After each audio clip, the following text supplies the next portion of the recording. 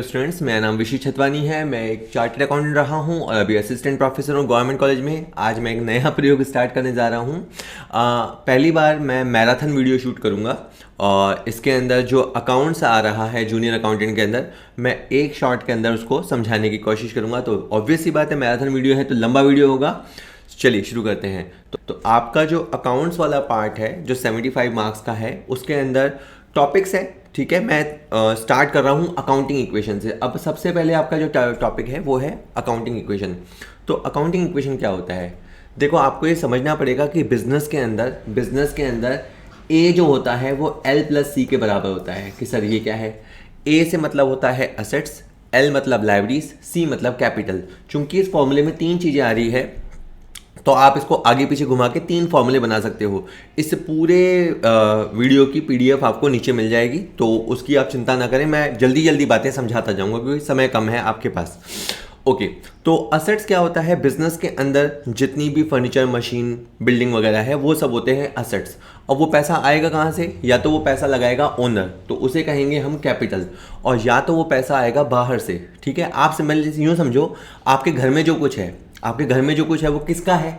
या तो आपके घर वालों ने उसका लिए पैसे दिए हैं, पापा ने, मम्मी ने, दादाजी ने, उन्होंने पैसे दिए हैं, या फिर वो बाहर से उधार खरीदी गई चीज़ है। तो जैसे घर में जो चीज़ें हैं वो या तो हमारी हैं या हमने उधार ली है, उसी तरह दुकान के अंदर भी जो होता है या तो वो पैसा ओनर ने लगाया होता है या वो पैसा बाहर से उठाया हुआ होता है। चलिए अब वर्ड सुनिए। अब मैं ये जितनी भी बातें कर रहा हूँ मैं दुकान के कॉन्टेक्स्ट में बात कर रहा हूँ। अब कैपिटल, तो अब आप समझिए कैपिटल क्या होती है।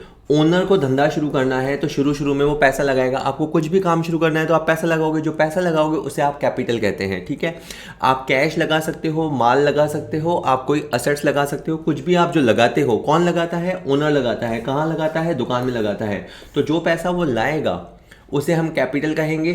कितना पैसा उसने लगाया वो हमें पता होना चाहिए, उसको स्टार्टिंग कैपिटल या ओपनिंग कैपिटल कहते हैं। उसके बाद वर्ड है ड्राइंग।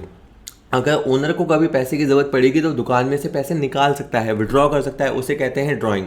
वो दुकान में से कैश निकालना चाहे निकाल सकता है। मान लो एक कपड़े का दुकानदार है और उसके घर में कपड़े चाहिए, तो वो कहीं और से थोड़ा खरीदेगा, तो वो कपड़े क्या करेगा? दुकान में से ही निकाल लेगा। ठीक है, तो अगर वो दुकान में से ही कपड़े निकालेगा तो उसे कहेंगे ड्राइंग या विड्रॉल कहते हैं उसको। ठीक है, वो कैश निकाल सकता है, माल निकाल सकता है, या अगर उसको ज़रूरत पड़ी, सपोज करो दुकान के नाम पर उसने कंप्यूटर खरीदा था लेकिन कंप्यूटर उसको बेटे की पढ़ाई के लिए चाहिए, तो वो कंप्यूटर घर लेके चला गया, तो उसे ड्राइंग कहेंगे या विड्रॉल कहेंगे। ठीक है, और इसके अलावा भी जैसे आपको ये समझना पड़ेगा कि एक्सपेंसेस दो तरह के होते हैं। एक होते हैं आपके बिजनेस के एक्सपेंसेस और एक होते हैं आपके हाउस होल्ड एक्सपेंसेस। मान लो उसने अपने बच्चे की स्कूल फीस चुकाई, उसके लिए दुकान से पैसा लिया, तो इसका मतलब उसने पर्सनल एक्सपेंस किया। ठीक है, उसने अपनी पत्नी के लिए साड़ी खरीदी, उसके लिए दुकान से 1500 रुपये लिए, तो जो उसने किया उसे अपन ड्राइंग कहेंगे। क्योंकि देखो, एक बार उसने पैसा बिजनेस में लगा दिया, ये ओनर है, इसने एक बार दुकान में पैसा लगा दिया, तो इसे तो हमने कहा कैपिटल। लेकिन अगर वो दुकान में से पैसा निकालेगा अपने पर्सनल काम से तो उसे कहेंगे ड्राइंग। ठीक है, आहरण। इसके बाद वर्ड आता है लायबिलिटीज़। ठीक है, लायबिलिटीज़ क्या होता है? देखो, आप दुकान चला रहे हो तो आप क्या करोगे? कभी माल उधार खरीदोगे तो चुकाना पड़ेगा, जिसे कहते हैं ना चुकाना पड़ेगा, वो होता है दायित्व। या जैसे आपने लोन ले लिया, सपोज करो आपने बैंक से 5 लाख का लोन ले लिया, तो आपको चुकाना पड़ेगा, तो उसे क्या कहेंगे? लायबिलिटीज़ कहेंगे। ठीक है, तो ये लायबिलिटीज़ रहता है। इसके बाद अगर हमारा फॉर्मूला था A बराबर L प्लस सी, तो अगर आपको L का मान निकालना है तो आपको इसमें से C माइनस करना पड़ेगा, C को इधर लाके। तो आप एक फॉर्मूले से 3 फॉर्मूले बना सकते हैं, इसलिए वो बेस फॉर्मूला हमेशा याद रखिएगा, A बराबर L प्लस सी। ये बहुत चीज़ों का इलाज है। अच्छा, अब आपको ये समझना पड़ेगा जो लायबिलिटीज़ होते हैं वो लायबिलिटीज़ दो तरह के होते हैं। लायबिलिटीज़ आपके होते हैं इंटरनल लायबिलिटीज़। एक सेकेंड, जस्ट मिनट, मैं इसको थोड़ा सा, हाँ, लायबिलिटीज़ आपके दो तरह के होते हैं। एक होते हैं आपके इंटरनल लायबिलिटीज़ और एक होते हैं एक्सटर्नल लायबिलिटीज़। ये दुकान है, ठीक है, ओनर ने जो पैसा लगाया है वो भी बिजनेस के लिए लायबिलिटी है। और बाहर से अगर आपने कोई बोरो किया है पैसा, जैसे बैंक से लोन लिया है या क्रेडिटर से माल लिया है, वो भी आपके लिए लायबिलिटी है। लेकिन ये जो बैंक से उधार लिया है या उधार माल लिया है, ये आपके लिए एक्सटर्नल लायबिलिटी है, यानी बाह्य दायित्व है। और जो ओनर ने पैसा लगाया है वो व्यवसाय के लिए आंतरिक दायित्व है। आप कहेंगे सर दायित्व का मतलब तो देना है, अब ओनर को तो क्या देने? नहीं, बिजनेस के अंदर सेपरेट एंटिटी कॉन्सेप्ट होता है। व्यापार अलग माना जाता है, व्यापारी अलग माना जाता है। मतलब अकाउंट साफ सुथरे रहें, और आपने प्रॉफिट कमाया लॉस कमाया, इसके लिए बेसिक अंडरस्टैंडिंग है कि व्यापार अलग होता है, व्यापारी अलग होता है। मतलब कानून की नज़र में अलग नहीं होता है, लेकिन अकाउंट्स की नज़र में व्यापार अलग होता है और व्यापारी अलग होता है। इसीलिए व्यापारी जो पैसा लगाता है उसे भी बिजनेस के लिए लाइबिलिटी माना जाता है। ठीक है, कि मानो ये पैसा व्यापार लौटाएगा, आज ओनर ने लगाया है, कल उसको लौटाया जाएगा। ठीक है, अगर दायित्वों को, लाइबिलिटीज़ को अगर टाइम के बेसिस पे डिवाइड किया जाए तो वो दो तरह की होती है, लॉन्ग टर्म लाइबिलिटी और शॉर्ट टर्म लाइबिलिटी।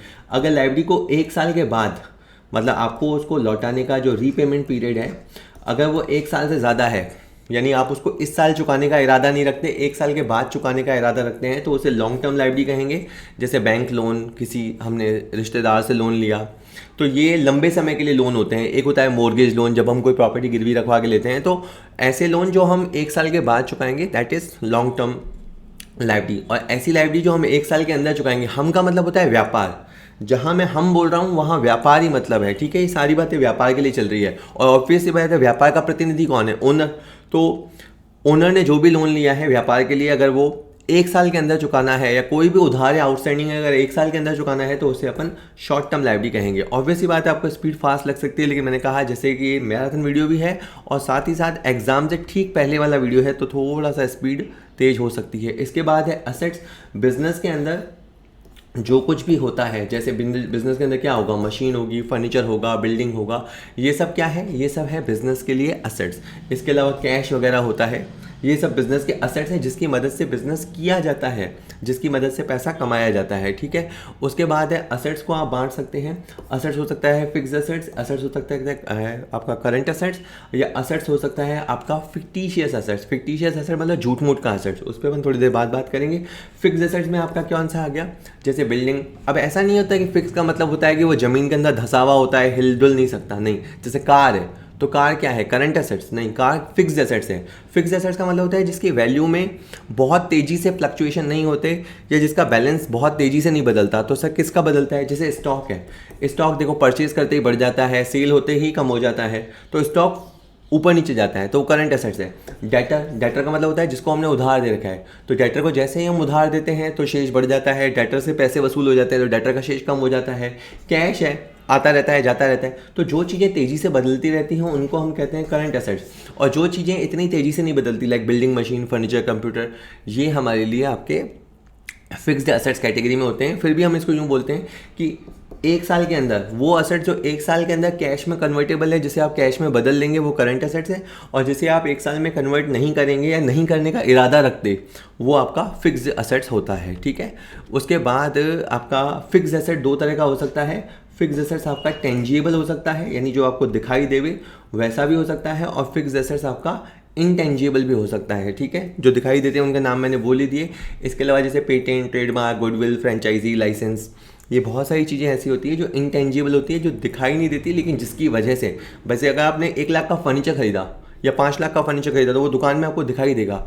लेकिन आपने दुकान चलाने के लिए, मान लो शराब का ठेका ही है, उसको चलाने के लिए आपने 5 लाख रुपए लाइसेंस पे दिए, तो क्या है? लाइसेंस तो जस्ट एक कागज़ का टुकड़ा है, लेकिन उसकी बहुत वैल्यू है।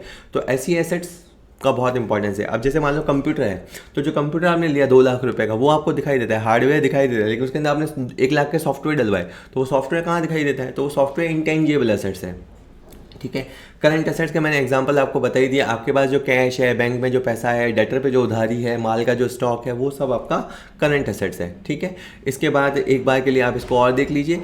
इसमें फिक्स्ड एसेट्स और करंट एसेट्स को क्लासीफाई किया गया है। ये चूंकि मैं पीडीएफ आपको प्रोवाइड कराऊंगा, तो ये सारे नाम आप पढ़ लेना, मैं थोड़ा सा जल्दी जा रहा हूँ। अब एक आपको दिमाग में आएगा, सर फिक्टिशियस एसेट्स बता दो, जो काल्पनिक संपत्ति होती है वो क्या होती है? देखो, बैलेंस शीट की असेट साइड में एक ऐसी चीज़ हो सकती है टेक्निकल रीज़न से जिसकी कोई रीसेल वैल्यू ना हो। जैसे मान लो आपने एडवर्टाइजमेंट पे 5 लाख रुपए खर्च किया। अब वैसे जो खर्चा होता है वो कायदे से P&L में चला जाता है, ठीक है। लेकिन मान लो कि किसी वजह से आपने 5 लाख में से 1 लाख रुपए को P&L में डाला और बाकी का जो 4 लाख रुपए है वो बैलेंस रह गया और वो बैलेंस शीट में चला गया, तो वो 4 लाख आपने स्पेंड कर चुके हैं। अब ये 4 लाख आपको वसूल होना नहीं है, पर चूंकि आप उसे P&L में नहीं डाल पाए कि सर P&L में क्यों नहीं डाला, उसके भी लिए फिर एक मैचिंग कॉन्सेप्ट होता है। अगर आपको लगता है कि इस एडवर्टीजमेंट का बेनिफिट आपको 5 साल तक मिलेगा, तो आपने 1 साल का खर्चा P&L के अंदर डाल दिया, बाकी 4 लाख का खर्चा आप अगले 4 साल में डालोगे। तो जब तक आप उसको P&L में डालोगे तब तक वो बैलेंस शीट के अंदर रहेगा। तो ऐसा एक्सपेंस, ऐसा एक्सपेंस या ऐसा लॉस जो हमने फुल्ली राइट ऑफ नहीं किया है, जिसे हमने पूरी तरह से अप्लीकेट नहीं किया है और वो बैलेंस शीट के अंदर चला जाता है, ठीक है, वो बैलेंस शीट के अंदर चला जाता है, तो फिर उसे अपन फिक्टिशियस एसेट्स कहते हैं। मतलब आपको बैलेंस शीट की अंडरस्टैंडिंग होनी चाहिए कि कौन सा एसेट्स फिक्स एसेट्स है, कौन सा करंट एसेट्स है और कौन सा झूठ मूठ का एसेट्स है जो बैलेंस शीट के अंदर है लेकिन वो रियल में कोई एसेट्स नहीं है, तो वो फिक्टिशियस एसेट्स होता है। ये उसके कुछ एग्जाम्पल हैं, जैसे आपने कंपनी के शेयर इशू किए, उस समय खर्चा किया, अंडरराइटर्स को कमीशन दिया, कंपनी के फॉर्मेशन पे खर्चा हुआ, रिसर्च डेवलपमेंट पे खर्चा हुआ, ये कुछ खर्चे जो होते हैं वो आपके माने जाते हैं लाइक फिक्टिशियस एसेट। आपको जल्दी जल्दी से MCQ लगा दीजिए। विच of the following equation is correct, तो पहले का तो आंसर उन्होंने हाईलाइट कर रखा है, A बराबर L+C। ये फॉर्मूला आप ज़बरदस्त तरीके से याद रखिएगा और घुमा फिरा के 2 फॉर्मूले और बना लीजिएगा।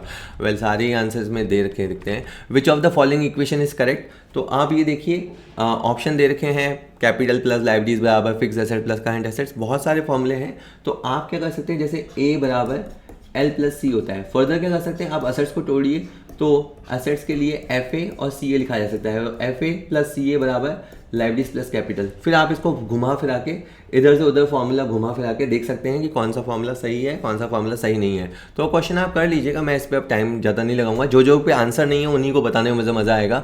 विच of the financial statement represent the accounting equation, manufacturing account, cash flow statement, balance sheet, P&L। तो अकाउंटिंग इक्वेशन के बेस पे बैलेंस शीट टैली होता है।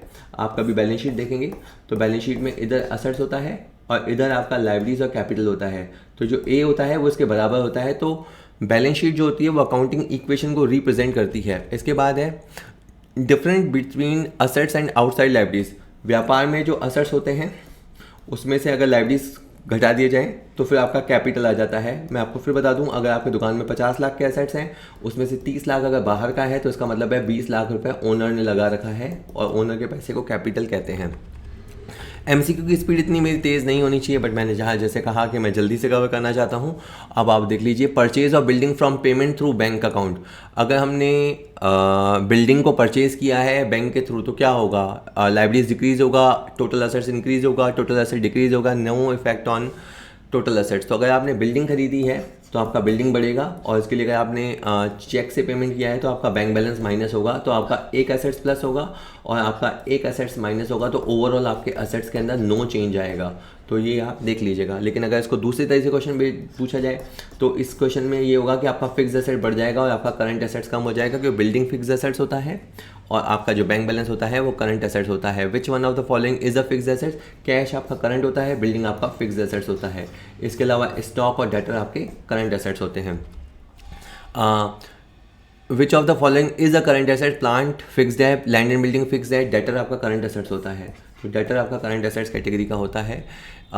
एक व्यापार की कैपिटल 75,000 है, यानी ओनर ने 75,000 रुपये लगा रखे हैं, और लाइबिलिटीज 25,000 है, यानी बिजनेस ने बाहर से 25,000 उठा रखा है। तो टोटल बिजनेस के अंदर जो असेट्स रहा होगा वो 1 लाख रुपए का रहा होगा। तो इस तरह से आ जाएगा।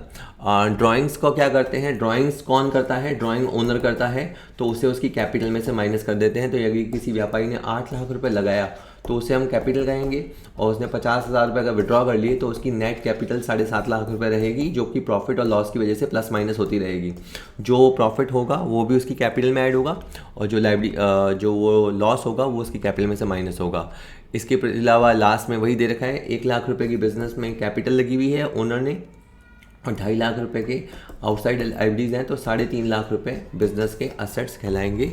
ठीक है, और एक आध दो क्वेश्चन और हैं वो आप देख लीजिएगा। एक ये इंपॉर्टेंट क्वेश्चन है, जैसे असेट्स में से लाइबिलिटीज हटाते हैं तो कैपिटल होता है, इसी तरह से करंट असेट्स में से करंट लाइबिलिटीज हटाओगे तो वर्किंग कैपिटल होगा।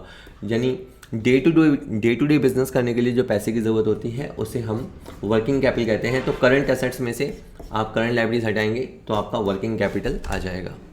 इसके बाद हम बात करेंगे टाइप ऑफ अकाउंट्स पे। तो परंपरागत रूप से अकाउंट्स 3 तरह के होते हैं। अब कुछ लोग कहते हैं अकाउंट्स 2 तरह के होते हैं। 2 तरह वाले कहते हैं कि अकाउंट्स एक तो होते हैं पर्सनल और एक होते हैं इम्पर्सनल, यानी एक होते हैं व्यक्तिक खाते और एक होते हैं अव्यक्तिक। और जो अव्यक्तिक होते हैं उनको फिर 2 भागों में बांट देते हैं, एक उनको बांट देते हैं रियल अकाउंट और एक होते हैं नॉमिनल अकाउंट।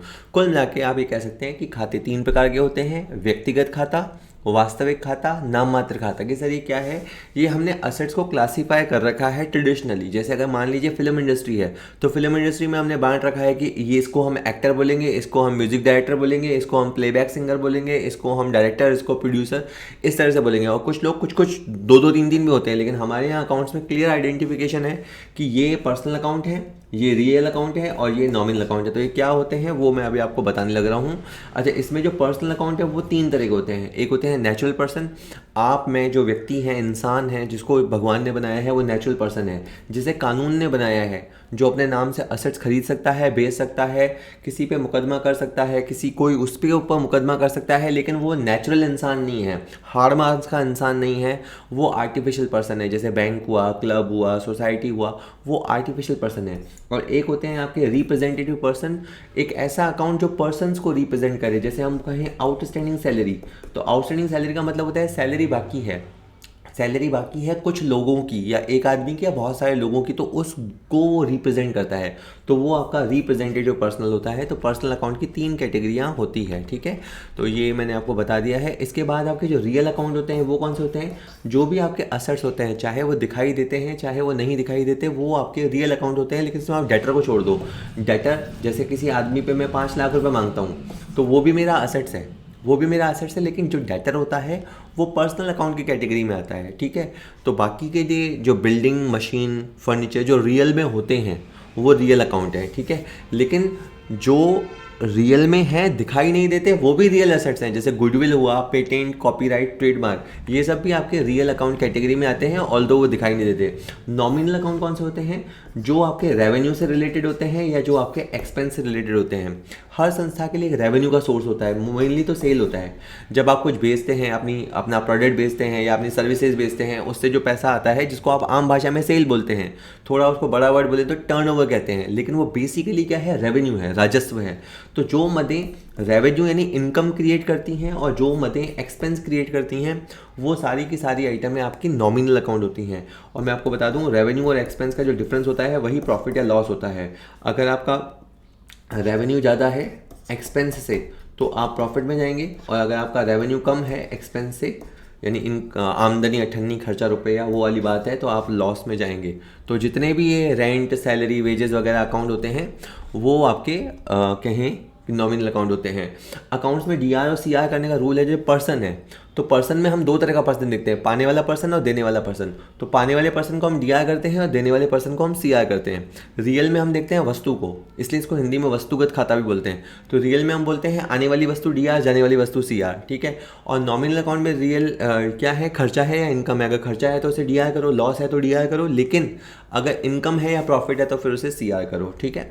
तो इस तरह से ये होते हैं। अब पर्सनल अकाउंट के कुछ एग्जाम्पल दे सकते हैं। बिल रिसीवेबल में कुछ लोग डाउट करते हैं, कुछ लोग बीआर को कहते हैं कि लाइक बीआर जो है वो आपका रियल अकाउंट है। तो ये थोड़ा सा कंफ्यूजिंग है, एक बार आप इसको अपने बुक में देख लेना। खास करके अगर आप राजस्थान में हैं तो माध्यमिक शिक्षा बोर्ड है तो उस हिसाब से देख लेना, और अगर आपका सीबीएसई बोर्ड का एग्जाम दे रहे हैं तो आप उस हिसाब से देख लेना।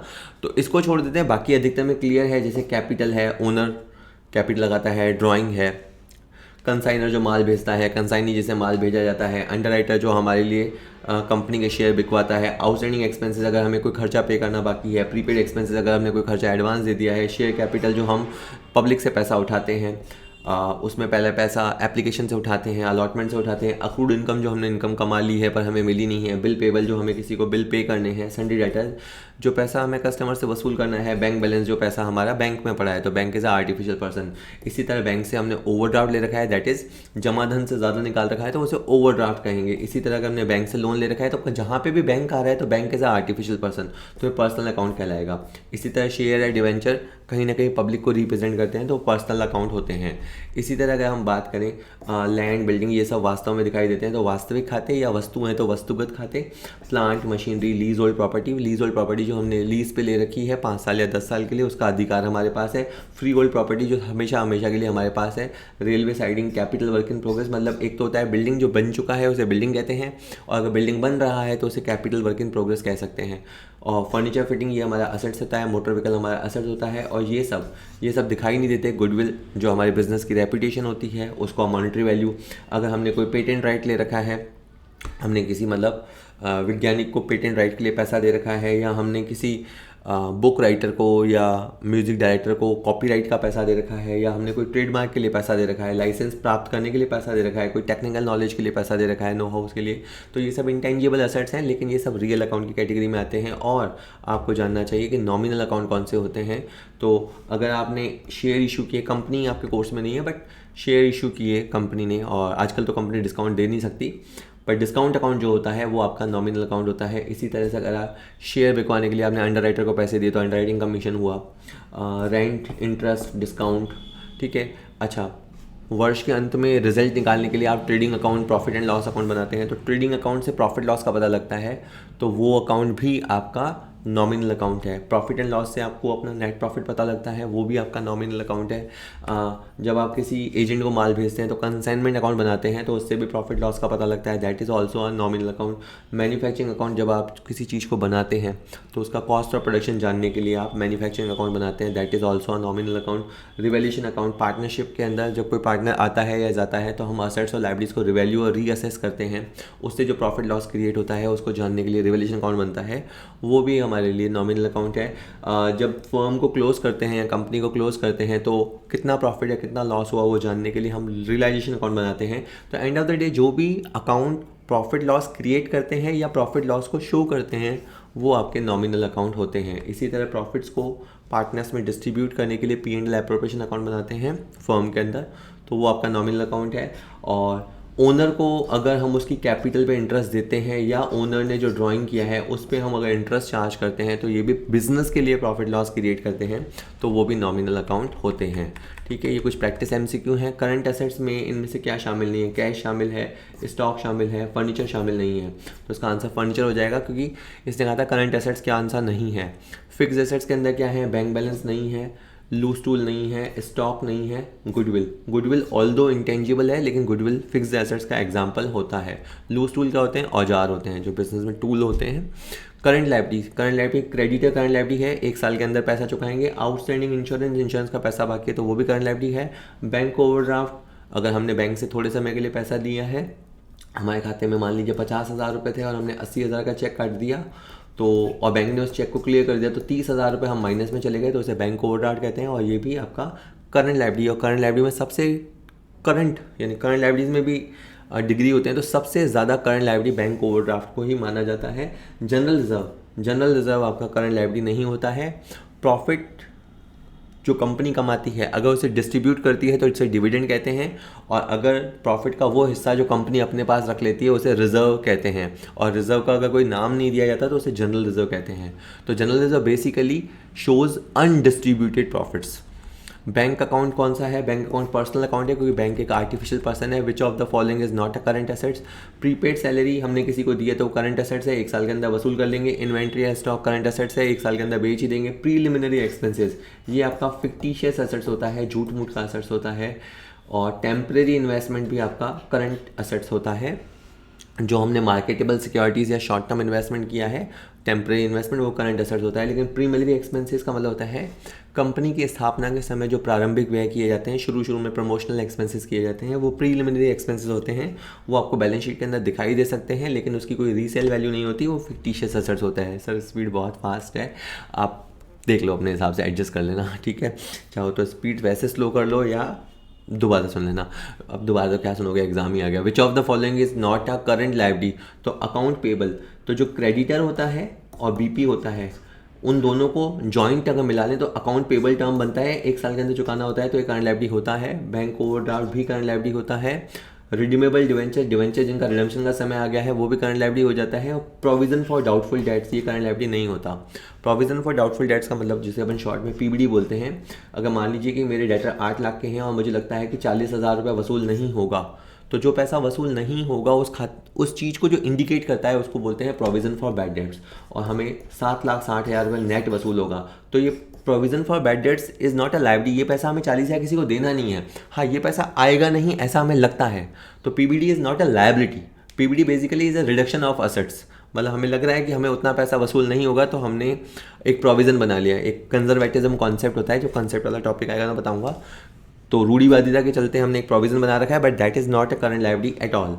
क्रेडिट में डिनोट, देखिए अभी मैं थोड़ी देर में डेबिट क्रेडिट का आपको रूल बताऊंगा। तो असेट जो होता है उसका डी आर नेचर होता है, और अगर असेट नीचे जाता है तो उसे क्रेडिट करते हैं। तो ये बात सही है कि क्रेडिट असेट्स की डिक्रीज को बता सकता है।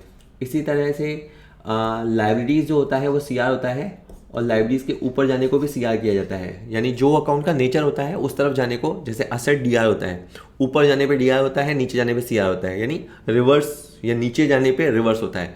जैसे लाइबिलिटी होता है, लाइबिलिटी सी आर होता है, ऊपर जाने पे भी वो सी आर होता है, नीचे जाने पे डी आर होता है। कैपिटल सी आर होता है, ऊपर जाने पे सी आर होता है, नीचे जाने पे डी आर होता है। तो इंक्रीज इन लाइबिलिटीज क्रेडिट से डिनोट होता है।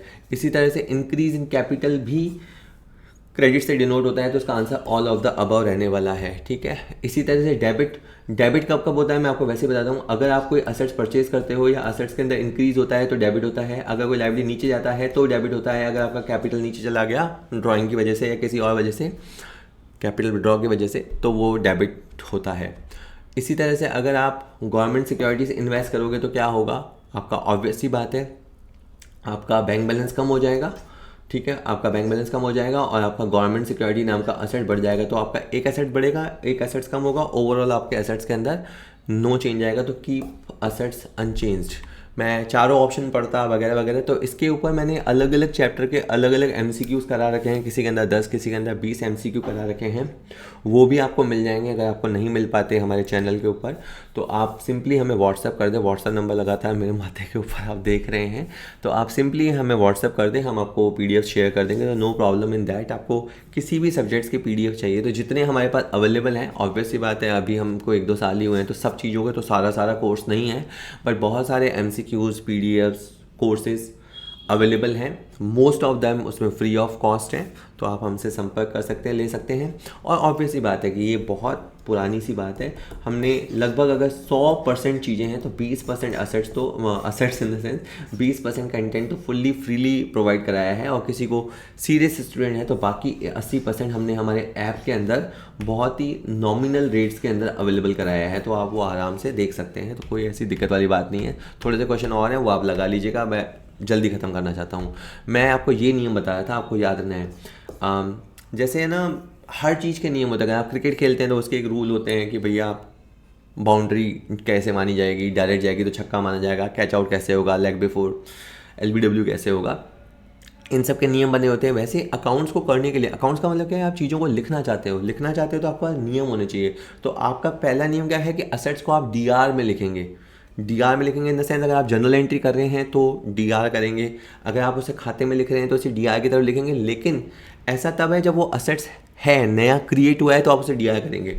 अब अगर वो असेट्स इंक्रीज होता है, जैसे बिल्डिंग के बाद आपने एक और बिल्डिंग बना ली, एक और कमरा बनवा लिया, तो आपका असेट्स इंक्रीज हुआ तो भी आप उसे DI करेंगे। लेकिन अगर उसकी वैल्यू में कमी आती है, असेट्स की वैल्यू में कमी आती है, तो आप उसको CI करेंगे। यानी अकाउंट्स में लिखने का क्या तरीका हुआ कि जनरली हम असेट्स को DI करेंगे, लेकिन अगर उसमें रिवर्स आता है तो हम उसे क्रेडिट करेंगे। जैसे बिल्डिंग पे डेप्रिसिएशन लग गया, तो डेप्रिसिएशन लग गया तो बिल्डिंग की वैल्यू आपकी क्या हो गई, कम हो गई, तो आप उसे रिवर्स करेंगे। इसी तरह दूसरा रूल है कि जो लाइब्रेरीज हैं, जो पैसे हमें देने हैं, तो जब भी हमारे लिए लाइब्रेरी क्रिएट होगा तो हम उसको CI करेंगे। अब अगर वो लाइब्रेरी इंक्रीज होता है, मतलब जैसे हमने किसी माल खरीदा, उधार खरीदा, तो आपका लाइब्रेरी क्रिएट हो गया तो आप उसे CI करेंगे। अगर आपने फिर और उधार खरीदा तो और लाइब्रेरी बढ़ गया तो आप उसे और CI करेंगे। लेकिन अगर आपने उसको लाइब्रेरी का पैसा चुका दिया, आपने उसको चुका दिया तो आपका लाइब्रेरी कम हो गया तो आप उसे DI करेंगे। तो आपको समझना पड़ेगा basically what is the nature and, और आपको फिर जो हो रहा है उसे बोलते हैं ट्रांजैक्शन। तो उस ट्रांजैक्शन में दैट इज़ इंक्रीजिंग और डिक्रीजिंग, तो उसके हिसाब से DI CI होता है। तो बहुत सारे लोग अकाउंट्स में कंफ्यूज होते हैं, तो there is no reason to confuse. या तो आप ट्रेडिशनल अकाउंटिंग के जो रूल्स हैं, पाने वाला कौन है, देने वाला कौन है, वो समझ लो, कौन वस्तु आ रही है, कौन वस्तु जा रही है, वो समझ लो, या खर्चा है या इनकम है, ये समझ लो। तो ट्रेडिशनल तरीके से भी आप अकाउंट्स में कौन DI होगा, कौन CI होगा, आइडेंटिफाई कर सकते हो। नहीं तो ये जो मैं बता रहा हूँ उसको मॉडर्न क्लासिफिकेशन बोलते हैं। इसमें 4-5 चीज़ें होती हैं, asset, liability, capital, expense, income. तो एक्सपेंस इनकम के तो वही वाले रूल हैं, पर बेसिकली इसमें क्या होता है, ऊपर जाना कि नीचे जाना। जैसे अगर आपका एक्सपेंस है तो एक्सपेंस अगर हो गया, पैसा आपका खर्च हो गया, तो उसका DI नेचर होता है, ठीक है। बेसिकली बात ये है कि एक्सपेंस का DI नेचर होता है। अगर किसी वजह से एक्सपेंस में कमी आती है तो फिर आपको उसको CI करना है। जैसे मान लीजिए कि आपने कभी 15 महीने का इंश्योरेंस चुकाया, तो 15 महीने का इंश्योरेंस चुकाया तो आपने उसको DI कर दिया। फिर बाद में आपको ध्यान आया कि यार हमें तो 12 महीने का खर्चा ही DI करना था, 3 महीने का खर्चा अपन ने फालतू DI कर दिया, तो आपको उसको CI करना पड़ेगा। ठीक है। तो जो आपने एक्स्ट्रा खर्चा डी कर दिया तो बाद में आपको उसको रिवर्स करना पड़ेगा, तो फिर उसके लिए आपको सी करना पड़ेगा। तो एक्सपेंस में कमी को वो छोड़ दे खाली, तो एक्सपेंस में कमी को क्रेडिट किया जाता है, ठीक है। इसी तरह से आपका जो इनकम या रेवेन्यू होता है तो बेसिकली उसे क्रेडिट किया जाता है। जैसे आपने सेल किया तो वो एक तरह की इनकम है, तो सेल को सीआर किया जाता है, लेकिन उसने ग्राहक ने माल वापस कर दिया तो आपकी इनकम या रेवेन्यू कम हो गया, तो आप उसको रिवर्स करोगे तो क्या करोगे, डीआर करोगे, इसलिए सेल्स रिटर्न को डीआर किया जाता है। तो they are lot of rules. Capital होती है, ओनर जो कैपिटल लगाता है वो बिजनेस के लिए लाइबिलिटी है, ठीक है। आज ओनर ने, मैं फिर एक बार ये बात बोल रहा हूँ, आज ओनर ने जो 4 लाख रुपए बिजनेस के अंदर लगाया है वो बिजनेस के पॉइंट ऑफ व्यू से लाइबिलिटी है। बिजनेस एक न एक दिन ये पैसा उसको वापस करेगा। जो पैसा आज ओनर ने लगाया है 4 लाख से ज़्यादा या 4 लाख से कम, ठीक है, वो पैसा कभी न कभी बिजनेस ओनर को लौटाएगा। तो ये बिजनेस के लिए लाइबिलिटी है और ये परमानेंट लाइबिलिटी है, और ये वो लाइबिलिटी है जो बिजनेस सबसे अंत में चुकाएगा, ठीक है। तो कैपिटल लगाने वाले को पैसा सबसे अंत में मिलता है, पहले बाहर के लोगों को पैसा मिलता है। तो ये अल्टीमेट लाइबिलिटी होती है। तो मैं बता ही रहा था कि कैपिटल जो होती है बिजनेस की लाइबिलिटी होती है, तो सीआर होती है। अब जो रीज़न प्रॉफिट को बढ़ाते हैं, जो रीज़न लाइक कैपिटल को बढ़ाते हैं, उसे सीआर किया जाएगा, ठीक है। और अगर किसी वजह से ओनर की कैपिटल में कमी आती है, जैसे ड्राइंग हो गया या उसने परमानेंट अपना कैपिटल विड्रॉ कर लिया बिजनेस में से, तो कैपिटल में कमी आ गई तो फिर उसको डीआर किया जाता है। तो ये बुनियादी बात है। और एक बार लास्ट बार अभी देख लीजिए, आप छुपा लीजिए, आंखें बंद कर लीजिए, मैं बोलूँ असेट्स तो आप याद कीजिए असेट्स सर डीआर होता है, इंक्रीज़ होगा तो डीआर करेंगे, डिक्रीज़ होगा तो सीआर करेंगे, ठीक है। मैं पूछूँ एक्सपेंस तो आप बोलेंगे सर एक्सपेंस डीआर होता है, इंक्रीज़ होने पे डीआर करेंगे, डिक्रीज़ होने पे सीआर करेंगे। मैंने बोला लाइबिलिटी, आप याद करेंगे लाइबिलिटी सर, लाइबिलिटी जैसे होती है ना बिजनेस की लाइबिलिटी, वो सीआर होती है। इसीलिए मैंने पहले टॉपिक में आपको असेट लाइबिलिटी बताया था कि क्या होता है। लाइबिलिटी मतलब जो पैसे देने हैं, तो लाइबिलिटी का बुनियादी नेचर, बेसिक नेचर सीआर होता है। और सर अगर लाइबिलिटी बढ़ गई तो सीआर करेंगे और लाइबिलिटीज़ में कमी हो गई तो डीआर करेंगे। कहाँ करेंगे, अकाउंट्स बनाते समय, जर्नल एंट्री करते समय और खाते बनाते समय इस रूल को ध्यान रखेंगे, तब आप अकाउंट्स कर पाएंगे। अकाउंट्स मतलब लेखा, लेखा मतलब लिखना। लिखोगे कैसे, लिखोगे कैसे, जब रूल होगा तो ही तो लिखोगे, कुछ भी थोड़ा ना लिख दोगे। इसके बाद है इक्विटी। इक्विटी को कैपिटल बोलते हैं, या ओनर जो पैसा लगाता है उसको इक्विटी बोलते हैं। तो कई बार जैसे फॉर्मूला हो सकता है आपको देखने को मिले, ए बराबर L+C की जगह आपको ई मिल जाए कि सर ये ई क्या हो गया। ई मतलब इक्विटी, इक्विटी मतलब समता, समता मतलब व्यापारी ने जो पैसा लगाया है, बिजनेस के ओनर ने जो पैसा लगाया है या ओनर्स ने जो पैसा लगाया है, ठीक है। 4 वर्ड होते हैं, capital, partners capital, share capital और कैपिटल फंड। इंडिविजुअल पैसा, अगर कोई एकाकी व्यापारी पैसा लगाता है तो उसको बोलते हैं कैपिटल। 2-3-4 लोग मिलकर लगाते हैं तो उसे बोलते हैं पार्टनर्स कैपिटल। जहाँ बहुत सारी जनता पैसा लगाती है उसको बोलते हैं शेयर कैपिटल। और जहाँ किसी क्लब के या एनजीओ के मेंबर पैसा लगाते हैं, कंट्रीब्यूट करते हैं, तो उसको बोलते हैं कैपिटल फंड, ठीक है। चलो, इसके बाद है रेवेन्यू। रेवेन्यू को आम भाषा में आप बोलते हैं इनकम, तो ठीक है, इनकम। और इनकम में से खर्चा घटता है तो होता है प्रॉफिट। तो जो रेवेन्यू होता है, आपको याद रखना है, इनकम होता है, उसका बेसिकली सीआर नेचर होता है। इसके पीछे भी रीज़न है कि रेवेन्यू का सीआर नेचर क्या होता है, क्योंकि जो रेवेन्यू कमाया जाता है वो ओनर का होता है, और ओनर का जो पैसा होता है वो बिजनेस के लिए लाइबिलिटी होता है, और लाइबिलिटी का नेचर क्या होता है, सीआर होता है। तो इस तरह से कनेक्शन बनता है। बट आप उतना भले मत याद रखो, आप तो याद रखो रेवेन्यू का सीआर नेचर होता है। रेवेन्यू के इंक्रीज होने पे उसको सीआर ही करना है, और रेवेन्यू के डिक्रीज होने पे यानी अपोजिट डायरेक्शन जाने पे उसे डीआर करना है। एक बार आपके दिमाग में बैठ गया, कुछ क्वेश्चन आपने लगा दिए, तो आपको बिल्कुल फंडा क्लियर हो जाएगा, what is assets, what is liabilities and DR CR कैसे करते हैं। चलो, अब हम कवर करेंगे जनरल। देखिए जनरल क्या होता है, बिजनेस के अंदर आपको थोड़ा असेट लाइबिलिटी कॉन्सेप्ट क्लियर हो गया। तो बिज़नेस के अंदर जो कुछ भी होता है हम उसे लिखते हैं, तो कहाँ लिखोगे, तो लिखने के लिए जो सबसे मेन पुस्तक होती है वो है जनरल, ठीक है। आप ये समझ लीजिए कि व्यापार में सौदों को होते ही जिस पुस्तक में लिखा जाता है उसे कहते हैं जनरल। और जब व्यापार बढ़ जाता है तो जनरल को हम डिवाइड कर देते हैं, तो उसे हम कहते हैं सब्सिडियरी बुक्स। तो सब्सिडियरी बुक्स पे थोड़ी देर बाद आऊँगा। थोड़ी देर में बात कर रहा हूँ कि व्यापार में सौदा होते ही हम जिसे लिखेंगे उसे बोलते हैं प्रारंभिक लेखा पुस्तकें, ठीक है, opening book of entries, and that is general. तो जनरल में आप कैसे लिखेंगे, मैं कुछ नियमों के थ्रू आपको बताता हूँ। जैसे माल है, तो माल अगर आप खरीदेंगे, अगर आप माल खरीदेंगे तो आपको क्या करना पड़ेगा, परचेज अकाउंट वर्ड यूज़ करना पड़ेगा। माल के लिए टेक्निकली वर्ड है गुड्स, लेकिन जब हम माल खरीदते हैं तो हम परचेज अकाउंट लिखते हैं, और फिर माल आता है, जब हम खरीदेंगे तो आएगा तो उसे डीआर किया जाता है। जब हम माल बेचेंगे तो हम सेल अकाउंट वर्ड यूज़ करेंगे। ये तो बहुत आसान है, माल बेचने को सेल्स बोलते हैं। और सेल्स में आपका माल जाता है, इसलिए हम इसे सीआर करेंगे। वैसे सीआर करने का लॉजिक ये भी है कि सेल करने से हमारा रेवेन्यू या इनकम होता है, तो हम उसे सीआर करते हैं। तो जो राजस्थान बोर्ड है उसके अंदर जो परचेज और सेल्स है उनको रियल अकाउंट माना जाता है, क्योंकि उसको गुड्स की तरह देखा जाता है। गुड्स यानी वस्तु आ रही है, वस्तु जा रही है, ठीक है, माल आ रहा है, माल जा रहा है, तो उसे रियल अकाउंट की तरह ट्रीट करते हैं। और जो सीबीएसई बोर्ड होता है वो उसे इनकम और एक्सपेंस की तरह ट्रीट करता है, कि परचेज में एक्सपेंस होता है और सेल्स के अंदर आपका रेवेन्यू होता है। खैर, वो डीआरसीआर तो वही हो रहा है जो मैंने बताया। अब अगर जब हमने माल खरीदा था वो हमने वापस कर दिया, तो आपका माल गया, और उसको लिए टर्म आप यूज़ करेंगे परचेज रिटर्न। और आपका परचेज रिटर्न में क्या होता है, माल चला जाता है, कहाँ चला जाता है, बाहर चला जाता है। तो एक और वर्ड है रिटर्न आउटवर्ड वर्ड है। इसी तरह मान लो अपन ने किसी को माल बेचा और वो माल हमारे पास वापस आ गया। तो माल बेचा था तो सेल्स बोला, वापस आ गया तो उसे सेल्स रिटर्न कहेंगे, और माल चूंकि हमारे पास अंदर आएगा तो उसे हम रिटर्न इनवर्ड टर्म देंगे, ठीक है। अब कैपिटल क्या होता है, शुरू में जो पैसा लगाते हैं उसे अपन कैपिटल कहते हैं, हमें पता है। ओनर जो पैसा लगाता है अगर वो उसे निकाल लेता है तो उसे ड्राइंग कहते हैं। बैंक ओवरड्राफ्ट, जब हम जमा पैसे से ज़्यादा पैसा विड्रॉ कर लेते हैं तो जो टेम्परेरी सिचुएशन क्रिएट होती है उसे बैंक ओवरड्राफ्ट कहते हैं, is a current liability. Bad debts, अगर हमने किसी को माल उधार दिया था और बाद में हमारा पैसा वसूल नहीं हो पाया तो उससे जो हमें लॉस क्रिएट होता है उसे बैड डेट्स बोलते हैं, ठीक है।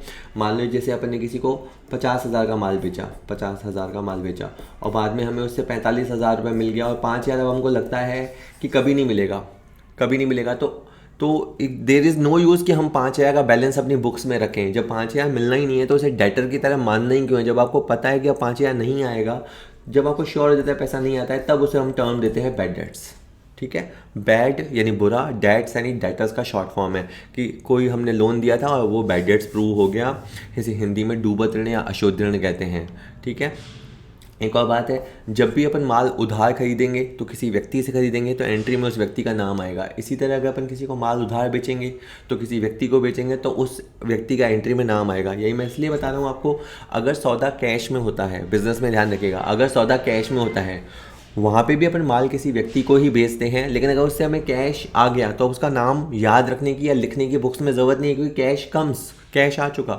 इसी तरह अगर अपन ने माल खरीदा और सामने वाले को पैसा चुका दिया तो अब उस व्यक्ति का नाम याद रख के क्या करेंगे, ठीक है, कोई याद रखने की ज़रूरत नहीं है। ह्यूमन साइकोलॉजी में मत जाओ, आप तो केवल ये है कि आपने माल खरीदा, पैसा दे दिया, कैश गया तो कैश की एंट्री होगी, फिर आपको नाम नहीं लिखना। तो याद क्या रखना है, उधार सौदों में जिससे उधार लिया है या दिया है उसका नाम लिखा जाता है, और कैश सौदों में व्यक्ति का नाम नहीं लिखा जाता। इसलिए जैसे कभी वो बोले ना, उमेश को नकद माल बेचा, तो कोई व्यक्ति बोलेगा सर इसमें पाने वाला उमेश है, तो बोल तो तू सही रहा है, लेकिन एंट्री में उमेश का नाम लिखना नहीं है, क्योंकि हमने नकद माल बेचा। तो नकद सौदों में व्यक्ति का नाम लिखते ही नहीं है। नकद माल बेचा तो कैश आ गया, कैश को लिखना है, और बेचा के लिए सेल्स लिखना है, ठीक है। इसके बाद आपको याद रखना है डिस्काउंट आपका दो तरह का होता है, एक आपका होता है ट्रेड डिस्काउंट, एक होता है कैश डिस्काउंट। ट्रेड डिस्काउंट अपन ग्राहक को खुश करने के लिए, उसे अट्रैक्ट करने के लिए देते हैं कि वो खुश हो जाए। जैसे मान लो कि एक जीन्स है, उस पर जीन्स पे लिखा हुआ है 1500 और नीचे लिखा हुआ है 20% ऑफ, तो ये जीन्स आपको 1200 में मिलेगी, तो 300 रुपये हमने छोड़ दिया, हमने ग्राहक के लिए 300 रुपये छोड़ दिया, तो उसको ग्राहकों का लगा वाह वाह वाह फ़ायदा है। जैसे मान लो कभी कभी हम कोर्स बनाते हैं और हम लिख देते हैं कि वहाँ पे रिपब्लिक डे है, 30% ऑफ है, तो ग्राहक किसी को लगता है कि यार 100 रुपये का कोर्स है, उसमें भी सर मान लो 70 रुपये में ही दे रहे हैं, ऐसा उनको लगता है, तो उसको और सस्ता लगता है। तो ये जो डिस्काउंट होता है वो ट्रेड डिस्काउंट होता है। ट्रेड मतलब व्यापार को बढ़ाने के लिए डिस्काउंट दिया जाता है, वो ट्रेड डिस्काउंट होता है। और जब अकाउंट्स में एंट्री होती है तो ट्रेड डिस्काउंट की एंट्री नहीं होती है। अगर मान लो 100 की चीज़ को 70 रुपये बेचा गया है तो अकाउंट्स में केवल फिर 70 रुपये की एंट्री होगी, उस 30 रुपये का जिक्र नहीं किया जाएगा।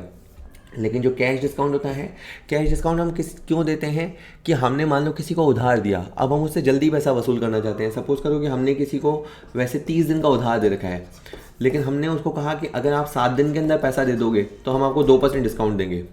तो मान लीजिए कि किसी को हमने 1 लाख रुपए का माल दिया, वो 30 दिन की उधारी पे था, लेकिन 7 दिन के अंदर देगा तो हम उससे मात्र 98,000 रुपये लेंगे।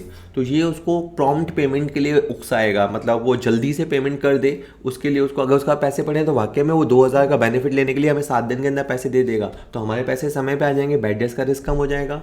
इस चीज़ को जो 2,000 का डिस्काउंट है, कैश जल्दी मिल जाए, टाइम पे मिल जाए, टाइम से पहले मिल जाए, उसके लिए कैश डिस्काउंट कहलाता है। और कैश डिस्काउंट को बुक्स में एंटर किया जाता है। हमने पहले जब 1 लाख का माल बेचा तो भी हमने उसे एंटर किया है, और जब हम उसको कैश डिस्काउंट 2,000 का देंगे तो हम उस 2,000 की एंट्री भी करेंगे, तो कैश डिस्काउंट की अकाउंटिंग होती है, ठीक है। इसी तरह से आपको याद रखना है कि अगर हमें किसी ग्राहक से माल का ऑर्डर मिला है तो ऑर्डर मिलने पे अकाउंट्स में एंट्री नहीं होती है। अकाउंट्स में क्या होता है, जैसे मान लो कि हमारे को 14 तारीख को 14 जनवरी को ऑर्डर मिला, और 16 जनवरी को हमने माल डिलीवर किया, तो हम अकाउंट्स में एंट्री 16 जनवरी को करेंगे, ठीक है। उसके पीछे फिर आपका रेवेन्यू रिकॉग्निशन कॉन्सेप्ट वगैरह आता है, तो वो कॉन्सेप्ट में मैं बात करूँगा। अभी के लिए समाचार ये है कि अगर आपने माल का आपको ऑर्डर मिला है या हमने किसी को ऑर्डर दिया है, तो आप अकाउंटेंट बनने जा रहे हैं, तो आपको याद होना चाहिए कि ऑर्डर लेने देने पे कोई अकाउंटिंग एंट्री नहीं होती। कुछ इंपॉर्टेंट एंट्रीज है, मैं आपको बता देता हूँ। जब बिज़नेस शुरू करते हैं तो क्या होता है, बिज़नेस के अंदर पैसा आता है। अब लोगों को पहली ही बात नहीं समझ आती, खास करके जो नॉन कॉमर्स बैकग्राउंड से होते हैं, वो बोलते हैं सर एक बात बताओ, या मैं खुद भी बचपन में जब मैं पहली बार अकाउंट्स पढ़ा, तो मैंने जब ये सुना कि बिज़नेस शुरू करते हैं तो पैसा आता है, तो मैं कहूँगा ऐसे कैसे होता है, बिज़नेस शुरू करेंगे तो पैसा जाएगा। तो आप ये समझ नहीं पा रहे कि ओनर और दुकान का कॉन्सेप्ट आप समझिए। दुकान किसी ने शुरू की तो उसने अपना घर का पैसा दुकान में डाल दिया। तो अगर आप इस व्यक्ति के पॉइंट ऑफ व्यू से देखोगे तो आपको लगेगा पैसा जाएगा और सही लग रहा है, लेकिन आप दुकान के पॉइंट ऑफ व्यू से देखोगे तो दुकान के अंदर पैसा क्या हो रहा है, आ रहा है। तो हम अकाउंट्स किसके लिए करते हैं, हम अकाउंट बिजनेस के लिए करते हैं। इसीलिए मैंने कहा कि एक सेपरेट एंटिटी कॉन्सेप्ट होता है, ये दोनों अलग अलग हैं। किताब लिखने के पॉइंट ऑफ व्यू से ओनर और जो व्यापार का स्वामी होता है वो और व्यापार, ये दोनों अलग अलग एंटिटी होते हैं, सेपरेट एंटिटी होते हैं। तो इसका पैसा जा रहा है लेकिन बिजनेस के अंदर पैसा आ रहा है, तो कैश आने की एंट्री की जाती है, यानी कैश को डीआर किया जाता है। और ओनर जो पैसा लगाता है उसे कैपिटल कहते हैं, कैपिटल को सीआर करते हैं, तो एंट्री बनती है कैश टू कैपिटल। इसी तरह से अगर वो और पैसा लगाएगा तो बिजनेस के अंदर और पैसा आएगा, तो वापस से कैश टू कैपिटल होगी।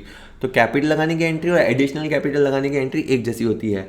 अगर ओनर पैसा निकाल ले, ठीक है ना, मान लीजिए कभी ओनर को पैसे ज़रूरत पड़ गई, वैसे धंधे में पैसा लगाने के बाद जनरली निकाला नहीं जाता, पर अगर धंधे में से निकालने की पैसे की ज़रूरत पड़ गई तो ओनर का पैसा है वो बेझिझक पैसा निकाल सकता है। अगर पैसा निकालेगा तो क्या होगा, फिर इसके पास पैसा आएगा और बिजनेस के अंदर से पैसा जाएगा। और चूंकि हम अकाउंटिंग बिजनेस के हिसाब से कर रहे हैं तो कैश जाएगा, तो कैश सीआर होगा। अब कैश सीआर होगा ये कैसे पता लगेगा, क्योंकि आपने ये बात पढ़ रखी है कि कैश एक वस्तु है, वस्तु के आने पे डीआर करते हैं और वस्तु के जाने पे सीआर करते हैं। तो बिजनेस में से कैश जा रहा है तो जाने वाली वस्तु को सीआर करेंगे, और ओनर जो पैसा निकालता है उसके लिए ड्राइंग वर्ड यूज़ करेंगे। तो ड्राइंग अकाउंट और कैपिटल अकाउंट ये दोनों ओनर के अकाउंट ही होते हैं, ठीक है।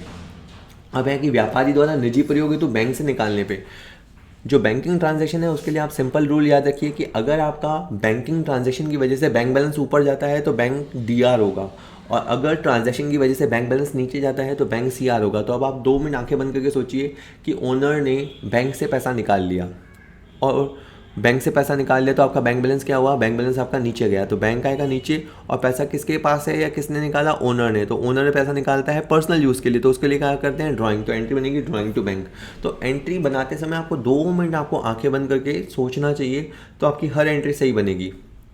फिर आपको कभी ऐसे दिक्कत नहीं आएगी, और कभी दिक्कत आए तो आप मुझे सिंपली व्हाट्सएप कर दो, मैं अच्छे से एक्सप्लेन कर दूंगा आपको, ठीक है। इसके बाद है व्यापारी ने स्वयं का जीवन बीमा प्रीमियम चुकाया। मान लीजिए कि किसी ने व्यापारी को सलाह दी कि भाई तू तेरा इंश्योरेंस करवा ले, उसने 14,000 रुपये का इंश्योरेंस करवाने के लिए पैसा दुकान में से निकाला। देखो, अगर व्यापारी ने अपने घर की अलमारी में से पैसे 14,000 निकाल के दिए होते तो इवन हम इस ट्रांजेक्शन को रिकॉर्ड तक नहीं करते। हम बिजनेस में उसी ट्रांजेक्शन को रिकॉर्ड करते हैं जो बिजनेस से रिलेटेड ट्रांजेक्शन है। अब आप कहेंगे कि सर इसने 14,000 खुद का इंश्योरेंस चुकाया तो इसमें ये तो बिजनेस का ट्रांजेक्शन नहीं है। मैं भी कहूँगा हाँ, ये बिजनेस का ट्रांजेक्शन नहीं है, ये पर्सनल ट्रांजेक्शन है, लेकिन अगर उसने वो पैसा बिजनेस से निकाला तो फिर इसमें व्यापार शामिल हो गया ना। उसने क्या किया, 14,000 का जो बीमा प्रीमियम था, अगर उसने वो पैसा व्यापार से निकाला तो व्यापार का पैसा गया तो उसको रिकॉर्ड करना पड़ेगा, तभी तो हिसाब मेंटेन होगा। तो पैसा अगर व्यापार का गया तो कैश को सीआर करेंगे, और ओनर ने निकाला है तो इसे ड्राइंग कहेंगे। कि सर वो नहीं लिख सकते क्या लाइफ इंश्योरेंस अकाउंट डीआर। देखो, ओनर अगर पर्सनल काम से पैसे निकालता है तो हमें उन रीजंस को लिखने की ज़रूरत नहीं है। ओनर ने अपना जीवन बीमा चुकाया, ओनर ने अपना इनकम टैक्स चुकाया, अपने बच्चे की स्कूल फीस चुकाई, अपनी मिसेस को साड़ी दिलाई, अपना पर्सनल मेडिकल एक्सपेंस किया, अपना घर का किराया चुकाया। उसने किसी भी पर्सनल रीज़न से अगर व्यापार में पैसा निकाला तो हमें उस रीज़न में कोई इंटरेस्ट नहीं है, हमें केवल ड्राइंग लिख देना है कि भाई ओनर पैसा ले गया। आप और मैं जो है ना, अपन कौन है, अकाउंटेंट हैं। अकाउंटेंट क्या करता है, चीज़ों को देखता है। चीज़ें किसके बीच में हो रही है, व्यापार और व्यापारी के बीच में हो रही है। चीज़ें 3 तरह से होती हैं। देखो, ये अगर व्यापारी है, ये आपका व्यापार है, और ये बाहर की दुनिया है। तो ट्रांजैक्शन बाहर की दुनिया और बिजनेस के बीच में भी हो सकता है, और वो तुम्हें आराम से समझ में आ जाएगा, ठीक है। और लेकिन ट्रांजैक्शन बिजनेस और बिजनेस के ओनर के बीच में भी हो सकता है। तो ये वाले को ड्राइंग और कैपिटल वाले ट्रांजैक्शन होते हैं। तो किसी भी रीज़न से अगर ओनर दुकान में से पैसा निकाल रहा है, वॉट एवर द रीज़न, उसे ड्राइंग अकाउंट के नाम से लिखा जाता है। तो ये बातें आप समझ में आ गई हैं। इसलिए मैं फिर बोलता हूँ, अगर साल के एंड में जैसे मार्च के बाद व्यापारी को इनकम टैक्स चुकाना है, मान लो 45,000 का नोटिस आया और व्यापारी ने 45,000 चुकाया, मैं फिर कहता हूँ अगर उसने अपने घर से पैसा चुकाया तो आपको इसे लिखने की ज़रूरत नहीं है। लेकिन अगर उसने 45,000 रुपये व्यापार में से लिए तो व्यापार का पैसा गया, इसके लिए कैश CR होगा और ड्राइंग्स DR होगा। इस तरह से एंट्री होती है। इसी तरह से अगर माल नष्ट हो जाता है या दान में दिया जाता है तो ऐसे माल का लेखा लागत मूल्य पर किया जाएगा, ना कि विक्रय मूल्य पर। यूँ समझिए कि कोई माल आप लाए 400 रुपये का, ठीक है, और आप इरादा रखते थे कि आप उसे 500 रुपये में बेचेंगे, आपका जो MRP है या सेलिंग प्राइस है वो 500 रुपये है, लेकिन आप माल बेचते उससे पहले वो जल गया या आपने किसी को डोनेट कर दिया तो आपका माल गया। तो चूंकि वो 400 रुपये पे आया था तो उसे व्यापार में से 400 रुपये पे ही जाना होगा। अगर आपने माल दान दिया है जो 500 का बिक जाता पर बिका तो नहीं था, तो आपने माल को दान में दे दिया, तो आप उसे कॉस्ट वैल्यू पे रिकॉर्ड करेंगे, ना कि सेलिंग प्राइस पे रिकॉर्ड करेंगे। तो ये बात आप ध्यान रखेंगे। माल परचेज जिस मूल्य पे होता है उसकी जो आउटगोइंग होती है, अगर सेल हुआ होता तो हम उस सौदे को सेलिंग प्राइस पे लिखते, लेकिन सेल के अलावा किसी भी रीज़न से जैसे माल दान हो गया, चोरी हो गया, माल पर्सनल ओनर ही उठा के ले गया, तो उस ट्रांजैक्शन को आप उसकी कॉस्ट वैल्यू यानी लागत मूल्य पर दर्ज करोगे। इसके बाद है कैश डिस्काउंट की एंट्री तभी होती है जब हम कैश लेते हैं या देते हैं, ठीक है। कैश डिस्काउंट कैश के साथ साथ मूव होता है, पैसे लेने या पैसे देने पर ही कैश, पैसे का मतलब कैश या बैंकिंग ट्रांजैक्शन हो सकता है, तो ही हम डिस्काउंट को DR CR करते हैं। एक बात और याद रखेंगे, जब किसी संपत्ति को खरीदा जाता है तो जो राशि खर्च की जाती है वो उसकी कॉस्ट में ऐड हो जाती है। जैसे सपोज करो आपने AC खरीदा, मान लीजिए 35,000 का AC खरीदा, फिर आप उसको इंस्टॉल करवाओगे तो आपने 2,000 रुपये उसके इंस्टॉलेशन में दिए और 1,000 उसकी वायरिंग में खर्च हुआ, तो आपका 38,000 रुपया लग गया, ठीक है। तो आप ये समझिए कि आपने क्या किया, 38,000 रुपये खर्च किया, तो आपका कैश गया और AC आया, तो जो वस्तु आएगी वो DR होगी, AC DR होगी और आपका जो कैश गया वो CR होगा। लेकिन मैं ये कहना चाह रहा हूँ कि आप इसमें यूँ नहीं लिखेंगे AC account DR, installation expenses DR, wiring expenses account DR। Rule ये है कि असेट्स को जब हम लाते हैं और उसके ऊपर हम जो खर्चा करते हैं वो सब उसकी कॉस्ट में ऐड हो जाता है, ठीक है। उसको टेक्निकली बोलते हैं कैपिटलाइज करना। जो असेट्स के ऊपर जो आपका पैसा खर्च होता है, जब तक असेट्स यूज़ में नहीं आ जाती, जब तक हम असेट्स को प्रयोग करना शुरू नहीं कर देते, तब तक असेट्स पे जो भी खर्चा होता है तो उसे हम कैपिटलाइज करते हैं, उसे हम असेट्स अकाउंट में DR करते हैं। जिस व्यक्ति से हमें रुपए लेने होते हैं वो हमारी संपत्ति होती है, उसे हम डेबिट करेंगे। यानी जैसे सपोज करो राम को माल बेचा, ठीक है, हमने राम को माल बेचा, ये इसमें नकद नहीं आया तो मतलब ये उधार है। अब हमने उसको 80,000 का माल बेचा, तो या देखो आपको राम को DR करना पड़ेगा। अब ये 3 चीज़ों तरीके से कर सकते हो, या तो आप रट लो कि है ना सेल के एंट्री में व्यक्ति DR होता है, या फिर आप इसको समझ लो कि हमने राम को माल बेचा तो राम हो गया पाने वाला व्यक्ति और पाने वाला व्यक्ति DR होता है। तो या तो आपके पास ये लॉजिक है कि राम पाने वाला व्यक्ति है इसलिए DR होगा। बहुत सही अकाउंट्स अगर परमानेंट दिमाग में बिठाना चाहते हो तो रूल ये होता है कि हमने राम को माल बेचा, हमने उधार ब्याज बेचा है, ये पैसे हमें वसूल होने हैं। पैसे जहाँ से मिलने होते हैं उसे असेट्स कहते हैं और असेट DR होता है। ये थोड़ा आपको लंबा रास्ता लगेगा लेकिन ये परमानेंट रास्ता है, इसमें आप कभी कंफ्यूज या कभी गलत हो ही नहीं सकते। आप किसी भी एंट्री का मेरे से आप या आपस में जब समझ जाएं या मुझसे पूछना चाहें, किसी भी एसेट्स लाइबिलिटीज एंगल से आप किसी भी चीज़ को समझ सकते हैं। मैं फिर बोल देता हूँ, राम को हमने माल बेचा तो हम ये पैसे उससे वसूल करेंगे, तो ये पैसा जब तक वसूल नहीं हो जाता तब तक असेट्स कहलाएगा और असेट्स को हम DR करते हैं, इसलिए राम DR होगा। और माल बेचते समय सेल नीचे आएगा, तो एंट्री होगी राम टू सेल। तो याद क्या रखना है कि अगर हम किसी व्यक्ति को माल बेचते हैं तो उसे डेबिट किया जाता है क्योंकि वो असेट होता है। इसी तरह से अगर हमने किसी से माल उधार खरीदा है तो हमें पैसे चुकाने हैं तो वो लायबिलिटी है तो वो CR होता है, ठीक है। तो देनदार मतलब जो व्यक्ति हमें देगा, डेटर, और लेनदार मतलब जो व्यक्ति हमसे लेगा लायबिलिटी लेनदार, ठीक है। चलिए उसके बाद थोड़ी सी बात और करते हैं। जैसे अभी हमने डेविड से माल खरीदा और 10% सूची मूल्य से कम पे, सूची मूल्य मतलब ये समझो कि उसने लिख तो रखा था 1,000 रुपये लिख रखा था प्राइस और उसके ऊपर लिखा था 10% ऑफ तो ये हो गया 10% डिस्काउंट, तो एंट्री होगी मात्र कितने रुपये से, 900 रुपये से। तो आपने परचेज़ किया तो परचेज में वस्तु आती है तो डी आर करेंगे, और डेबिट से खरीदा तो डेबिट हो गया देने वाला व्यक्ति। और रियल रीज़न क्या है कि अगर आज हमने डेबिट से माल खरीदा है तो हमें उसको पैसे देने हैं, तो वो हमारे लिए लाइबिलिटीज़ है। इसके बाद ये जो नीचे लिखा होता है इसे बोलते हैं नरेशन, ठीक है। जर्नल एंट्री होती है, जर्नल एंट्री के नीचे ब्रैकेट में कुछ लिखा जाता है, मतलब वो उस ट्रांजेक्शन को, वो ट्रांजेक्शन में क्या हुआ था उस बात को लिखते हैं। तो जर्नल एंट्री में क्या हुआ था, देखो जर्नल एंट्री जैसे purchase to debit, purchase to debit ये उसी को समझ में आती है जिसको कॉमर्स समझ में आता है, ठीक है। लेखांकन जो होता है व्यवसाय की भाषा होती है। लेकिन अगर कोई लेमैन है, कोई नॉर्मल व्यक्ति है, उसको समझ नहीं आ रहा कि क्या हुआ, तो क्या हुआ तो फिर वो उसको नीचे लिख देगा। जैसे डॉक्टर की पर्ची होती है, तो डॉक्टर की पर्ची को उसके जो कंपाउंडर नर्सेज होते हैं वो समझ जाते हैं, जो मेडिकल स्टोर वाला होता है वो समझ जाता है। लेकिन आप और मैं अगर मेडिकल लाइन के नहीं है तो नहीं समझ पाते। लेकिन मान लो कि वहाँ पे डॉक्टर के पास तो इतना समय नहीं होता, लेकिन अगर वो शॉर्ट में कोई लिख देता है कि इनके ये सिम्टम्स है और उसको ये दवाई दी जा रही है वगैरह, तो उसे हम कहते हैं नरेशन, जो उसको नरेट करता, जो उसको बताता, ठीक है। चलिए, इसके बाद आपको याद रखना है माल की हानियाँ और माल के विभिन्न प्रयोग। अगर माल में आग लग जाती है तो पहले सोचो आंखें बंद करके माल में आग लग जाएगा तो माल क्या होगा, व्यापार से चला गया। तो जब आया था तो परचेज़ के नाम से आया था, और जब जाएगा तो भी परचेज़ के नाम से जाएगा, तो परचेज़ को हम सी आर करेंगे। और माल में आग लगना क्या है, हानि है, हानि डी आर होगी, तो loss by fire D R होगा, तो एंट्री बनेगी loss by fire to purchase. ऐसे आप हर एंट्री को 2 मिनट, मेरे को तो आंखें बंद करनी पड़ती है चीज़ों को समझने के लिए, आप देख लेना। माल चोरी हो गया, माल चोरी हो गया तो क्या हो गया, आपका माल चला गया, माल चला गया तो आया था तो डी आर किया था परचेज़ को, गया तो उसको सी आर करेंगे, तो परचेज़ हो जाएगा सी आर।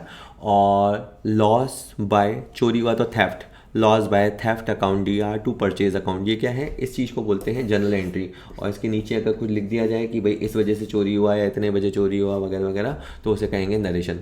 माल रास्ते में नष्ट हो गया, तो अब माल रास्ते में नष्ट हो गया तो आप ये समझिए कि आपने माल परचेज़ कर लिया था और बिल के बेस पे आपने परचेज़ की एंट्री चढ़ा दी, लेकिन फिर वो माल आप तक पहुंचा नहीं, रास्ते में नष्ट हो गया। या मान लीजिए कभी परचेज़ हो गया था, फिर आप कहीं भिजवा रहे थे और वो नष्ट हो गया, माल नष्ट हो गया, तो रास्ते में, इसको लिए बोलते हैं लॉस इन ट्रांसिट। और माल आपका चला गया तो परचेज़ है। तो किसी भी वजह से माल को आप बेचोगे तो सेल कहेंगे, उसके अलावा किसी भी रीज़न से अगर वो चला जाएगा तो आपको परचेज़ को क्रेडिट करना है। इसी तरह से आपने माल दान में दे दिया, मान लीजिए कि राम मंदिर बन गया, आपने खुश होकर उसके लिए मान लीजिए 11,000 के, आपकी किराने की दुकान है, आपने 11,000 के चावल या एक 15,000 का तेल का पीपा वहाँ भेज दिया, तो आपका क्या हुआ, माल चला गया। माल चला गया तो परचेज़ आएगा नीचे, कि सब परचेज़ होना कर रहे हैं, परचेज़ कर नहीं रहे हैं, परचेज़ हमने किया था तब हमने परचेज़ को डी आर किया था, अब वो माल जा रहा है तो अब उस परचेज़ को क्या कर रहे हैं, रिवर्स कर रहे हैं, सी आर कर रहे हैं, और उसे अपन चैरिटी या डोनेशन बोलेंगे, ठीक है। लिखना ज़रूरी है क्या, बिल्कुल।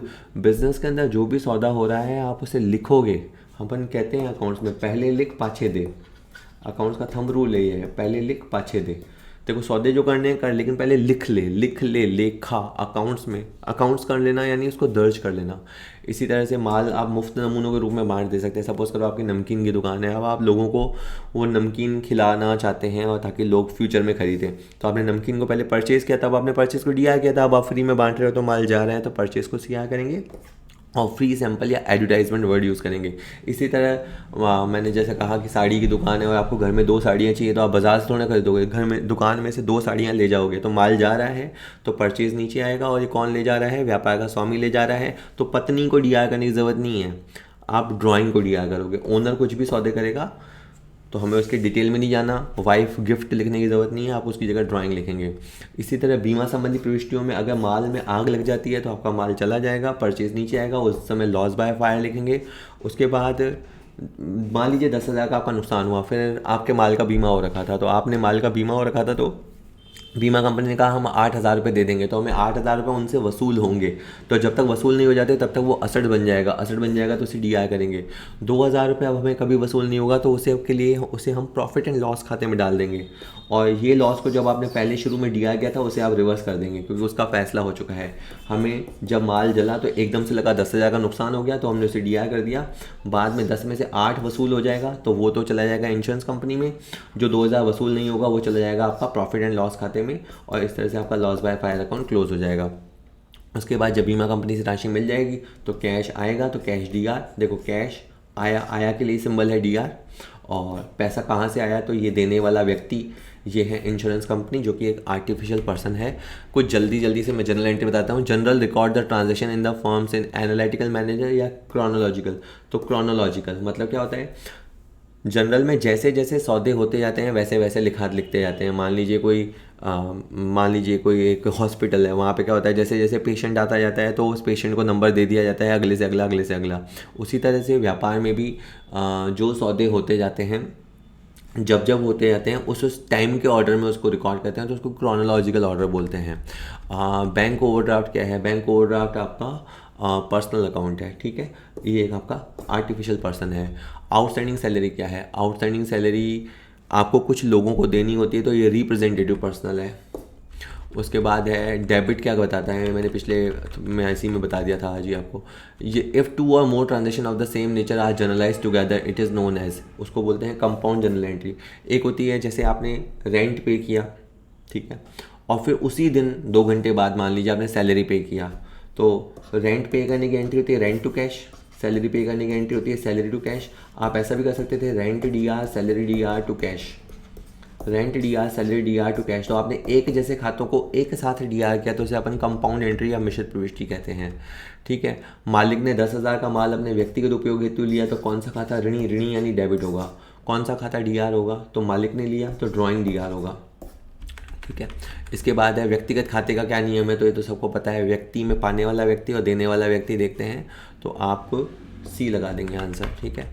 और डेबिट करो सारे खर्चों को और क्रेडिट करो सारी इनकम को, ये नॉमिनल खाते का रूल है, नाम मात्र के खाते का नियम है कि ऐसा आपको करना है। और अगर ओनर ने 1500 रुपये अपने पर्सनल काम से निकाले, तो बिजनेस में से कैश गया, कैश नीचे आ जाएगा और ड्राइंग डी आर होगा। तो पूछ लेना ये क्या बोल रहा है, क्योंकि एंट्री देके कभी कभी पूछा बताइए कौन सा खाता डी आर होगा, तो ड्राइंग डी आर होगा, और कौन सा खाता सी आर होगा पूछेगा तो कैश आएगा, ठीक है। और जनरल के साथ स्पष्टीकरण या नरेशन क्यों दिया जाता है, नरेशन बताता है उस एंट्री के बारे में, उसके अंदर कोई सीक्रेट कोड नहीं होता है, वो बेसिकली आप अकाउंट्स को समझ पाओ उसका लिए एक लघु विवरण होता है, ठीक है। इस तरह से ये चीज़ें हैं, ये आप थोड़ी सी और देख लेना। जैसे मैंने कहा कि PDF आपको मिल जाएगा, ना मिले तो आप हमें व्हाट्सएप कर लीजिएगा, ठीक है। तो जनरल की अपन कुछ और एंट्रीज देखते हैं और उसके बाद अपन GST ट्रांजेक्शन देखेंगे। तो क्वेश्चन कहता है जैसे 2021 में मनोज की पुस्तकों में दर्ज कीजिए 1 जून को 1,20,000 के नकद, 60,000 के माल व 65,000 के फर्नीचर से व्यापार शुरू किया। अब रियल लाइफ में देखिए कि मनोज नाम का आदमी है, उसने घर में से पैसा लगाया, माल लगाया, फर्नीचर लगाया और एक दुकान खोल ली। तो उसके पास से पैसा माल आया कि गया, अगर आप मनोज के पर्सपेक्टिव से सोचोगे तो गया, दुकान के पर्सपेक्टिव से सोचोगे तो दुकान के अंदर ये सब आया, मनोज के पॉइंट ऑफ व्यू से ये सब गया, ठीक है, यहाँ से निकल के यहाँ जा रहा है। अकाउंटिंग किसके हिसाब से करनी है, दुकान के हिसाब से। तो दुकान में आप करेंगे कैश को DR, आप स्टॉक को करेंगे DR, फर्नीचर को करेंगे DR, और ये सब देने वाला कौन है, ओनर है, कैपिटल को करेंगे CR। तो इस तरह से अकाउंटिंग होती है, ठीक है। तो ये जनरल एंट्री मैंने बताई। 75,000 रुपये जमा कराकर बैंक ऑफ बड़ौदा में चालू खाता खोला, आपने पैसे जमा कराए तो कैश गया, तो कैश आएगा नीचे, क्योंकि जाने वाली वस्तु को CR करो। और कहाँ पे जमा कराया आपने, बैंक में, तो बैंक लिखेंगे। किसका, करंट अकाउंट लिख दें। व्यापारी जो अधिकांशतः खाता खुलाता है बैंक में, क्योंकि ट्रांजेक्शन इतने ज़्यादा होते हैं, वो चालू खाता ही खुलवाता है, तो चालू खाता अलग से लिखने की ज़रूरत नहीं होती है। बैंक अकाउंट लिखोगे तो अंडरस्टूड है कि चालू खाते की बात चल रही है। उसके बाद जब नकद क्रय होगा, सोचिए अगर नकद क्रय किया जाएगा, दुकान में माल खरीदा जाएगा, तो क्या होगा कि कैश जाएगा और माल आएगा। माल खरीदने के लिए परचेज बोलते हैं, मैंने आपको कल बता दिया था, ठीक है। उसके बाद कल तो क्या इसी वीडियो में, उसके बाद है नकद बिक्री। नकद बिक्री में क्या होगा, नकद बिक्री में कैश आएगा, तो कैश को करेंगे DR और सेल को करेंगे CR। मैं बताने क्या चाह रहा हूँ, आपको हर ट्रांजेक्शन को बस 1 सेकंड सोचना है क्या हो रहा है, व्हाट हैपेंड, और उसके बाद उसको रिकॉर्ड कर देना है, ठीक है। तो ये सिंपल रहने वाला है। अब कुछ बातें कर लेते हैं रिलेटेड टू GST में क्या होता है, हो सकता है कि आपने जो सेल की हो वो राज्य के भीतर करी हो, राज्य के भीतर का मतलब क्या, अपन राजस्थान के हैं और राजस्थान में सेल करी, या महाराष्ट्र के हैं और महाराष्ट्र में सेल करी, तो उसको बोलते हैं sale within the state. Intra, यहाँ पे थोड़ा शब्दों पे ध्यान देना, इसको बोलेंगे इंट्रा स्टेट सेल, जब राज्य के भीतर ही सेल होती है। तो एक होती है सर इंटर स्टेट में क्या होता है, just a minute, inter state में क्या होता है कि जी ऐसे राजस्थान का बंदा महाराष्ट्र के बंदे को माल बेचे, महाराष्ट्र का बंदा गुजरात के बंदे को माल बेचे, मतलब स्टेट चेंज हो जाए, तो उसको बोलते हैं इंटर स्टेट सेल, ठीक है। कि ये समझना जरूरी है क्या सर, बिल्कुल सर जरूरी है। अब एक होता है इनपुट GST और एक होता है आउटपुट GST। जब आप माल खरीदेंगे, जब हम माल खरीदेंगे तो हमें जीएसटी चुकाना पड़ेगा। जीएसटी एक तरह का सेल टैक्स है, ठीक है। इसे और सिंपल करूँ, अगर आपने 1 लाख का माल खरीदा और मान लीजिए 18% जीएसटी है, तो आपको 1,18,000 सामने वाले को चुकाना पड़ेगा, नकद अभी या बाद में। तो ये जो आप 18,000 चुकाएंगे उसे बोलेंगे इनपुट जीएसटी। वो माल जो है वो फिर हमने मान लीजिए 1.5 लाख में बेचा, ठीक है, 1.5 लाख में बेचा, तो हम उस 1.5 लाख रुपए पे जीएसटी कैलकुलेट करके ग्राहक से वसूल करेंगे। तो जो हम वसूल करेंगे उसे कहेंगे आउटपुट जीएसटी। तो इनपुट जीएसटी और आउटपुट जीएसटी, जो हम लेते हैं और जो हम देते हैं, ठीक है। अब आप ये देखिए कि जीएसटी 3 तरह का होता है। एक होता है सीजीएसटी यानी सेंट्रल जीएसटी, एक होता है एसजीएसटी, यहाँ पे लिखा हुआ है स्टेट जीएसटी, और एक होता है आईजीएसटी। आईजीएसटी का फुल फॉर्म पूछ सकता है, वो होता है इंटीग्रेटेड जीएसटी। अब क्या होता है, अगर लोकल हो रहा है सौदा, लोकल मतलब राजस्थान का राजस्थान, महाराष्ट्र का महाराष्ट्र, गुजरात का गुजरात, अगर लोकल सौदा हो रहा है किसी भी स्टेट का उसी स्टेट के बंदे के साथ, तो डुअल जीएसटी लगता है। यानी अगर 18% जीएसटी की रेट है तो 9% एसजीएसटी लगेगा और 9% सीजीएसटी लगेगा। यानी जो सौदा सेम राज्य में होता है उसमें एसजीएसटी, स्टेट जीएसटी और सेंट्रल जीएसटी दोनों लगता है। लेकिन अगर मान लीजिए बेचने वाला महाराष्ट्र का है, खरीदने वाला गुजरात का है, तो जो जीएसटी लगेगा वो आईजीएसटी लगेगा। तो जब स्टेट चेंज हो जाता है तो आईजीएसटी लगाया जाता है, और आईजीएसटी की दर एसजीएसटी और सीजीएसटी के टोटल के बराबर होती है। यानी आप ये मत सोचना कि दूसरे स्टेट से खरीदने में फ़ायदा है कि नुकसान है, नहीं, जीएसटी की दरें समान है, वहाँ पे दरों का बंटवारा हो जाता है। और जैसे इधर 9% है तो इधर एक ही साथ 18% आईजीएसटी हो जाएगा। इतनी सी बात है, ज़्यादा चेंज नहीं है, चेंज होता ही नहीं है। रेट का डबलिंग या हाफ हो जाता है। उसका का मतलब ये था कि जब जीएसटी आया था तो सरकार का लक्ष्य था एक राष्ट्र एक टैक्स, ठीक है, वन नेशन वन टैक्स की संकल्पना के साथ जीएसटी को लागू किया गया था, ठीक है। अब इसमें एंट्रियां मांगी है, एक बार जल्दी जल्दी देख लेते हैं। जैसे इसमें लिखा है कि मुखर्जी एंड सन्स की पुस्तकों में प्रविष्टियां कीजिए, और ये सारे लेन देन यूपी में किए गए हैं, राज्य के भीतर किए गए हैं। बस ये समझाना है कि सारे लोकल ट्रांजैक्शन है, इंट्रा स्टेट ट्रांजैक्शन है, और इसमें 9% एसजीएसटी है और 9% एसजीएसटी है और 9% सीजीएसटी है। अब आपने जैसे मेहता ब्रदर्स से 5 लाख में माल खरीदा, माल खरीदने पे आपको नॉर्मल एंट्री आती है purchase account DR to Mehta brothers, इतना तो आपको आता है। अब परचेज के साथ आपको लिखना है इनपुट एसजीएसटी भी डीआर करना है, और आपको इनपुट सीजीएसटी भी डीआर करना है। परचेज के सामने 5 लाख लिखना है, और 9% के हिसाब से 45,000 यहाँ लिखना है, 45,000 रुपये आपको यहाँ लिखना है, और 5,90,000 का सौदा हो गया। मुझे बस मोटे तौर पे आपको समझाना था। उसके बाद है जैसे मुंजाल एंड कंपनी को 8 लाख में माल बेचा, ठीक है। अब आपने जैसे माल बेचा, किसको बेचा, मुंजाल को, तो मुंजाल हो गया पाने वाला, तो मुंजाल एंड कंपनी को तो आप करेंगे डीआर। माल बेचने के लिए आता है सेल्स, और सेल करते समय जो जीएसटी होता है वो होता है आउटपुट जीएसटी, तो आप लगाएंगे आउटपुट एसजीएसटी और आप लगाएंगे आउटपुट सीजीएसटी, ठीक है। और रकमें वगैरह कैलकुलेट कर लेना, यानी आपको 8 लाख रुपए में 9% जोड़ के उससे वसूल करने हैं। उसके बाद है विज्ञापन के लिए भुगतान किया चेक के द्वारा, तो एक तो हमने भुगतान किया चेक से, तो बैंक बैलेंस गया नीचे, बैंक आएगा नीचे और एडवर्टाइजमेंट आएगा ऊपर।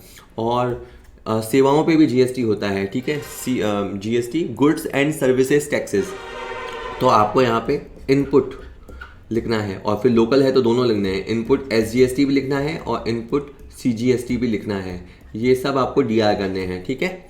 इसके बाद है लास्ट देख लीजिए, आपने कार्यालय उपयोग के लिए फर्नीचर खरीदा और उसके लिए भी चेक से भुगतान किया। तो अब आपने देखो फर्नीचर खरीदा है, चेक से पेमेंट किया है, तो बैंक तो जाएगा नीचे क्योंकि पेमेंट आप कर रहे हो, और फर्नीचर को करेंगे डीआर, इनपुट एसजीएसटी को करेंगे डीआर, इनपुट सीजीएसटी को करेंगे डीआर। इस तरह से एंट्री लंबी चौड़ी बनेगी टू बैंक, ठीक है। तो और वस्तुओं पे भी जीएसटी लगता है, संपत्ति पे भी जीएसटी लगता है, जब तक किसी को एग्जाम ना कर दिया जाए हर चीज़ पे जीएसटी लगता है। अब जैसे आपने छपाई और स्टेशनरी के लिए भुगतान किया तो आपका कैश गया नीचे, प्रिंटिंग एंड स्टेशनरी को डीआर करेंगे क्योंकि सारे खर्चे डीआर होते हैं, और इसके साथ आपने जो जीएसटी चुकाया होगा, ठीक है, वो क्वेश्चन आपको बता देगा कि क्वेश्चन में आपको जीएसटी का ध्यान रखना है या नहीं, क्योंकि जिनसे हम माल लेते हैं वो हर तरह की फर्में होती हैं। कुछ फर्म्स ऐसी होती हैं जिन्होंने जीएसटी में रजिस्ट्रेशन करवा रखा होता है, कुछ लोगों ने नहीं करवा रखा होता है। तो अभी हम अकाउंट्स कर रहे हैं तो टैक्स वाले मैटर पे ज़्यादा डीप में नहीं जा रहा, पर कुछ फर्में जैसे अनरजिस्टर्ड होती है तो वो जीएसटी नहीं लेती हैं, ठीक है। उसके बाद है मेहता एंड कंपनी को 8 लाख में माल बेचा, और इसके बाद अगर वो माल वापस हो जाए तो क्या होता है वो समझना है। तो जैसे मेहता एंड कंपनी को 8 लाख का माल बेचा तो मेहता एंड कंपनी पाने वाला डीआर हो जाएगा, सेल को अपन सीआर करेंगे, और सेल के साथ जो आउटपुट एसजीएसटी और सीजीएसटी है वो लिख देंगे, आउटपुट से एसजीएसटी, और आपका आउटपुट SGST, ये दोनों आ गए, ठीक है। अब बात ये है समझने वाली मेन, अगर सपोज करो कि मेहता एंड कंपनी ने माल लौटा दिया, तो माल लौटाने पे अपन उसको सेल रिटर्न बोलते हैं। बेचा था तो सेल लिखा था, रिटर्न होगा तो रिवर्स हो जाएगा, उसे सेल रिटर्न कहेंगे। सेल रिटर्न होगा तो आपका ये जो GST है वो भी रिवर्स हो जाएंगे। आपका जो आउटपुट CGST था वो वाला भी, और आउटपुट SGST था वो भी, तो ये सब भी आपको रिवर्स करने होंगे। और माल आपको वापस किसने किया? मेहता एंड कंपनी ने, तो मेहता एंड कंपनी हो गया देने वाला, इसलिए करेंगे CR। तो सेल की एंट्री को ठीक उल्टा कर देंगे, और आउटपुट CGST को उल्टा करते समय भी आउटपुट CGST ही लिखा जाएगा, हालांकि सेल्स को उल्टा करते समय सेल रिटर्न लिखा जाता है। अब आप कुछ जल्दी से क्वेश्चनों का जवाब दीजिए। What are the taxes levied on the intra state supply? अगर लोकल सप्लाई है, सेम स्टेट है, तो आप कौन सा टैक्स लेंगे? तो आप ग्राहक से CGST और SGST टैक्स लेंगे। और यहाँ पे सप्लाई वर्ड होता है, GST की दुनिया में सेल के बजाय सप्लाई वर्ड दिया जाता है। गुड सप्लाई किए या सर्विसेज सप्लाई किए तो। Inter state means, inter state का मतलब है एक राज्य से दूसरे राज्य को, या एक UT से दूसरे स्टेट को, या एक स्टेट से दूसरी UT को बेचने के लिए माल। तो इंटर स्टेट का मतलब दो देशों के बीच में है, दो या दो से ज़्यादा राज्यों के बीच में है। C कहता है सेम राज्य हो और शॉपकीपर कंज्यूमर हो, नहीं, बिटवीन 2 और मोर स्टेट्स, दो या दो से ज़्यादा राज्य। इन सब के आंसर नीचे दिए हुए हैं, मैं ये PDF वीडियो के नीचे डाल दूंगा तो आप आराम से मिल जाएंगे। इसके बाद है दुकानदार द्वारा डीलर को भुगतान किया गया इनपुट GST 5000 है, और एक उपभोक्ता से दुकानदार द्वारा एकत्रित किया गया आउटपुट GST 5500 है। तो दुकानदार द्वारा सरकार को चुकाया गया GST कितना होगा? वो होगा 500। एक्चुअली क्या कि पहले मान लीजिए आप खुद को दुकानदार मान लीजिए, पहले अपन ने दिल्ली से माल खरीदा मान लीजिए, और अपन ने 5000 रुपये GST चुकाया, ठीक है। फिर अपन ने उसे कस्टमर को बेचा, और कस्टमर से अपन ने 5500 रुपये GST वसूल किया।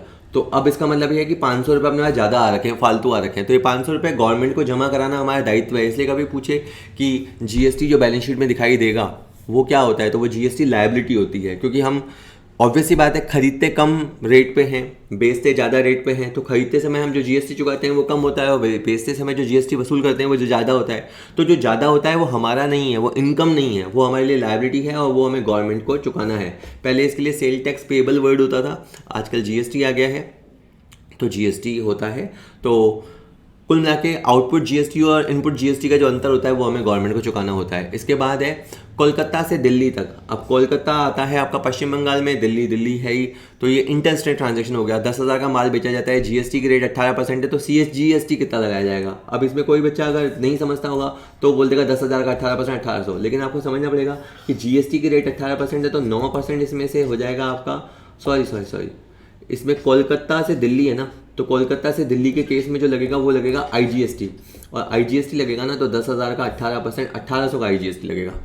अगर ये लोकल ट्रांजैक्शन होता तो 900 रुपये CGST होता, 900 रुपये SGST होता, लेकिन चूंकि ये इंटर स्टेट ट्रांजैक्शन है तो इसमें जो लगेगा वो IGST लगेगा, और IGST की दर एक ही होती है, CGST SGST हाफ हो जाते हैं।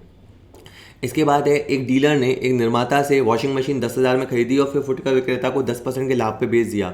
GST की रेट 18% है, तो बताइए इनपुट GST कितना होगा, आउटपुट GST कितना होगा, और टैक्स लायबिलिटी की राशि कितनी होगी। तो बिल्कुल एक प्रैक्टिकल क्वेश्चन समझ लीजिए कि आपकी दुकान है, आप एक डीलर हैं, आपने एक वॉशिंग मशीन खरीदी 10,000 की, और 10,000 रुपये 18% के हिसाब से आपने 1800 रुपये GST चुकाया। इसको तो अपन बोलेंगे इनपुट GST, ठीक है। वो 10,000 के अंदर आपने 10% लाभ जोड़ा, यानी 11,000 रुपये, और 11,000 का 18%, 11,000 का 18% हो गया 1,980 रुपये। 1,980 रुपये आपने जो वसूल किया उसे कहेंगे आउटपुट GST, और इन दोनों का जो अंतर है वो है 180 रुपये, वो है आपकी टैक्स लायबिलिटी। तो इसने पूछा था, सीक्वेंस देख लो, इनपुट GST 1800, आउटपुट GST 1,980, ये वाला ठीक है फिर, और टैक्स लायबिलिटी कितनी 180, तो इसका आंसर B हो जाएगा। होप मैं आपको समझा पाया, ये आप देख लीजिएगा। इसके बाद अगर अपन अगले उसको शुरू करें चैप्टर को, तो अगला चैप्टर है सब्सिडियरी बुक्स। देखिए अपन को पहले अकाउंटिंग साइकिल समझना पड़ेगा। सबसे पहले जनरल होती है, जनरल के बाद लेजर होता है, लेजर के बाद ट्रायल बैलेंस होता है। हालांकि ट्रायल बैलेंस जो होता है वो डबल एंट्री सिस्टम का अनिवार्य अंग नहीं होता है, not a compulsory component of accounting cycle. और इसके बाद आपकी बैलेंस शीट बनती है। रिपीट कर देता हूँ, जनरल होता है, जनरल से लेजर होता है, लेजर से ट्रायल बैलेंस होता है, और बैलेंस शीट होता है। लेकिन क्या होता है कि अगर जहाँ व्यापार बड़ा होता है, अगर वहाँ पे अगर आप सारे सौदों को जनरल में रिकॉर्ड करोगे तो जनरल बहुत भारी हो जाएगी। तो जनरल का हम डिवीज़न कर देते हैं, और जनरल का डिवीज़न करने पे जो बनती है वो बनती है सब्सिडरी बुक्स।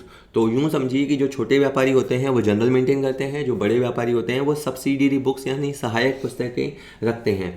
और जनरल और सब्सिडरी बुक्स को प्रारंभिक लेखा पुस्तकें कहते हैं, ओपनिंग बुक ऑफ एंट्रीज कहते हैं। उसके बाद ट्रांजैक्शन फिर लेजर में जाते हैं, फिर ट्रायल बैलेंस में जाते हैं, और फाइनली वो फाइनल अकाउंट में जाते हैं। और फाइनल अकाउंट में अपन ट्रेडिंग P&L और बैलेंस शीट बनाते हैं। ये सब आपको समझ में आ जाएगा। इस वीडियो में मैं फाइनल अकाउंट तक जाऊंगा।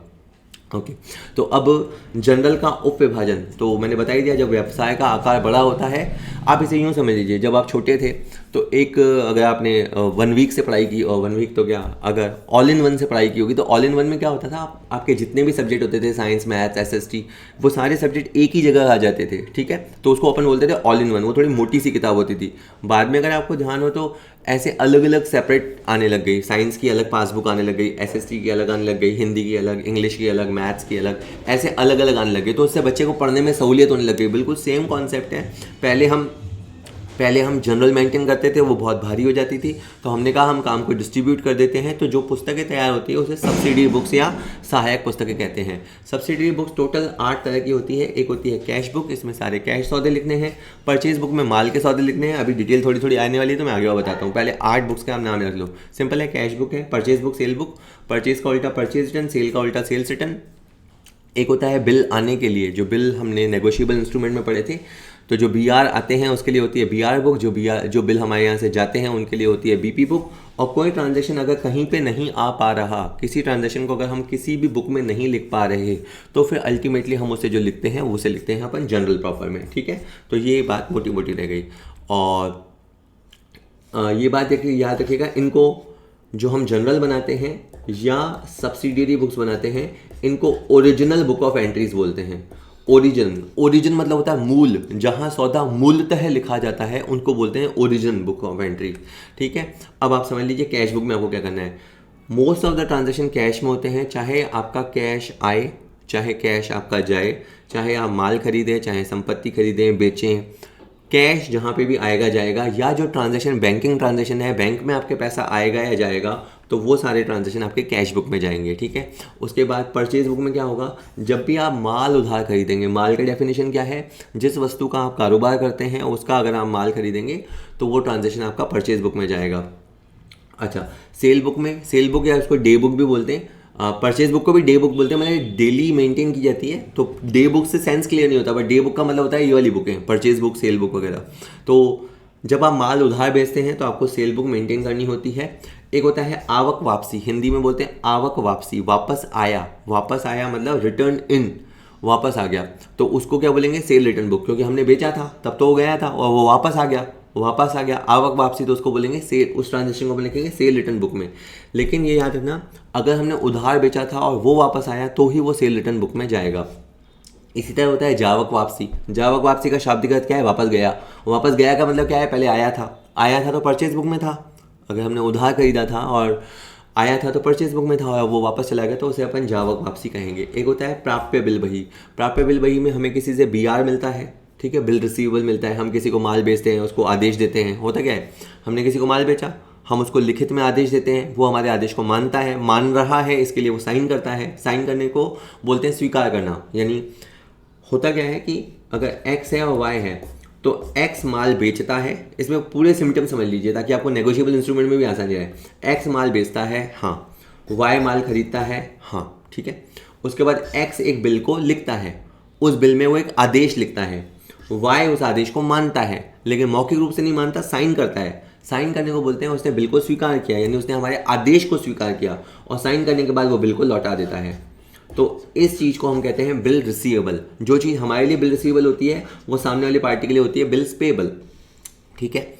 और इसी तरह अगर मान लीजिए कि हमने किसी से माल खरीदा तो सामने वाला हमें आदेश देगा, तो हम उसके आदेश को मान के साइन करेंगे और बिल को स्वीकार करके लौटा देंगे, तो उसे फिर अपन बिल पेबल कहते हैं। और इसके बाद अगर कोई ट्रांजैक्शन आपका किसी भी जगह क्वालिफाई नहीं हो रहा है तो उसे अपन जनरल प्रॉपर में रख देते हैं। ऐसे यूँ समझ लीजिए कि क्रिकेट की टीम सेलेक्ट होती है तो कुछ बॉलर होते हैं, कुछ बैट्समैन होते हैं, कुछ विकेट कीपर होते हैं। सबको फिट करने के बाद अगर फिर भी कोई खिलाड़ी बच जाते हैं तो हम उनको रिजर्व में डाल देते हैं।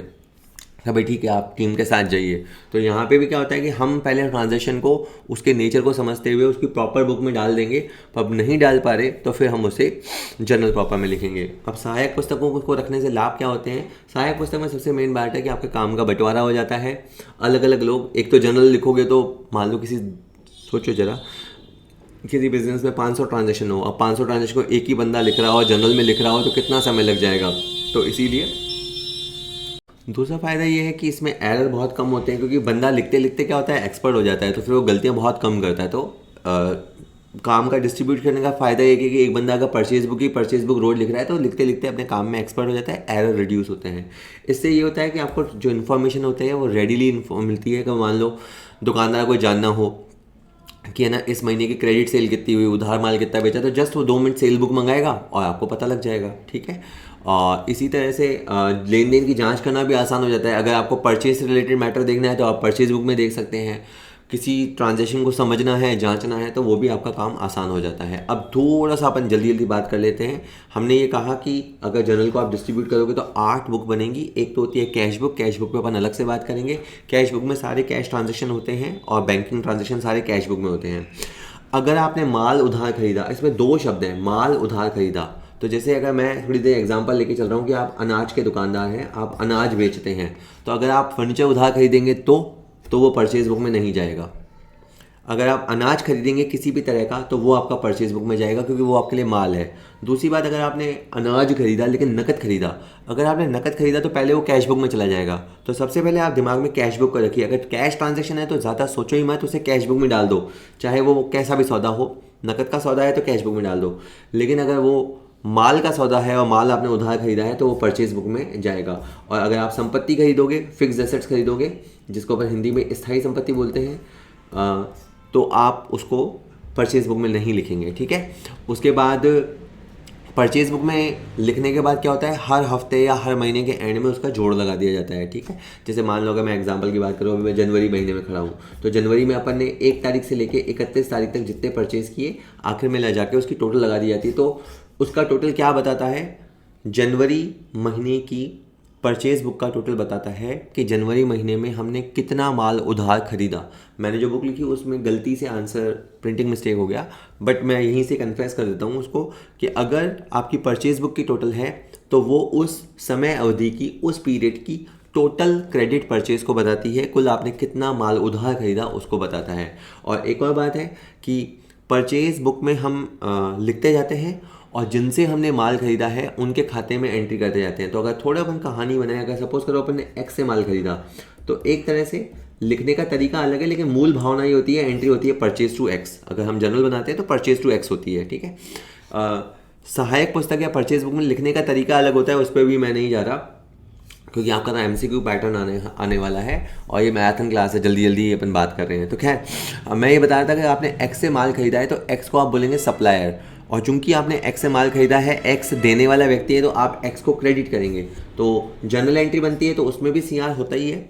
और इसके बाद जब आप एक्स का लेजर बनाएंगे, जब आप एक्स का खाता बनाएंगे, तो उसे आप क्रेडिट करेंगे। कि सर इसको बताने का पर्पस, वो आपसे पूछता है कि परचेज बुक में सौदे दर्ज करने के बाद संबंधित आपूर्तिकर्ता के खाते में क्या किया जाएगा। तो जो रिलेटिव सप्लायर है, जो उसमें कंसर्न सप्लायर है, जिसने हमें माल सप्लाई किया है, हम उस व्यक्ति के खाते में अमाउंट को क्रेडिट करते हैं, उसे क्रेडिट देते हैं। ठीक है, इसी तरह से सेल बुक में क्या होता है, सेल बुक में इसका उल्टा होता है। हम माल बेचेंगे और अगर उधार बेचेंगे तो उसे सेल बुक में लिखेंगे। ठीक है, और अगर नकद बेचेंगे तो कैश बुक में जाएगा, और अगर संपत्ति का सौदा है तो हम इसके अंदर उसको नहीं लिखेंगे। ठीक है, और सेल बुक में क्या होता है, सपोज करो मैंने जेड को माल बेचा, तो सेल तो होता है CR, क्योंकि माल गया, हमने जेड को माल बेचा तो जेड हुआ DR। तो सेल बुक में हम सौदा लिखते जाते हैं, हफ्ते के अंत में या महीने के अंत में हम उसका जोड़ लगा देते हैं। और जो संबंधित कस्टमर है, अगर हमने माल बेचा, उधार बेचा, तो वो हमारा कस्टमर बन जाएगा, जिसे टेक्निकली डेटर बोलते हैं। तो हम उस डेटर को DR करेंगे, तो हम उस डेटर के खाते में जाएंगे, जेड का खाता बनाएंगे। जब लेजर इसके बाद ही मैं सिखाऊंगा आपको, तो हम जेड का खाता बनाएंगे और उसके खाते में जाके DR पक्ष में सेल लिख देंगे। ठीक है, तो इससे जेड का खाता उत्पन्न हो जाएगा।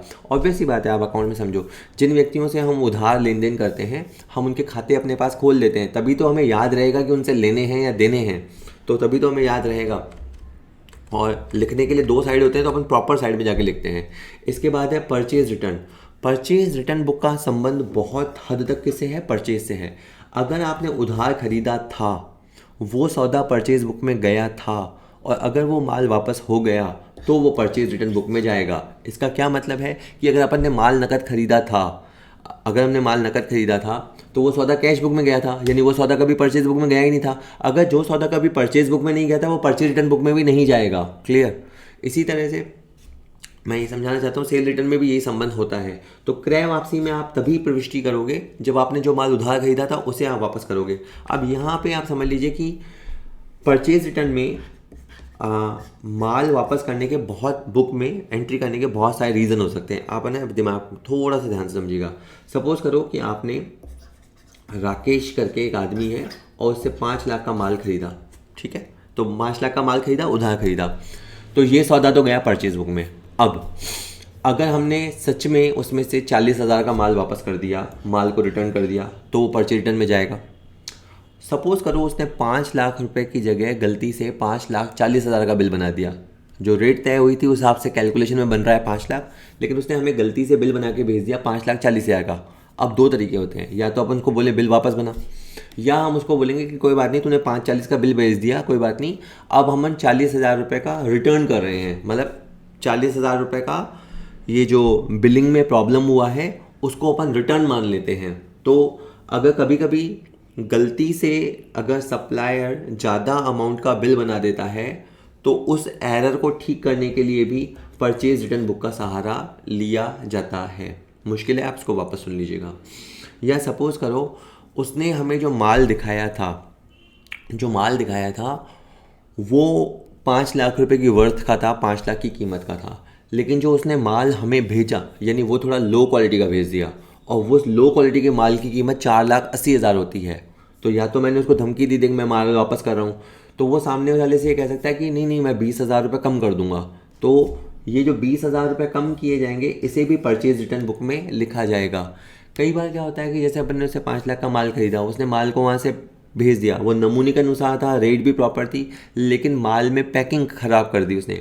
माल की पैकिंग ख़राब कर दी तो 10,000 का माल बिगड़ गया। तो मैंने कहा मैं तो तेरे को पैसे नहीं दूंगा, तो उसने भी कहा वाह ठीक है 10,000 रुपये छोड़ देता हूँ। तो 10,000 रुपये छोड़ देंगे तो ये 10,000 रुपये को परचेज रिटर्न बुक में लिखा जाएगा। यानी मैं समझाना ये चाहता हूँ कि परचेज रिटर्न का रियल मतलब होता है माल को वापस करना, लेकिन परचेज रिटर्न बुक में अगर आपके किसी वजह से पैसे कम किए जाने हैं, जैसे उसने गलत बिलिंग कर दी, या कहें गलत बिलिंग में भी गलत का मतलब होता है कम या ज़्यादा, तो इसमें मैं और क्लियर कहूँ कि अगर उसने ओवर बिलिंग कर दी, ज़्यादा राशि का बिल बना दिया, तो उसे सही करने का एक तरीका परचेज रिटर्न बुक है। अगर उसने जितना डिस्काउंट प्रॉमिस किया था उतना डिस्काउंट नहीं दिया है तो अब उसको सही करने का तरीका परचेज रिटर्न है। अगर उसने माल की ख़राब पैकिंग कर दी थी और उसके लिए कुछ कॉम्पनसेशन होना है, क्षतिपूर्ति होनी है, तो उसका तरीका एक परचेज रिटर्न बुक है। तो ये सारे तरीके, या माल जिस क्वालिटी का था उससे लो क्वालिटी का माल भेजा है तो उसको रिकॉर्ड करने का तरीका परचेज रिटर्न है। तो परचेज रिटर्न बुक में न्यूमरस रीजन से एंट्री होती है। एक जो बच्चे बार बार कंफ्यूज होते हैं डेबिट नोट क्रेडिट नोट में, खास करके नॉन कॉमर्स स्टूडेंट, तो मैं एक बार के लिए वंस फॉर ऑल क्लियर करने की कोशिश करता हूँ। आपने माल खरीदा तो आपने एंट्री करी परचेज टू राकेश, ठीक है, परचेज टू राकेश, और आप किसी भी वजह से मान लो 20,000 रुपये कम होने हैं, 20,000 कम होने हैं, तो इसमें राकेश आएगा ऊपर और परचेज रिटर्न आएगा नीचे, ठीक है। अब राकेश को आप डीआर करना चाहते हो तो डेबिट नोट बनाओगे। तो क्या समझ में आया? जो क्रेता होता है अगर थोड़ी समय बाद, खरीदने के बाद क्रय वापसी की सिचुएशन बनती है, जैसे मैंने सिचुएशन बताई आपको क्या क्या हो सकती है, तो उस समय में क्रेता परचेज रिटर्न को दर्ज करने के लिए डेबिट नोट तैयार करता है। मैं दोबारा बोल देता हूँ, हमने माल खरीदा, किसी वजह से माल की वापसी की स्थिति बनी या पैसे कम करने की स्थिति बनी, तो हम उस सप्लायर को रिवर्स करना चाहते हैं, और रिवर्स करने के मकसद से पहले हमने उसे क्रेडिट किया था, अब हम उसे डेबिट करना चाहते हैं, तो हम एक डेबिट नोट तैयार करेंगे। तो इसीलिए कहते हैं कि क्रेता क्रय वापसी के समय डेबिट नोट तैयार करता है। ये सारे नोट्स आपको नीचे मिल जाएंगे। सेल रिटर्न को समझ लीजिए। सेल रिटर्न में क्या होता है, हमने पहले किसी को सेल किया था, उधार पे बेचा था, हमने ट्रांजैक्शन को सेल बुक में लिखा था, उसे माल पसंद नहीं आ रहा तो वो माल वापस कर देगा, तो हम उसे सेल रिटर्न बुक में दर्ज करेंगे, ठीक है। और अगर हमने उसे नकद माल बेचा था तो वो सेल बुक में गया ही नहीं था, तो उसकी वापसी को सेल रिटर्न बुक में दर्ज नहीं करना है। और सेल रिटर्न में भी यही सिचुएशन बन सकती है कि या तो कोई ग्राहक हमें सचमुच माल वापस करे तो सेल रिटर्न बुक में एंट्री होगी, या फिर ये है कि हमने गलती से बिल ज़्यादा राशि का बना दिया। ठीक है, अब इसको भी एक बात समझिए। सपोज़ कीजिए आपने मोहन को माल बेचा तो एंट्री बनती है मोहन टू सेल। ठीक है, अब आपको किसी वजह से अब मोहन आपसे नाराज़ है, या तो उसे माल पसंद नहीं आ रहा, पैकिंग पसंद नहीं आ रही, बिलिंग पसंद नहीं आ रही, अब आप मोहन को क्रेडिट करना चाहते हैं। मोहन को आप क्रेडिट करना चाहते हैं तो मोहन को आप नीचे लिखेंगे और ऊपर आएगा सेल रिटर्न DR। तो ये तो हुई एंट्री, लेकिन इस एंट्री को करने के लिए जो वाउचर तैयार किया जाएगा वो ये होगा कि हम मोहन को क्रेडिट करना चाहते हैं तो हम एक क्रेडिट नोट तैयार करेंगे। ठीक है, हमने जब माल बेचा तो हमने उसे डेबिट किया। अब जब वो माल को रिटर्न कर रहा है या रिटर्न कर दूंगा की धमकी दे रहा है और हम उसे कह रहे हैं वाह वाह वाह नाराज़ मत हो, हम तेरे 10-20 हज़ार रुपये कम कर देंगे, तो उस कमी को सेल रिटर्न बुक में दर्ज करते हैं। यहाँ तक ठीक है। और उसको क्रेडिट करने के लिए, उस व्यक्ति को क्रेडिट देने के लिए आप क्रेडिट नोट तैयार करते हैं। ठीक है, तो यहाँ से लब्बो लुबाब क्या निकला, समरी क्या निकली। समरी ये निकली कि क्रेडिट नोट जो होता है वो सेलर तैयार करता है। ठीक है, क्रेडिट नोट जो होता है वो सेलर तैयार करता है। इस चीज़ को 2-3 बार आप प्रैक्टिस करेंगे तो आप समझ जाएंगे, कुछ क्वेश्चन लगाएंगे तो आपको समझ में आ जाएगा। BR बुक मैंने बता ही दिया। पूरी कहानी अगर मैं वापस बता दूं कि अगर मान लीजिए मेरा नाम V है और मैंने किसी जेड को माल बेचा, तो होता क्या है सीक्वेंस में, सबसे पहले मैं माल बेचूंगा, ये तो हो गया पहला काम। ऑब्वियस सी बात है, इसने यहाँ से परचेज़ किया, मैंने सेल किया, उसने परचेज़ किया। उसके बाद मैं उसे एक आदेश दूंगा, V मेरा नाम है, मैं उसे एक आदेश दूंगा और आदेश देने के लिए मैं बिल को लिखूंगा। ठीक है, मैं बिल को लिखूंगा, वो उस आदेश को पढ़ने के बाद उसके ऊपर साइन करेगा, उसको बिल को स्वीकार करेगा और बिल पे साइन करके वो मुझे लौटा देगा। तो 3 तरह से शब्द को BR को आप पहचान सकते हैं। या तो आप ये कहेंगे कि जिसने माल बेचा था उसने बिल लिखा, और उसके बाद क्या होता है, जिसने माल खरीदा था उसने बिल को स्वीकार किया, और फिर जो बिल लिखता है उसे ही बिल प्राप्त हो जाता है, और बिल को प्राप्त होने पर बिल रिसीवेबल कहते हैं, और बिल रिसीवेबल को BR बुक में नोट करते हैं। ठीक है, और बिल पेबल क्या होता है, बिल पेबल में हम माल खरीदते हैं। ठीक है, हमने किसी से माल खरीदा, जैसे सपोज करो हमने जेड से माल खरीदा, ये जो पार्टी है वो बिल को लिखेगी, आदेश देगी, हम उसको क्या करेंगे, हम उसको स्वीकार करेंगे। स्वीकार करने का मतलब प्राप्त करना नहीं होता है, स्वीकार करने का मतलब होता है कि हम उसके ऊपर साइन करेंगे, हम साइन करके उसको बिल लौटा देंगे, और इसे हम कहेंगे बिल पेबल। ठीक है, BR और BP क्या है, ये पेमेंट को पोस्टपोन करने के तरीके हैं। अगर मेरे पास पैसे होते तो मैं अभी उसको पैसे दे देता, लेकिन अगर मेरे पास पैसे नहीं हैं तो मैं उसको कहूँगा कि भैया मैंने आपसे 2 लाख का माल खरीदा, मैंने उसको बिल साइन करके दे दिया और 3 महीने का समय ले लिया, 3 महीने के बाद मैं उसको 2 लाख रुपए लौटा दूंगा, तो बिल का मुझे पे करना है, तो उसको बोलते हैं बिल पेबल। और bill payable is a liability and it is a current liability. सारी चीज़ें एक दूसरे से जुड़ी हुई है। दैट इज़ वाई ये टॉपिक मैंने पहले लिया है ना। किसी को लग सकता है कि यार सर बहुत समय लग रहा है, लेकिन देखो, आपको अगर क्वेश्चन लगाने हैं तो पहले आपको बेसिक अंडरस्टैंडिंग तो होनी चाहिए ना कि अकाउंटिंग साइकिल होता क्या है। ट्रांजैक्शन मैंने जनरल से शुरू किए और जनरल से लेके मुझे फाइनल अकाउंट तक मैं आपको इस वीडियो में बताना है, तब आपको जाके अकाउंटिंग साइकिल समझ में आएगा कि होता क्या है, और उसके बाद फिर अपन डिफरेंट टॉपिक्स पे जाएंगे। अगर आप ट्रांजैक्शंस को किसी भी प्रॉपर बुक में या स्पेसिफिक बुक में नहीं लिख पा रहे हैं, मैं बताऊंगा क्यों नहीं लिख पा रहे हैं, तो फिर आपको उसे जर्नल प्रॉपर में लिखना पड़ेगा, या उसे जनरल भी कहते हैं, जर्नल। ठीक है, ओके। डे टू डे चीज़ों को लिखने के लिए जो डायरी यूज़ होती है, रियल लाइफ में डायरी यूज़ होती है, अकाउंट्स में उस चीज़ को जर्नल कहते हैं, जर्नल ये कहते हैं। ठीक है ना, थोड़ा सा ये दोनों मिक्स वर्ड हैं, लेकिन दोनों अलग अलग स्पेलिंग भी अलग है, एक G से स्टार्ट है, एक J से स्टार्ट है। आप समझ जाएंगे, खैर ज़्यादा भी नहीं पकाना चाहिए। अच्छा, अब आप जर्नल प्रॉपर में क्या लिखेंगे, तो एक तो होती है ओपनिंग एंट्रीज। अब आप कहेंगे सर ये क्या भला है। देखिए, अकाउंटिंग साइकिल जर्नल से शुरू होता है, हाँ sir. Accounting cycle balance sheet पे जाके ख़त्म होता है, हाँ सर। मान लीजिए 2023 है, 2023 में ऐसा हो गया, अब जब 2024 की शुरुआत होगी ना, तो शुरू में एक एंट्री की जाएगी, यानी लेखांकन वर्ष के प्रारंभ में। लेखांकन वर्ष आपका 1 जनवरी को शुरू हो सकता है, 1 अप्रैल को या 1 जुलाई को, कभी भी शुरू हो सकता है। लेखांकन वर्ष के शुरू में जो प्रविष्टि की जाती है उसे प्रारंभिक प्रविष्टि कहती है। तो जो पिछले साल के शेष थे उनको अगले साल पे लाया जाता है। पिछले वर्ष के जो शेष होते हैं उनको आगे लाया जाता है। उसके लिए जो एंट्री होती है उसे ओपनिंग एंट्री कहते हैं। ओपनिंग एंट्री जनरल प्रॉपर में की जाती है। इसके बाद है क्लोजिंग एंट्री। क्लोजिंग एंट्री का मतलब होता है पूरे साल में बहुत सारे ट्रांजैक्शन होते हैं और बहुत सारे खाते ओपन होते हैं। बहुत सारे खाते जो ओपन होते हैं उसमें से कुछ खाते तो हम बैलेंस शीट में ले जा सकते हैं। जिनको बैलेंस शीट में ले जा सकते हैं दैट्स ओके। जिनको बैलेंस शीट में हम नहीं ले जा सकते उनको अपन निपटा देते हैं। निपटाने को बोलते हैं अपलिखित करना या राइट ऑफ करना। और राइट ऑफ करने के मकसद से जो प्रविष्टि होती है उसको बोलते हैं अंतिम प्रविष्टियाँ। और अंतिम प्रविष्टियाँ भी कहाँ होती है? जनरल प्रॉपर में होती हैं। तो आप ये समझिए कि मैं आपको साथ ही साथ प्रारंभिक प्रविष्टि, अंतिम प्रविष्टि चीज़ों का मतलब समझाने की कोशिश कर रहा हूँ। एक होती है ट्रांसफ़र एंट्रियाँ। ट्रांसफ़र एंट्रियों में हम एक खाते का बैलेंस दूसरे खाते में ट्रांसफ़र करना चाहते हैं, जैसे ड्राइंग और कैपिटल। अब कैपिटल भी व्यापारी लगाता है और ड्राइंग भी व्यापारी करता है। तो अपन वर्ष के अंत में क्या करते हैं? ड्राइंग खाते को क्लोज कर देते हैं और ड्राइंग खाते को उसके पेरेंट खाते में पहुंचा देते हैं। तो उसके लिए जो एंट्री होती है वो ट्रांसफ़र एंट्री होती है। ठीक है। इसी तरह सेल रिटर्न को सेल्स में पहुंचा देते हैं, परचेज रिटर्न को परचेज में पहुंचा देते हैं। तो कुछ ट्रांसफ़र एंट्रीज भी होती हैं। एक होती है सुधार प्रविष्टियाँ। अकाउंट्स अब आप पढ़ ही रहे हैं तो आपको लग रहा है कि नहीं कठिन है, आसान है। तो कभी कभी कोई अकाउंटेंट होता है वो गलतियां कर देता है जनरल बनाते समय, लेजर बनाते समय। किसी भी अकाउंट्स की स्टेज पे, अकाउंटिंग साइकिल की स्टेज पे गलती उससे हो सकती है। अगर बाद में गलती ध्यान पड़ गई तो उसके लिए सुधार प्रविष्टि होती है। तो सुधार प्रविष्टि कहाँ दर्ज की जाती है? तो आंसर है सुधार प्रविष्टि को जनरल प्रॉपर में दर्ज किया जाता है। सुधार प्रविष्टि कैसे की जाती है उस पर तो एक पूरा टॉपिक है, लेकिन अभी मैं केवल ये बता रहा हूँ कि सुधार प्रविष्टि आपकी जनरल प्रॉपर में की जाती है। इसके अलावा एक होता है समायोजन प्रविष्टियाँ।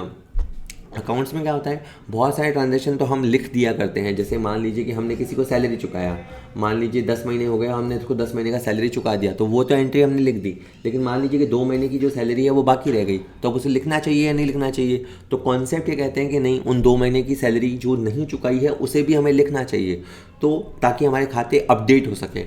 तो खातों को अपडेट करने के उद्देश्य से जो एंट्रीज़ की जाती है उसे समायोजन प्रविष्टियाँ या उसे एडजस्टमेंट एंट्रीज़ कहते हैं। और वो जो एडजस्टमेंट एंट्रीज़ होती हैं, चाहे वो आउटस्टैंडिंग से रिलेटेड हो, किसी का कुछ बाकी होता है तो आउटस्टैंडिंग बोलते हैं, किसी को हमने ज़्यादा चुका दिया तो उसे एडजस्ट करना पड़ता है तो प्रीपेड बोलते हैं। किसी से हमें ज़्यादा इनकम मिल गई, जितनी मिलनी थी उससे ज़्यादा मिल गई तो उसको अनअर्न्ड इनकम बोलते हैं, उसे एडजस्ट करना पड़ता है। कहीं हमने जितना कमा लिया है उतना नहीं मिला है तो हमें पैसा वसूल करना है, तो उसके लिए एक्रूड की एडजस्टमेंट एंट्री करनी पड़ती है। अगर हमारा डेटर है, पैसे देने में नखरा कर रहा है तो हमें प्रोविज़न बनाना पड़ता है, उसकी एडजस्टमेंट एंट्री करनी पड़ती है। हमारे एसेट्स के वैल्यू डाउन हो गए हैं तो डेप्रिसिएशन की एडजस्टमेंट एंट्री करनी पड़ती है। तो ये पूरा डिटेल से मैं आपको बताऊँगा इसी वीडियो के अंत तक होते होते, कोई फाइनल अकाउंट में वो भी आएगा। तो ये सब अपन की बातें होंगी, लेकिन ये एडजस्टमेंट एंट्रियाँ कहाँ की जाती हैं? तो ये भी आपके जनरल प्रॉपर में की जाती हैं। इसी तरह से अगर मान लीजिए, मैंने आपको एग्जांपल दिया कि हमारी अनाज की दुकान है और मान लीजिए कि हमने सोफ़ा ख़रीदा।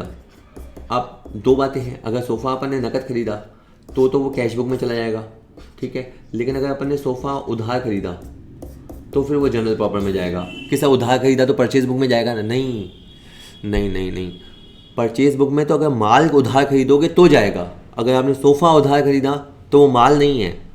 सब माल किसको बोलेंगे? जो चीज़ आपने बेचने के लिए खरीदी है उसे माल बोलते हैं, ठीक है। सोफ़ा आपने बैठने के लिए खरीदा है, कस्टमर को बिठाने के लिए खरीदा है, ठीक है, तो वो आपका माल नहीं है। तो वो क्या है सर? वो संपत्ति है। तो वो संपत्ति है तो क्या करें? तो संपत्ति की जो उधार खरीदा है उसे जनरल प्रॉपर में लिखा जाता है, ठीक है।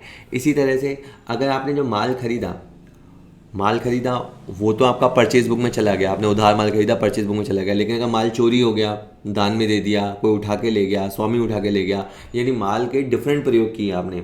माल अगर आप बेचते तो सेल बुक में जाते, लेकिन आपने माल को बेचने के अलावा कुछ और ही कर दिया, तो जो कुछ अगर और कर दिया तो आप उसे लिखोगे तो सही।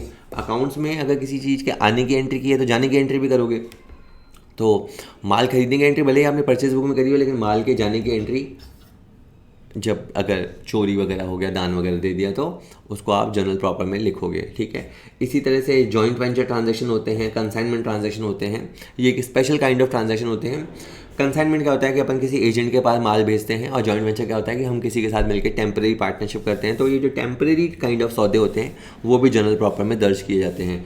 इसी तरह से हमें बिल मिला, मैंने अभी आपको कहानी बताई कि हमने किसी को आदेश दिया, उसने साइन किया, हमें बिल मिला, तो उसे तो अपन ने BR बुक में लिखा, उसमें उसने प्रॉमिस किया मैं 3 महीने बाद पैसे दे दूंगा। अगर 3 महीने के बाद पैसे नहीं दिए तो उसको बोलते हैं बिल का अनादरण, डिसऑनर, आम भाषा में बोलते हैं बिल का बाउंस होना। अब अगर ऐसा हो गया तो ये दर्द भरी कहानी लिखी जाएगी जनरल प्रॉपर में। तो ये ऐसे उल्टे पुल्टे ट्रांजेक्शन जनरल प्रॉपर में लिखे जाएंगे। इसके बाद मैं कुछ सौदे आपको दिए हैं, आप इसको पढ़ लीजिएगा और आप पहचानने की कोशिश कीजिएगा कि कौन सा सौदा कौन सी बुक में जाएगा। इससे आपकी अंडरस्टैंडिंग क्लियर हो जाएगी। मैं आपको 2 सौदे बताता हूँ। राज ट्रेडर्स से हमने 10% के ट्रेड डिस्काउंट पे 16,400 का सामान खरीदा, सामान यानी माल खरीदा, तो ये सौदा परचेज बुक में जाएगा।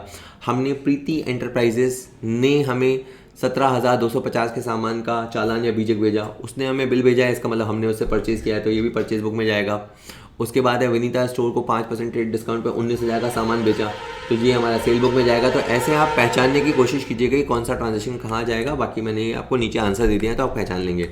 अब कुछ आप MCQ लगाने की कोशिश कीजिएगा, 2-4 MCQ मैं आपको बता देता हूँ ताकि थोड़ी आपकी अप्रोच डेवलप हो जाए। बीजक में अशुद्धि होने के कारण दीपक से 800 की छूट प्राप्त हुई, इस व्यवहार का लेखा किया जाएगा। तो बीजक मतलब होता है बिल, इनवॉइस बोलते हैं, और अशुद्धि मतलब एरर हो गई, और हमें दीपक से छूट प्राप्त हुई, इसका मतलब वो हमें छूट दे रहा है, मतलब वो बड़ा आदमी है। इसका मतलब पहले हमने उससे परचेज़ किया था, उसने बिलिंग गलत कर दी, तो मैं नाराज़ हो गया, तो उसने कहा वाह नाराज़ मत हो, 800 रुपये कम कर देते हैं। तो ये 800 रुपये की जो कमी है ये परचेज रिटर्न बुक में दर्ज की जाएगी, ठीक है। इसके बाद है क्रेडिट नोट, जिस लेखा पुस्तक में लेखा करने का वाउचर होता है वो पुस्तक है, ठीक है। क्रेडिट नोट एक बार फिर समझ लीजिए, हमने जेड को माल बेचा तो एंट्री हो गई जेड टू सेल। अब किसी वजह से जेड नाराज़ है या वो हमें माल वापस कर देता है, तो हम उसकी एंट्री इस तरह की करना चाहते हैं, सेल रिटर्न टू जेड, इस तरह की एंट्री करना चाहते हैं, और हम जेड को क्रेडिट करना चाहते हैं। तो क्रेडिट करने के मकसद से जो नोट तैयार होता है वो होता है क्रेडिट नोट। तो क्रेडिट नोट मतलब किस एंट्री का गेट पास है, तो वो है सेल रिटर्न बुक का गेट पास है। थोड़ा ये अभी भी आपको मुश्किल लग सकता है, बट अब थोड़ी बहुत आपको देखो प्रैक्टिस करनी पड़ेगी। एक परचेज बुक में किसको रिकॉर्ड किया जाता है? परचेज बुक में हम तभी सौदा करेंगे जब हमने माल खरीदा हो और वो भी उधार खरीदा हो। तो 2 शब्द जरूर होने चाहिए, माल उधार खरीदा हो। तो इसमें आपका आंसर B आएगा, ठीक है। C में क्या फ़र्क है सर? C में लिखा है सभी तरह की क्रेडिट क्रय। सभी तरह का मतलब कि अपन ने माल खरीदा, स्टेशनरी खरीदी, संपत्ति खरीदी, ताला चाबी खरीदी, सब इसके अंदर जाएगा? नहीं। अगर आपने माल उधार खरीदा है तो ही वो ट्रांजेक्शन परचेज बुक के लिए क्वालिफाई करेगा। सर इसके आंसर कहाँ है? सारे आंसर्स के नीचे दे रखे हैं। एक उसके बाद है अनादृत होने पर बैंक द्वारा लौटाया गया ग्राहक का चेक किस पुस्तक में दर्ज किया जाता है। इसमें फिर आप फंस जाओगे कि सर अभी आप कह रहे थे ना कि डिसऑनर जो होता है वो जनरल प्रॉपर में जाता है, लेकिन ध्यान से देखो तो मैंने बिल का डिसऑनर बताया था। इस क्वेश्चन में जो पूछा गया है वो है ग्राहक का चेक। जब हमें ग्राहक का चेक मिलता है तो हम एंट्री करते हैं बैंक टू कस्टमर, ठीक है। जब हमें चेक मिलता है तो हम इस उम्मीद के साथ कि खाता हमारे पैसा हमारे खाते में आ जाएगा, एंट्री करते हैं बैंक टू कस्टमर। लेकिन खाते में चेक लगाने के बाद खाते में हमारे पैसा आया ही नहीं, इसका मतलब है चेक नकली है, वो आदमी झूठा है। तो फिर हम रिवर्स एंट्री करते हैं। रिवर्स एंट्री में हम उस आदमी को DR करते हैं और बैंक को CR करते हैं, यानी हम अपनी एंट्री का पापों का प्रायश्चित करते हैं, एंट्री का प्रायश्चित करते हैं और रिवर्स एंट्री पास करते हैं। तो एंट्री में पहले बैंक DR हुआ और अब बैंक CR हुआ, तो ये दोनों ही ट्रांजेक्शन कैश बुक में जाएंगे। तो चेक का मिलना भी कैश बुक में रिकॉर्ड होता है और उसके पश्चात उसका डिसऑनर होना भी कैश बुक में रिकॉर्ड होता है। तो इस तरह से आप ये सौदे कर लेंगे तो आपको बात समझ में आ जाएगी। मैंने इसका डिटेल आपको दे रखा है, ठीक है सर। अगला टॉपिक है अपना लेजर, ठीक है। अब आप ये बात समझिए कि आपने ट्रांजेक्शन को जर्नल में लिख लिया, बड़ा व्यापार था तो आपने उसको सब्सिडरी बुक्स में लिख दिया। लेकिन अगर मान लो कि किसी दिन आपके दुकान पे राकेश नाम का आदमी आता है और बोलता है मेरा हिसाब बताओ कितना पैसा बाकी चल रहा है, तो राकेश का हिसाब अगर आपने खाली जनरल में लिख रखा होगा तो आपने एक सौदा मान लीजिए 5 जनवरी को किया, एक सौदा 8 फरवरी को किया, एक सौदा 18 फरवरी को किया, तो आप राकेश का हिसाब कैसे करोगे? राकेश का हिसाब करने के लिए ज़रूरी है कि आप एक राकेश का खाता बनाओ, तो उसको बोलते हैं लेजर, ठीक है। खाते ऐसे राकेश का खाता, मुकेश का खाता, नेहा का खाता, आप ये खाते बनाएंगे तो कहाँ बनाएंगे? खाता बही में बनाएंगे। और जब आप खाता बही में खाता बनाना चाहते हैं तो जो आप करते हैं उसे खतौनी कहते हैं इंग्लिश में। अगर आप लेजर में जाके अकाउंट बनाना चाहते हैं तो जो आप लिखेंगे उसे पोस्टिंग कहते हैं। तो ये चीज़ है मेन। तो खाता बही आप याद रखिएगा, ये सबसे मेन या प्रिंसिपल बुक होती है कि सर जनरल और सब्सिडरी बुक्स इंपॉर्टेंट है, वो इंपॉर्टेंट है। इनको अपन बोलते हैं बुक्स ऑफ ओरिजिनल एंट्री। लेकिन लेजर जो होती है जिसके अंदर सबके खाते बनाए जाते हैं, ठीक है, उसे अपन बोलते हैं प्रिंसिपल बुक ऑफ एंट्री। वो खातों की प्रधान पुस्तक होती है। उसमें जैसे अगर आपको फर्नीचर के जितने भी सौदे हैं वो सारे आप फर्नीचर खाते में डालोगे, राकेश के जितने भी सौदे हैं वो आप राकेश खाते में डालोगे, व्यापारी के जितने भी सौदे हैं वो कैपिटल खाते में डालोगे। इस तरह से जिस व्यक्ति या वस्तु से संबंधित जो खाते हैं वो सारे आप एक जगह डालोगे। जैसे आपने जनवरी में सैलरी दी, फरवरी में सैलरी दी, मई में सैलरी दी, वो सारे आप एक ही जगह डालोगे यानी सैलरी अकाउंट में, ताकि अकाउंट से ही आपको पता लगता है कि उस अकाउंट में क्या चल रहा है। ठीक है, तो अगर आपको एक सिस्टमेटिक रिकॉर्ड देखना है कि किसी व्यक्ति में पूरे साल के दौरान क्या हुआ, किसी संपत्ति में पूरे साल के दौरान क्या हुआ, किसी खर्चे या इनकम में पूरे साल के दौरान एक आपको सिस्टमेटिक रिकॉर्ड चाहिए, तो वो आपको उसका पर्टिकुलर खाता देखना पड़ेगा। ठीक है, तो ये आप थ्योरी वेरी आप पढ़ लेंगे। और ये भी बात है कि खाते अगर आप बनाते हैं तो ही आप अंतिम खाते बना पाएंगे। आप पूरे साल में जो सौदे होते हैं, जिनसे भी सौदे होते हैं, उन सब के आप खाते बनाते हैं और फिर खातों की समरी बनती है जिसको फाइनल अकाउंट बोलते हैं या अंतिम खाते बनते हैं। तो इसीलिए खाता बही बहुत ही मेन या इम्पॉर्टेंट बुक होती है। ठीक है, लेकिन बिना जनरल या सब्सिडरी बुक्स को बनाए आप खाते नहीं बना सकते।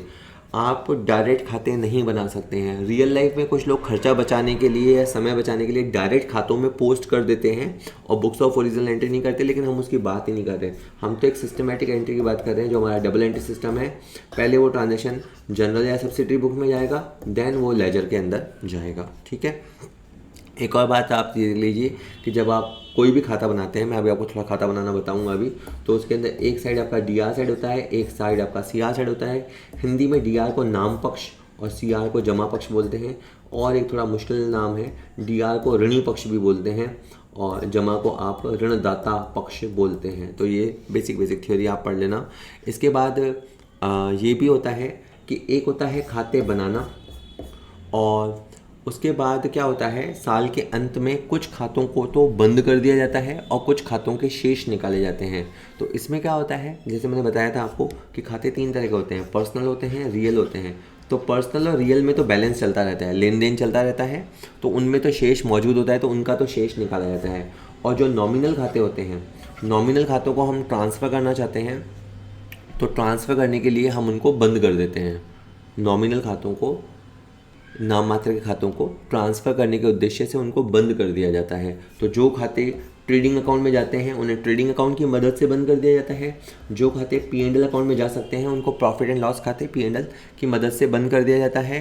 सर हमें कैसे पता लगेगा, तो मैंने जैसे बताया, व्यक्तिगत और वास्तविक खातों को बंद नहीं किया जाता, उनका शेष जो भी चल रहा होता है वो शेष निकाला जाता है, और जो नाम मात्र के खाते होते हैं उनको बंद कर दिया जाता है। ठीक है, ये वर्ष के अंत में होता है।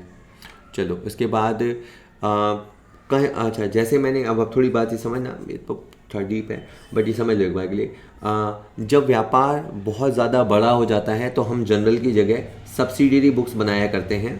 ठीक है, उसी तरह व्यापार में वैसे जनरली एक ही लेजर होती है, एक ही खाता बही होती है, लेकिन अगर व्यापार बहुत बड़ा हो जाता है तो हम खाता बही भी 3 बना लेते हैं। उसमें एक हमारी कस्टमर्स की लेजर होती है जिसको अपन डेटर लेजर बोलते हैं, एक हमारी सप्लायर की लेजर होती है जिसको हम क्रेडिटर लेजर बोलते हैं, और डेटर और क्रेडिटर के अलावा बाकी सारे जो खाते होते हैं उसके लिए हम जनरल लेजर बनाते हैं। तो कई बार हम खाता बही का भी विभाजन कर देते हैं और तब जो बनती है उसको बोलते हैं सामान्य खाता बही, देनदार खाता बही और लेनदार खाता बही, अगर हमारा व्यापार वास्तव में बहुत ज़्यादा फैल जाए तो। ठीक है, अब जैसे आप ये समझो, ये एंट्री आपको समझ में आ रही है, कैश टू कैपिटल। इसमें आप समझो, इसमें आपको जनरल का प्रारूप समझ में आ रहा है कि जनरल का ये प्रारूप होता है। अब मैं 2 मिनट आपके यहाँ पे लूँगा। जैसे एंट्री है cash account DR to capital account, तो इस एंट्री में कितने खाते हैं, इस एंट्री में 2 खाते हैं। तो इस एंट्री की खतौनी करते समय आपको 2 खाते बनाने पड़ेंगे। एक तो आपको कैश खाता बनाना पड़ेगा, वो कैसे बनाएंगे, कैश खाता आप जाएंगे, थोड़ा नीचे बने हुए भी हैं तो ना, वो आपको उस PDF में मिल जाएंगे। कैश खाते में आप जाएंगे, और बाप रे नीचे चला गया वेल तो आप कैश खाते में जाएंगे, ओके, और डी आर साइड पे जाके आपको टू कैपिटल लिखना पड़ेगा, यानी जो नीचे लिखा हुआ होता है उसे आपको कॉपी पेस्ट करना होता है। तो एंट्री कर देंगे कैश के खाते में जाके टू कैपिटल। इसके बाद आप कैपिटल का खाता बनाएंगे, ये दूसरा खाता है इस एंट्री में, और कैपिटल खाता सी आर साइड में आ रहा है तो आप सी आर साइड में जाएंगे, सी आर साइड में बाय लिखेंगे और बाय कैश लिखेंगे। मतलब क्या होता है, डी आर साइड के लिए आपको टू प्रीफिक्स का यूज़ करना होता है और सी आर साइड के लिए लिखने के लिए आपको बाय प्रीफिक्स का यूज़ करना होता है। तो जब ये एंट्री की इसको बोलते हैं लेजर पोस्टिंग पूरी होना, ये जो है इसको अपन बोलते हैं जनरल एंट्री। और जब हमने कैश खाता और कैपिटल खाते में जाके लिख दिया, लिखने को बोलते हैं पोस्टिंग करना या खतौनी करना। तो इस तरह से हमारे खाते बनते हैं, ठीक है। और मान लीजिए कैश खाता हमारा 15 नंबर पन्ने पे है तो एल एफ के अंदर अपन जाके 15 नंबर पन्ना लिख देंगे, और कैपिटल मान लीजिए 18 नंबर पेज पे है तो अपन इस पर जाके 18 नंबर पेज लिख देते हैं। तो जब जनरल के को हम खाता बही में पहुंचा देते हैं तो फिर हम एल एफ रिकॉर्ड किया करते हैं। लेकिन ये आपसे अभी पूछेगा नहीं, वो तो रियल लाइफ में मैं आपको बता रहा हूँ। बस मैं एक आपको और बता दूँ, परचेज टू पेमेंट कंपनी। एक और बात है, अगर आपको रियल अकाउंट समझ में आ गए हैं या नहीं आ गए, इसकी पहचान ये होता है कि आप एंट्री देखते ही सौदा समझ जाओ। तो मैं आपको बताऊं, पहले अभी तो आप एग्जाम के हिसाब से पढ़ाई कर रहे हैं, अगर आपको रियल समझना है ना कि मुझे अकाउंट्स आ गई है या नहीं आ गई है, तो जस्ट सॉ एंट्री, आप एक एंट्री को देखो और समझने की कोशिश करो ये एंट्री किस सौदे की है, बिना नरेशन को देखे। जैसे मैंने कहा परचेज टू पेमेंट कंपनी, मैं आपको बता सकता हूँ इसमें हमने माल खरीदा है और पेमेंट कंपनी से खरीदा है। जैसे इसमें लिखा है राम टू सेल्स, इसका मतलब हमने राम को माल बेचा है। परचेज टू कैश, इसका मतलब हमने नकद माल खरीदा है। खैर, अगर मैं इसकी बात करूं परचेज टू पेमेंट कंपनी, तो इस एंट्री में दो खाते हैं, एक परचेज का खाता है और एक प्रेम का खाता है। तो पहले आपको परचेज का खाता बनाना पड़ेगा, परचेज के खाते में डीआर की तरफ जाना पड़ेगा और डीआर की तरफ जाके आपको पेमेंट कंपनी लिखना पड़ेगा। उसके बाद आपको पेमेंट कंपनी का खाता बनाना पड़ेगा, उसके आपको सीआर में जाना पड़ेगा और सीआर में जाके बाय परचेज लिखना पड़ेगा। इस तरह से खाता में खतौनी होती है। तो ये प्रैक्टिकल लाइफ में ऐसे हुआ करता है। आजकल कंप्यूटर आने के बाद ये बहुत काम आसान हो गया है। तो ये जस्ट है कि मैंने सारे सौदों को कैसे कैसे दिखाया जाएगा ये बताया है। अब आप कुछ ऑब्जेक्टिव टाइप क्वेश्चन लगाइए। खाता बही को सामान्यतः किस नाम से जाना जाता है? तो खाता बही को खातों की प्रधान पुस्तक या प्रिंसिपल बुक के नाम से जाना जाता है। इसमें से कौन सा खाता डीआर और सीआर दोनों शेष को दिखा सकता है? जनरली जो खाते होते हैं या तो वो डीआर टेंडेंसी के होते हैं या सीआर टेंडेंसी के होते हैं, लेकिन कुछ खाते ऐसे होते हैं जो डीआर या सीआर कुछ भी हो सकते हैं या कुछ भी शेष रिफ्लेक्ट कर सकते हैं। तो जैसे उसमें साझेदारों का चालू खाता है, इसका परफेक्ट एग्जाम्पल है। आप जब पार्टनरशिप पढ़ेंगे, मैं पार्टनरशिप पे भी एक मैराथन वीडियो बनाऊंगा, तो आप देखेंगे उसमें एक पार्टनर्स करंट अकाउंट होता है। तो पार्टनर्स करंट अकाउंट में उनका पैसा जमा हो सकता है तो सीआर शेष होता है, कभी कभी वो ओवर विड्रॉ कर लेते हैं तो उनका डीआर शेष होता है। तो पार्टनर्स करंट का शेष सीआर अथवा डीआर कुछ भी हो सकता है। बाकी जो परचेज खाता है उसका शेष हमेशा डीआर होता है। अगर आपने कमीशन अर्जित किया है, इसको अक्रूड कमीशन बोलते हैं, तो इसका खाते का शेष हमेशा डीआर होता है। और ये इसका आंसर हो जाएगा कि साझेदार के चालू खाते का शेष डीआर अथवा सीआर हो सकता है। इसके अलावा जैसे कमीशन अकाउंट है, कमीशन हमें मिल भी सकता है, दे भी सकते हैं, तो कमीशन अकाउंट का शेष डीआर सीआर हो सकता है। डिस्काउंट का शेष डीआर सीआर हो सकता है, इंटरेस्ट का शेष डीआर सीआर हो सकता है, रेंट का शेष डीआर सीआर हो सकता है। तो ये कुछ और खाते भी हैं। उसके बाद है जनरल से खाता बही में तत्संबंधी खाते में डेबिट तथा क्रेडिट की जो प्रोसीजर है उसे क्या कहते हैं? उसे खतौनी कहते हैं। जब हम जनरल से लेजर की तरफ जाते हैं तो वो जो हम प्रोसेस अडॉप्ट करते हैं उसे खतौनी या पोस्टिंग बोलते हैं। खाता बही में लेन देनों का लेखा करते हैं, तो खाता बही में समय के अनुसार लेखा नहीं होता है, खाता बही में समीक्षात्मक क्रम में यानी एनालिटिकल ऑर्डर में एंट्री होती है। तो ये भी एक डिफरेंस है। जनरल में मैंने आज ही इसी वीडियो में बताया था कि जनरल में जैसे जैसे सौदे होते हैं समय क्रम में दर्ज होते हैं, यानी क्रोनोलॉजिकल ऑर्डर में होते हैं। लेकिन लेजर में जो सौदे दर्ज होते हैं वो आपके एनालिटिकल ऑर्डर में दर्ज होते हैं, क्योंकि हम ट्रांजैक्शन को एनालाइज करते हैं। अगर वो परचेज का सौदा है तो वो परचेज खाते में जाएगा, चाहे वो किसी भी तारीख का हुआ होगा। उसके बाद है छूट खाता यानी डिस्काउंट खाता सदैव होगा, केवल डेबिट शेष, शून्य शेष, केवल क्रेडिट शेष, डेबिट या क्रेडिट। तो मैंने डिस्काउंट हमें मिल भी सकता है कस्टमर से। जब हम बात करते हैं डिस्काउंट की तो हम कैश डिस्काउंट की बात कर रहे थे, तो कैश डिस्काउंट हमें मिल भी सकता है, कैश डिस्काउंट हम दे भी सकते हैं। तो उस खाते का शेष डीआर या सीआर कुछ भी हो सकता है। और भी एमसीक्यू हैं, उनको आप लगा लीजिएगा, इनके सबके आंसर यहाँ दे रखे हैं तो आपको समझ में आ जाएगा। इसके बाद हमारा टॉपिक जो आता है वो आता है ट्रायल बैलेंस। ट्रायल बैलेंस क्या होता है? देखिए, आपने जनरल, मैं कभी जनरल बोलूँगा या कभी सब्सिडरी बुक्स, लाइक दोनों बोलूँगा, पर आप समझ जाना जनरल या सब्सिडरी बुक्स एक ही बात है, ठीक है? Just a minute. हाँ, ठीक। तो सबसे पहले जनरल बनती है, जनरल के बाद लेजर बनता है। अब हमको अगर ये चेक करना है कि लेजर हमने मैथमेटिकली ओके बनाई है या नहीं, बहुत सारे पक्ष होते हैं, लेकिन मैं मैथमेटिकल गणितीय पक्ष की बात कर रहा हूँ कि अगर हमें चेक करना है कि हमने लेजर बनाते समय गणितीय रूप से अशुद्धि तो नहीं की है, तो उसके लिए हम ट्रायल बैलेंस बनाया करते हैं। इसको पहले आप समझ लीजिए, एक होता है ट्रायल रूम। अब ट्रायल रूम क्या होता है, जब हम कपड़े लेने जाते हैं तो हम ये देखते हैं कि ये कपड़ा हमें फिट आ रहा है या नहीं है, या हमारे ऊपर फब रहा है या जंच रहा है या नहीं, तो अपन एक ट्रायल रूम में जाते हैं, उसको पहन के देखते हैं। उसी तरह से लेजर हमने बना दिए हैं, ठीक है, और अब हम खाते के बाद अंतिम खाते बनाने ही वाले हैं, लेकिन उससे पहले अपन एक चेक कर लेते हैं कि हमने लेजर में सब कुछ सही तो किया है ना। सब कुछ तो नहीं, पर मैं मैथमेटिकली बात करूँ, मैथमेटिकली तो हमने सही किया है ना। तो ये जांच करने के लिए जो बनता है उसे बोलते हैं ट्रायल बैलेंस। मैं आपको बता दूं, trial balance double entry system का अनिवार्य अंग नहीं है। It is not the compulsory component of the double entry system, लेकिन ये बहुत ही यूज़फुल है। ट्रायल बैलेंस बनाना बहुत ही यूज़फुल रहता है, इसीलिए मैंने कहा खाते और अंतिम खातों के बीच में हम ट्रायल बैलेंस अक्सर बना लिया करते हैं। लेकिन कभी वो आपसे पूछ ले कि क्या ये दोहरा लेखा प्रणाली का अंग है, is it the compulsory part of double entry system, तो इट इज़ नॉट। अच्छा, अब ट्रायल बैलेंस क्या होता है, ये एक स्टेटमेंट होता है, ये खाता भी नहीं होता है। ऑल्दो ट्रायल बैलेंस में भी जब बनाएगा तो उसका परफॉर्मेंस में DRCR लिखा जाता है, but basically trial balance is a reporting और इट इज़ एन स्टेटमेंट। ये एक स्टेटमेंट है, और ये क्या चेक करता है, ये आपकी खाता बही यानी लेजर की गणितीय अशुद्धि को चेक करता है, या आपके उसको मैथमेटिकल एक्यूरेसी को चेक करता है। और होता क्या है कि देखो, जनरल एंट्री करते समय भी हमने DRCR किया, लेजर के अंदर भी हमने DRCR किया, तो अगर हमने प्रॉपर काम किया है तो आपका ट्रायल बैलेंस का भी DRCR इक्वल होगा। वापस दोहराऊँ, जल्दी बताऊँ, जनरल में भी आपने DRCR किया, एंट्री तभी कंप्लीट होती है जब आपने पहली लाइन में DR2, नीचे वाली लाइन में किसी को CR किया। लेजर में भी बनाते समय आपने एंट्री का DR पक्ष और CR पक्ष दोनों में पोस्ट किया। अगर आपने सारा काम क्लैरिकली लिपिकीय तौर पे बिल्कुल सही सही किया तो फिर आपका ट्रायल बैलेंस मैच हो जाएगा, फिर आप आगे बढ़ सकते हैं, गो अहेड। लेकिन अगर आपसे दिन भर में आप काम करते हैं, थक जाते हैं, अकाउंटेंट होता है, एक जगह लिखा दूसरी जगह नहीं लिखा, तो इससे फिर मिसमैच की स्थिति होती है। तो ट्रायल बैलेंस उस मिसमैच को बता देता है। तो अगर आपका ट्रायल बैलेंस का DR साइड और CR साइड बराबर नहीं हो रहा है, तो आप समझ सकते हैं कि आपसे कुछ ना कुछ एरर हो गया है, ठीक है। रियल लाइफ में तो क्या होता है, पहले जनरल हो जाएगा, फिर लेजर हो जाएगा, और फिर लेजर का एक एक खाते का समरी, लेजर का जो भी नाम है और उसकी भी जो भी समरी है वो ट्रायल बैलेंस में लिख दी जाती है, और फिर नीचे जाके देख लिया जाता है कि इक्वल है या इक्वल नहीं है। एक और बात यही बता दूं, अगर दोनों में मिसमैच है तो टेम्परेरी एक सस्पेंस अकाउंट होता है, वो सस्पेंस अकाउंट को अपन यूज़ करके टेम्परेरी उसको मैच करा लेते हैं। अब कुछ बातें आपको ट्रायल बैलेंस बनाते समय बेसिकली पता होनी चाहिए कि अगर आप असेट का शेष लिख रहे हो तो असेट्स का शेष DR नेचर का होता है। अगर आप लाइब्रेरीज लिख रहे हो तो लाइब्रेरीज का नेचर CR शेष का होता है।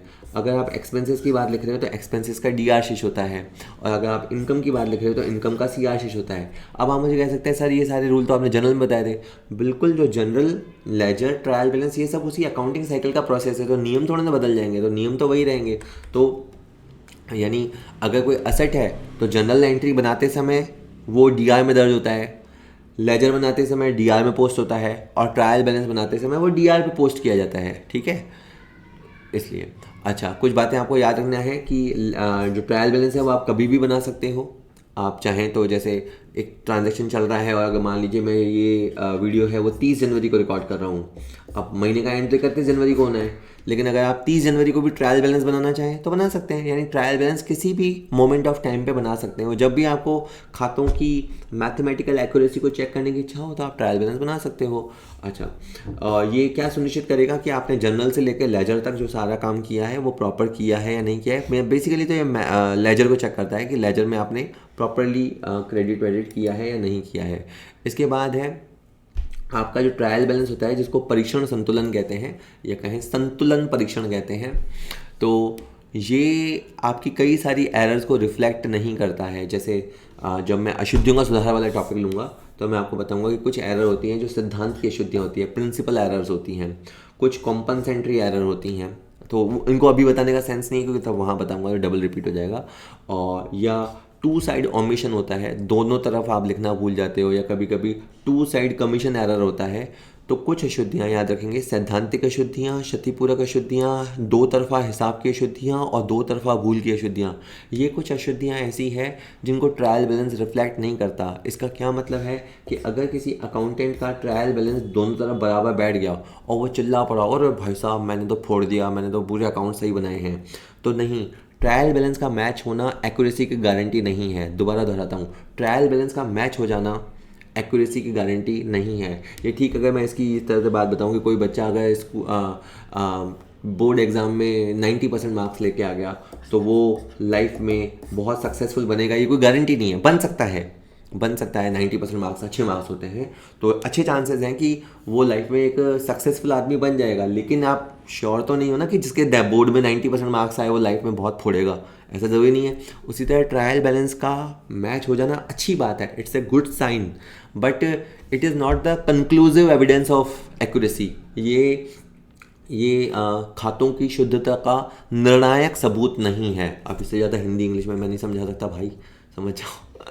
इसके बाद है कि जब आप ट्रायल बैलेंस बनाते हैं तो आपको याद रखना है जो क्लोजिंग स्टॉक होता है वो ट्रायल बैलेंस में आपको नहीं दिखाई देता है। कि सर अब ये क्या है, कैसे याद करेंगे? देखो, क्लोजिंग स्टॉक क्या होता है? बचा हुआ माल। अब बचा हुआ माल ट्रायल बैलेंस में क्यों नहीं दिखता, मैं उसका आपको टेक्निकल रीज़न बताता हूँ। सपोज करो आपने माल परचेज़ किया तो आपने उसकी एंट्री करी, ठीक है, और आपने सेल किया तो उसकी एंट्री करी, लेकिन बचे हुए माल की, जो माल बच गया, जैसे आपने 100 बोरी खरीदी और थी और आपने उसमें से 90 बैग बेच दिए, 10 बैग बच गए, तो जो 10 बैग बच गए आपने उसकी कोई एंट्री करी नहीं। अगर एंट्री करी नहीं तो लेजर पोस्टिंग हुई नहीं, अगर लेजर पोस्टिंग हुई नहीं तो वो ट्रायल बैलेंस के अंदर रिफ्लेक्ट भी नहीं होगा। इसलिए बहुत आसान होता है कि जो क्लोजिंग स्टॉक होता है वो ट्रायल बैलेंस के अंदर दिखाई नहीं देता है, और एक्सेप्शनली दिखाई दे सकता है अगर आपने उन बची हुई 10 एंट्रीज, बची हुई 10 बैग की भी जनरल एंट्री कर दी है, उसकी लेजर पोस्टिंग कर दी है, तो वो ट्रायल बैलेंस में दिखाई देगा। पर इन जनरल क्लोजिंग स्टॉक जो होता है वो ट्रायल बैलेंस में आपको नहीं दिखाई देता है, ठीक है।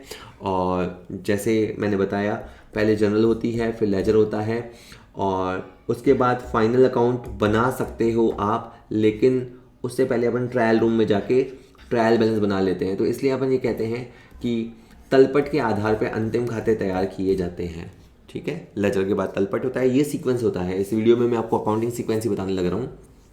तो ट्रायल बैलेंस के बाद फाइनल अकाउंट बनाया करते हैं, ठीक है। ये ट्रायल बैलेंस का आपका प्रारूप होता है, ये है ना, फॉर्मेट होता है। और वैसे रियल लाइफ में क्या होता है, जैसे रियल लाइफ में अगर मैं आपको समझाऊँ, ये कैश अकाउंट है, यानी ये लेजर है। अब कैश अकाउंट में ये 6,000 रुपये का है, और 6,000 रुपये के DR का योग है, इसको DR का योग बोलते हैं, ये DR का योग है, और ये जो है आपके CR का योग है। तो अब 3,000 रुपये जो आ रहा है वो आ रहा है शेष, तो इस खाते में 3,000 रुपये शेष है। और ये भी मज़ेदार बताऊँ, मैं अगर किसी से पूछूँ ना बच्चे को कि ये कौन सा शेष है, तो कुछ बच्चे बोलेंगे CR शेष है। नो, इट्स DR शेष। अरे सर पागल हो क्या, कैसी बातें कर रहे हो, ये तो CR में लिखा हुआ है। नो, DR का योग ज़्यादा है ना, जिधर का योग ज़्यादा होता है उधर का शेष कहलाता है, लिखा उधर जाता है।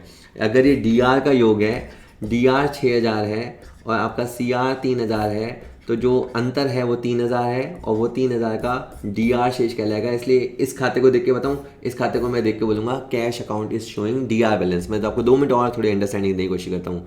ये कैपिटल खाता है, ठीक है। कैपिटल खाते में CR की तरफ राशि लिखी हुई है, DR की तरफ राशि नहीं है, ठीक है। तो अपन इधर लिखेंगे टू बैलेंस CD मतलब कैरिड डाउन। तो ये जो 5,000 है इसे अपन CR शेष कहेंगे, क्योंकि CR का योग ज़्यादा है ना, तो इसे अपन CR शेष कहेंगे। अब ये जैसे परचेज अकाउंट है, इधर इसके DR में 4400 है और CR में कुछ नहीं है, तो ये जो 4400 रुपये है इसे अपन कहेंगे DR शेष, ठीक है। अगर मैं बैलेंस CD लिख रहा हूँ तो इसका मतलब है कि मैं खाते का शेष निकाल रहा हूँ, और वैसे बाद में वहाँ पढ़ेंगे कि परचेज अकाउंट को ट्रेडिंग अकाउंट में ट्रांसफ़र कर दिया जाता है, लेकिन अब ये कंफ्यूज करेगा आपको, इसलिए मैं ज़्यादा परेशान नहीं करता। बस ये कुल मिला के आपको समझाना चाह रहा हूँ कि ये बहुत सारे खाते बने हुए हैं। ये परचेज खाता है, प्रेम का खाता है, राम का खाता है, सेल का खाता है। ये सारे खातों का जो समरी है, समरी मतलब एंड रिजल्ट है, वो एंड रिजल्ट ट्रायल बैलेंस में जाता है। अगर आप क्रिकेट देखते हो तो मैं आपको बताऊं क्या होता है। जब मैच चल रहा होता है, विराट कोहली खेल रहा होता है, कोई भी प्लेयर खेल रहा होता है, तो उसका हर बॉल का आता है, इस बॉल पे उसने 1 रन बनाया, 2 रन बनाया, लेकिन आखिर में एक स्कोर बोर्ड आता है, उसमें आप देखते होंगे क्या लिखा होता है, विराट कोहली 56 रन, ब्रैकेट में लिखा होता है 72 बॉल। तो आखिर में क्या आती है, समरी आती है। तो ट्रायल बैलेंस क्या होता है, एक समरी होता है, ट्रायल बैलेंस जो जो प्लेयर्स ने किया उन प्लेयर्स के खाते होते हैं, उस खाते के बेस पे एक समरी बोर्ड या एक स्कोर बोर्ड तैयार किया जाता है। ठीक है, मान लो अगर 300 बॉल का मैच है, 50 ओवर का मैच है, तो आपको आखिर में तो समरी चाहिए होती है ना। और उसके बाद अगर आपने सही तरह से रिकॉर्ड किया तो आपका ट्रायल बैलेंस मैच हो जाता है। अगेन इसमें ये बात और है, नॉन कॉमर्स वाले के लिए मुश्किल है। कॉमर्स वाला तो मेरी बात पूरी बहुत अच्छे से समझ रहा है, उसको तो ये लग रहा होगा कि सर आप टाइम क्यों ख़राब कर रहे हो, ये हमें पता है। बट नॉन कॉमर्स वाले के लिए सब कुछ ही जादू सा लग रहा होगा कि हो क्या रहा है। वेल, ट्रायल बैलेंस भी आप 3 तरीके से बना सकते हो। एक तरीका होता है जिसमें केवल टोटल को कैप्चर किया जाता है, टोटल को कैप्चर किया जाता है। ठीक है, जैसे मान लीजिए 8,000 रुपये की डीआर की तरफ की आइटमों का योग है और 3,000 रुपये सीआर की तरफ का योग है, तो दोनों टोटल्स को कैप्चर कर दिया जाता है, उसको बोलते हैं टोटल मेथड। और एक मेथड ऐसा होता है जो डीआर और सीआर का अंतर के आधार पर चलता है, उसको शेष विधि बोलते हैं, बैलेंस मेथड बोलते हैं। उसमें केवल जो अंतर है उसको कैप्चर किया जाता है। और एक मेथड इन दोनों का कंबाइंड मेथड है, उसमें क्या करते हैं अपन टोटल्स को भी कैप्चर कर लेते हैं और जो बैलेंस चल रहा है उसको भी कैप्चर कर लेते हैं, तो फिर वो इस तरह का बनता है। वो उसमें टोटल मेथड और बैलेंस मेथड होता है। जैसे कोई खाता है, उसमें जैसे इस तरफ 1700 है, इस तरफ 1000 है, तो ये टोटल मेथड है। और 1700 में से 1000 गया तो 700 बचा, तो ये आपका बैलेंस मेथड होता है। और अगर कोई कहे कि भाई ट्रायल बैलेंस का कौन सा मेथड ज़्यादा यूज़फुल है, तो जो शेष विधि होती है उससे आपको अंतिम खाते बनाने में आसानी होती है। तो जो शेष विधि होती है, बैलेंस मेथड होता है, वो ज़्यादा ईजी, ज़्यादा यूज़फुल माना जाता है। ठीक है, चलिए तो ये हो गया है। ठीक है, तो इस तरह से रहेगा। इसके बाद जल्दी अपन ट्रायल बैलेंस के क्वेश्चन देखेंगे और इसके बाद अपन फाइनल अकाउंट पे आ जाएंगे। तो अब अपन ट्रायल बैलेंस के कुछ एमसीक्यू देखते हैं। क्वेश्चन कहता है तलपट बनाकर किसकी जांच की जाती है। यानी जब हम ट्रायल बैलेंस बनाते हैं तो किसकी जांच करते हैं, व्यापार की तरलता की, व्यापार के वित्तीय परिणाम की, व्यापार के क्रय और विक्रय की, या खाता बही की गणितीय शुद्धता की। तो मैंने आपको बताया कि ट्रायल बैलेंस से अपन लेजर का मैथमेटिकल एक्यूरेसी चेक करते हैं, तो इसका आंसर डी रहने वाला है। ठीक है सर, कि इससे हम खाता बही की गणितीय शुद्धता की जांच करते हैं। अगला क्वेश्चन कहता है कि which of the following in trial balance is contradictory to each other. इनमें से कौन सी आइटम है जो कॉन्ट्राडिक्टरी है। जैसे पहली आइटम दे रखी है इन्होंने ओपनिंग स्टॉक और ड्राइंग। अब ये ट्रायल बैलेंस के रेफरेंस से पूछा गया है, तो आपको पता है कि जो ओपनिंग स्टॉक होता है वो भी डीआर होता है और जो ड्राइंग होता है वो भी डीआर होता है, तो इसमें कोई कॉन्ट्राडिक्शन नहीं है। दूसरा आइटम देख रखा है सेल और परचेज रिटर्न, तो सेल्स जो होता है वो भी सीआर होता है और परचेज रिटर्न होता है वो भी सीआर होता है, तो इनमें भी कोई कॉन्ट्राडिक्शन नहीं है। इसके बाद है कैरेज इनवर्ड। जब माल आता है तो जो हम भाड़ा देते हैं उसे कैरेज इनवर्ड कहते हैं, और जब माल जाता है तो जो हम भाड़ा देते हैं वो कैरेज आउटवर्ड होता है। तो अधिकतर बच्चे जिनकी पढ़ाई नहीं की हुई उनको लगेगा सी ऑप्शन है कि कैरेज इनवर्ड और कैरेज आउटवर्ड का अपोजिट नेचर है। अपोजिट नेचर होते हुए भी ट्रायल बैलेंस के पॉइंट ऑफ व्यू से इन दोनों का डीआर नेचर होता है, तो देयर इज नो कॉन्ट्राडिक्शन। लेकिन लास्ट आइटम है ट्रेड रिसीवेबल एंड लायबिलिटी। तो ट्रेड रिसीवेबल जब डेटर को और बीआर को मिला दिया जाता है तो उसे बोलते हैं ट्रेड रिसीवेबल, और इसका डीआर नेचर होता है और लायबिलिटी का सीआर नेचर होता है। तो यहाँ पे आके विरोधाभास है, दोनों आइटमों में विरोधाभास है। तीसरा क्वेश्चन कहता है the trial balance of Messrs Rishi and company shows the closing stock of 30,000, it will be recorded in final accounts. Well, final account वाला टॉपिक अभी इसके बाद आने वाला है, पर मैं आपको बता दूं कि अगर हमारे ट्रायल बैलेंस में क्लोजिंग स्टॉक दिखाई दे रहा है, जनरली नहीं होता है, लेकिन अगर ये क्लोजिंग स्टॉक हमारे ट्रायल बैलेंस में दिखाई दे रहा है तो वो फिर बैलेंस शीट के अंदर दिखाई देगा। ट्रेडिंग P&L बैलेंस शीट क्या होते हैं ये थोड़ी ही देर में हम सीखने वाले हैं, तो तब तक के लिए बने रहिएगा। अभी के लिए मैंने आंसर दे दिया है कि अगर क्लोजिंग स्टॉक ट्रायल बैलेंस के अंदर है तो वो केवल बैलेंस शीट में दिखाई देगा। अब केवल बैलेंस शीट में दिखाई देगा, इसका से क्या सेंस होता है, कभी कभी क्लोजिंग स्टॉक ट्रेडिंग अकाउंट और बैलेंस शीट दोनों में दिखाया जाता है, लेकिन अगेन ये थोड़ी देर के बाद ही आएगा। Trial balance under balance method is known as gross trial balance के, net trial balance, simple trial balance की, एप्रोप्रिएटेड ट्रायल बैलेंस। तो अगर ट्रायल बैलेंस आप बैलेंस मेथड से बनाते हो, जैसे मैंने बताया कि एक मेथड होता है टोटल मेथड, एक होता है बैलेंस मेथड, एक होता है टोटल कम बैलेंस मेथड। हिंदी में कहें तो एक होती है योग विधि, एक होती है शेष विधि। तो शेष विधि से या बैलेंस मेथड से जो ट्रायल बैलेंस बनता है वो नेट बनता है। ठीक है, मतलब मैंने क्या बताया, ट्रायल बैलेंस बनाने का एक तरीका ये है कि आप डेबिट की टोटल को भी लिख लो और क्रेडिट की टोटल को भी लिख लो। जैसे 6000 डीआर में है और 2000 सीआर में है तो आप दोनों को लिख लो। तो एक तरीका तो ये है। दूसरा तरीका है 6 में से 2 हटा के 4000 लिखो, तो आपने नेट फिगर लिखा, उसी को बैलेंस मेथड बोलते हैं। और जो ट्रायल बैलेंस बनेगा उसे नेट ट्रायल बैलेंस कहेंगे। उसके बाद है प्रिपरेशन ऑफ ट्रायल बैलेंस। मैंने कहा है ट्रायल बैलेंस बनाना कंपलसरी नहीं है, आप खाते बनाने के बाद सीधे ही अंतिम खाते बना सकते हो। आप मतलब जैसे ये होता है ना कि अगर आप ड्रेस परचेस करते हो तो सीधे ही फिर घर जाके पहन सकते हो, लेकिन आप चाहो तो उसको ट्रायल रूम में जाके चेक कर सकते हो। तो खाते बनाने के बाद आप चाहो तो ट्रायल बैलेंस बना सकते हो। तो जहाँ चाहो बात आ जाती है वो हो जाता है वैकल्पिक यानी ऑप्शनल, कि ट्रायल बैलेंस बनाना ऑप्शनल है, वैकल्पिक है, ऐच्छिक है। एक सूची जिसमें खातों के शेष दिखाए जाते हैं, यह जानने के लिए कि डीआर के शेषों का योग क्रेडिट के शेषों के योग के बराबर है तो इसे कहते हैं।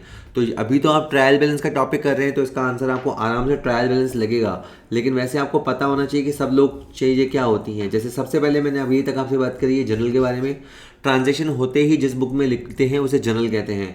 जनरल के बाद उसे सिस्टमैटिक तरीके से अपने खाते में पहुंचाया जाता है और उसे अपन लेजर कहते हैं। सारे लेजर बनाने के बाद उनकी समरी निकाली जाती है।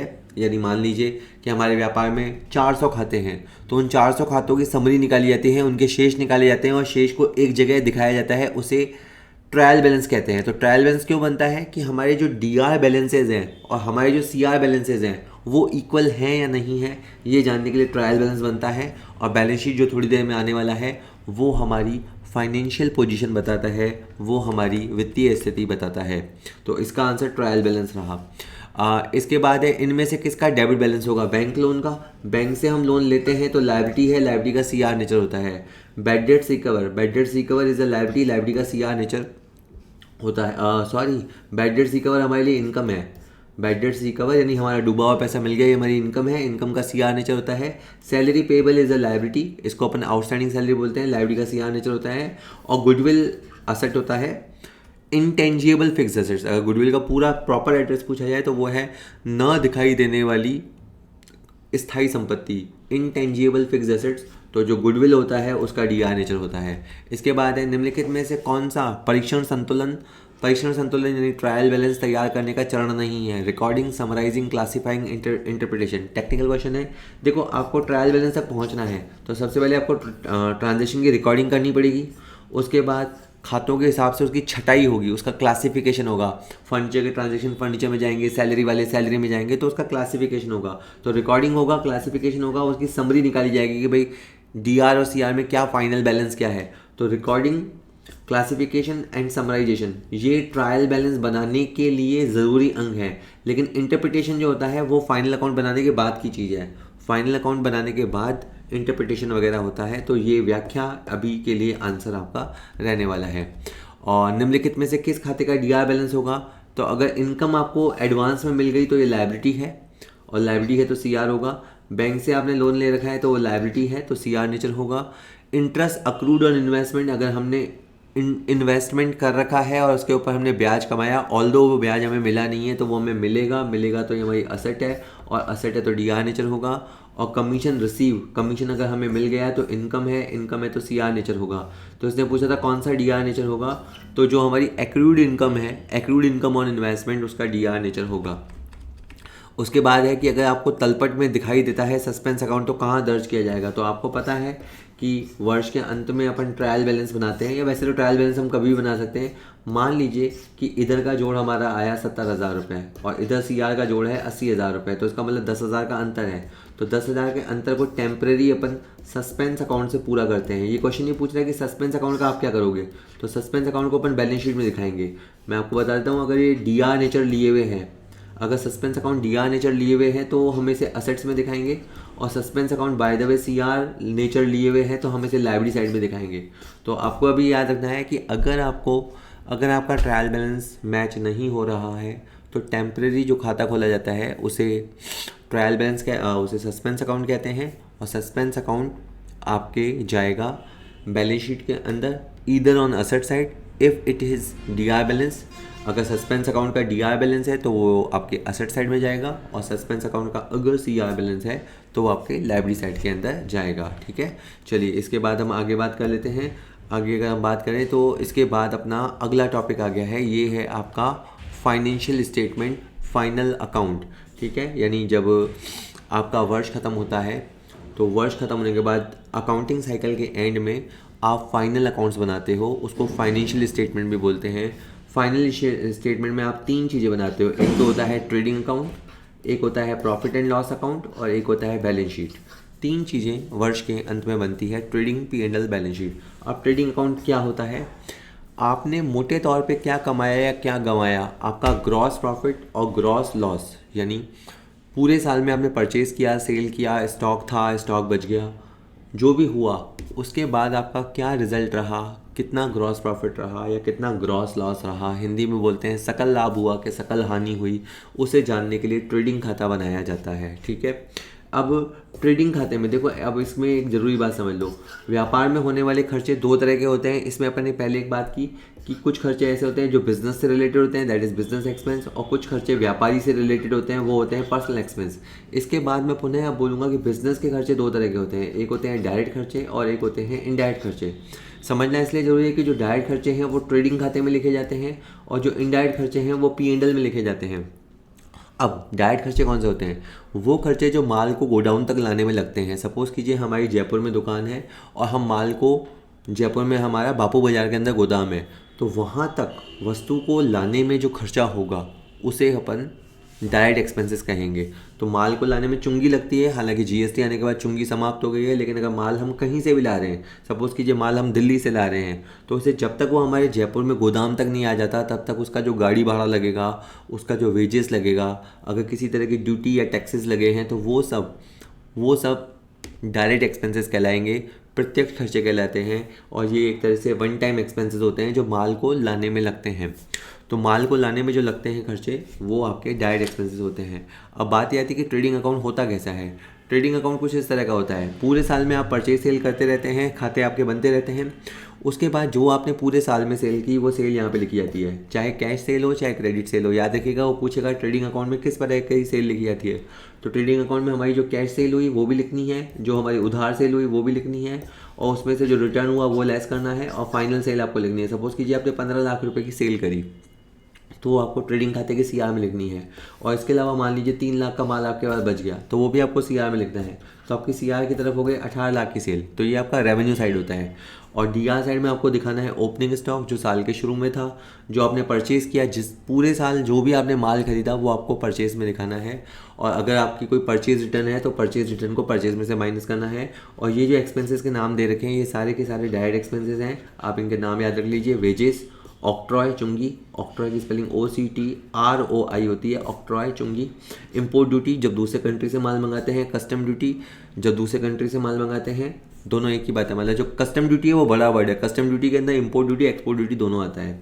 डॉक चार्जेस, जो अपन माल अगर शिप से आता है तो जो डॉक के ऊपर माल जब तक पड़ा रहता है, खड़ा रहता है, जहाज माल उसके अंदर पड़ा रहता है तो चार्जेस लगते हैं, तो उसको डॉक चार्जेस बोलते हैं।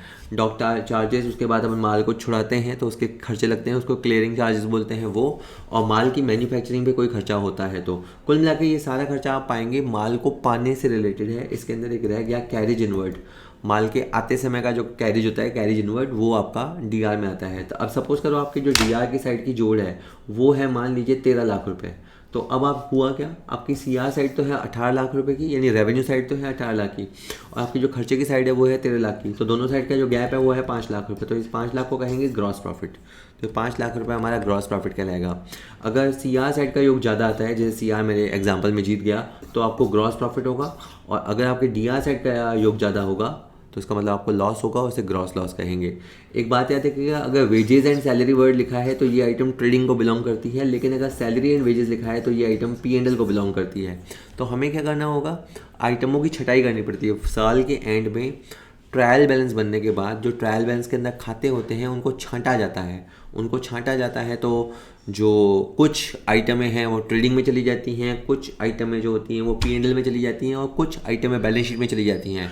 तो कौन सी आइटमें कहाँ जाएंगी वो मैं आपको बताने की कोशिश कर रहा हूँ। इसके बाद एक वर्ड है ऑफिस हीटिंग एंड लाइटिंग। तो किसी भी खर्चे के आगे अगर ऑफिस वर्ड आ जाए तो वो P&L में जाता है, और किसी भी खर्चे के आगे अगर फैक्ट्री वर्ड आ जाए तो वो ट्रेडिंग में जाता है। तो अगर मैं कभी पूछूं फिर फैक्ट्री हीटिंग लाइटिंग, तो फैक्ट्री हीटिंग लाइटिंग आपका ट्रेडिंग में जाएगा, because it prefixed with factory.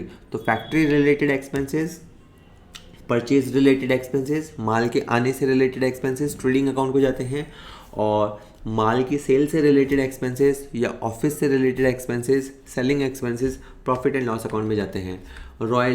Royalty अगर माल को परचेज करने पे लगी है या माल के प्रोडक्शन पे लगी है तो ये ट्रेडिंग खाते में जाएगी। रॉयल्टी क्या होती है?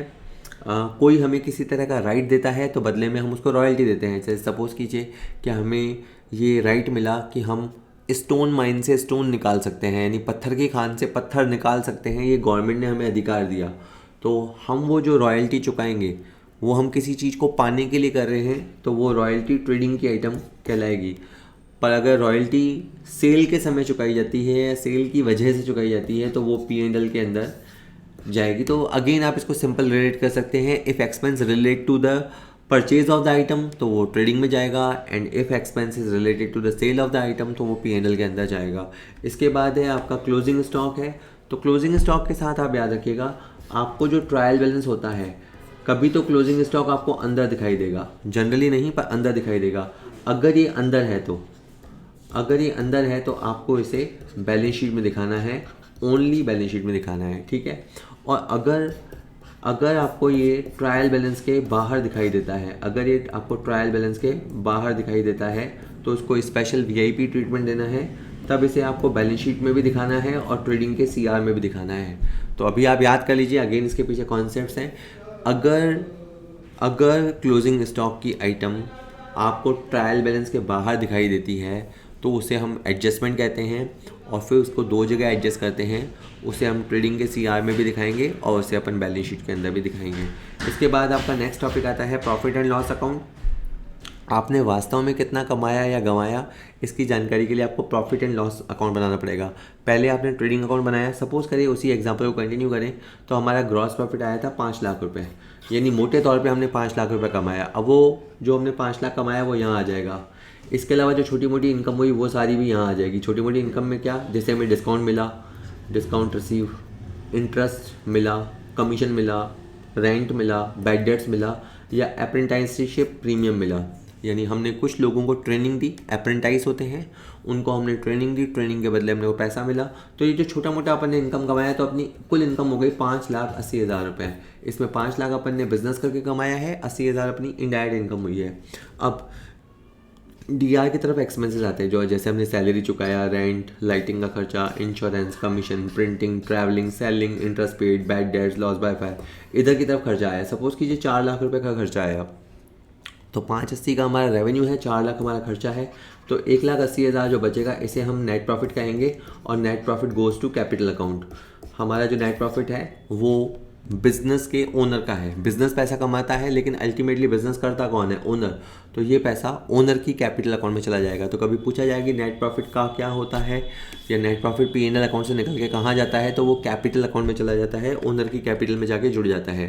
तो ट्रेडिंग अकाउंट से जो रिजल्ट आता है वो P&L में जाता है, और P&L से जो रिजल्ट आता है वो कैपिटल अकाउंट में जाता है। कैपिटल अकाउंट में प्लस होगा अगर नेट प्रॉफिट है तो, और नेट लॉस है तो ये माइनस होगा, ठीक है। और कैपिटल अकाउंट कहाँ देखने को मिलता है? वो बैलेंस शीट में मिलता है, बैलेंस शीट की लाइबिलिटी साइड में मिलता है, और प्लस माइनस मैंने बता दिया। अब तीसरी और ज़रूरी चीज़ जो बनाई जाती है वो होती है बैलेंस शीट। वर्ष के अंत में, या वर्ष से सही ज़्यादा वर्ड है लेखा वर्ष, है ना। हमारा जो अकाउंटिंग ईयर है, हमारा अकाउंटिंग ईयर 1 जनवरी से शुरू करके 31 दिसंबर तक चल सकता है। This can be the accounting year. हमारा अकाउंटिंग ईयर 1 अप्रैल से चल के 31 मार्च तक चल सकता है, that can be accounting year. और हमारा अकाउंटिंग ईयर 1 जुलाई से चल के 30 जून तक भी चल सकता है। तो जिस भी लेखा वर्ष कुछ भी हो सकता है, लेखा वर्ष के अंत में हम एक बनाते हैं चीज़, उसको हम बैलेंस शीट बोलते हैं। बैलेंस शीट से हमारी रियल फाइनेंशियल पोजीशन पता लगती है, ठीक है। बैलेंस शीट में जो सीधा हाथ होता है, बैलेंस शीट के नीचे एज एट लिखा जाता है, ट्रेडिंग के नीचे लिखा जाता है for the year ending, P&L के नीचे लिखा जाता है for the year ending, balance sheet के नीचे लिखा जाता है एज एट। जैसे कि मैं ये लिखूँ बैलेंस शीट एज एट 31 जनवरी 2024, जिस दिन मैं ये मान लीजिए वीडियो शूट कर रहा हूँ, तो बैलेंस शीट एज एट 31 जनवरी 2024, तो ये हमें बताएगा कि 31 जनवरी को हमारी क्या पोजीशन थी। क्या पोजीशन से मतलब है कि हमारे पास कितना कैश था, हमारे पास इन द सेंस हमारे घर पे नहीं, हमारी दुकान पे कितना कैश था, हमारे बैंक अकाउंट में कितने पैसे पड़े थे, हमारे हाथ में कितने बीआर पड़े हैं, हमारे बाज़ार में कितनी उधारी है, कितने डेटर हैं, कितने रुपए का क्लोजिंग स्टॉक या इन्वेंट्री या अनसोल्ड स्टॉक हमारे पास पड़ा है, कितने रुपए हमने एडवांस दे रखे हैं प्रीपेड एक्सपेंसेस, कितना अमाउंट हमने इन्वेस्ट कर रखा है, हमारी बिल्डिंग की वैल्यू क्या है, मशीन की वैल्यू क्या है, फर्नीचर की वैल्यू क्या है, गुडविल की वैल्यू क्या है। सपोज कीजिए this all comes to 60 lakh, तो हमारे पास 60 लाख रुपए के असेट्स हैं। रियल लाइफ में क्या होता है, आदमी चूक ये कर लेता है कि वो सामने वाले के असेट्स को देख लेता है और उसको देख सोच के लगता है कि ये बंदा अमीर है। कोई भी आदमी अमीर है या गरीब है उसका पता लगता है जब आप उसके असेट्स और लाइबिलिटीज़ दोनों देख लेते हो। अब लाइबिलिटीज़ क्या होता है, जैसे हमें बैंक को पैसा देना है तो बैंक ओवरड्राफ्ट, हमें बिल का पैसा चुकाना है, हमने राइटिंग में किसी को प्रॉमिस कर रखा है, बिल एक्सेप्ट कर रखे हैं तो हमें बिल का पैसा देना है, बिल पेबल, हमने माल उधार ले रखा है क्रेडिटर, हमारे ऊपर खर्चे बाकी हैं वो बाकी है, और लोन फ्रॉम बैंक वो बाकी है। सपोज़ करो ये सारा मिला के हमारे ऊपर 20 लाख का लाइबिलिटी है, तो इसका क्या मतलब है कि हमारे बिजनेस के पास 60 लाख रुपए के एसेट्स हैं, इसमें से 20 लाख रुपए हमें बाहर के लोगों को देने हैं। इसका मतलब है 40 लाख रुपए बिजनेस के ओनर ने लगा रखे हैं। आज की तारीख में 40 लाख रुपए की कैपिटल है, और जब आप असेट्स में से लाइबिलिटीज लेस करते हो तो इस अंतर को कैपिटल बोलते हैं, और असेट्स में से लाइबिलिटीज को लेस करते हैं तो इसे नेट एसेट्स भी बोलते हैं। किसी भी आदमी की अगर आपको हैसियत या कहें औकात देखनी हो या वर्थ देखनी हो तो आपको उसकी नेट एसेट्स देखनी चाहिए, यानी उसकी असेट्स जिसको ग्रॉस एसेट्स भी बोलते हैं, उसके ग्रॉस एसेट्स देख के उसमें से उसकी जो लाइबिलिटी है, इसको एक्सटर्नल लाइबिलिटी भी बोलते हैं। ये जो सारा पैसा है ये बाहर का पैसा है, ये बाहर का पैसा है, इसको चुकाने के बाद जो बचेगा वही ओनर को मिलेगा, वही उसकी नेट एसेट्स होती है। तो ये आपको समझना है कि पहले ट्रेडिंग बनता है, फिर पीएनएल बनता है और फिर बैलेंस शीट होता है। बैलेंस शीट हमेशा बराबर हो जाता है, मिस मैच नहीं होता व्यापार के एसेट्स, और ये अकाउंटिंग इक्वेशन की वजह से कह लो, या एक आपका डुअल एस्पेक्ट करके कॉन्सेप्ट होता है, मैं कॉन्सेप्ट वाले वीडियो में बताऊंगा। तो डुअल एस्पेक्ट कॉन्सेप्ट होता है, उस वजह से बैलेंस शीट आपका हमेशा मैच होता है। अगर किसी बंदे ने ड्राइंग की है किसी बंदे ने, तो क्या ओनर ने अगर ड्राइंग की है तो वो उसके कैपिटल में से माइनस होगा, और जो भी नेट प्रॉफिट उसने कमाया है पूरे साल में वो उसकी कैपिटल में प्लस होगा, और जो भी नेट लॉस हुआ है वो उसकी कैपिटल में से माइनस होगा। ठीक है। और वैसे ये जो हम बना रहे हैं, फाइनल अकाउंट बना रहे हैं, उस फाइनल अकाउंट को बनाने के लिए क्लोजिंग एंट्रीज़ की ज़रूरत पड़ती है, वो मैंने अभी आपको बताई नहीं। पर फाइनल अकाउंट बनाने के लिए अकाउंट्स को क्लोज़ किया जाता है, और अकाउंट्स को क्लोज़ करने के लिए जो एंट्री होती है उसे क्लोजिंग एंट्री कहते हैं।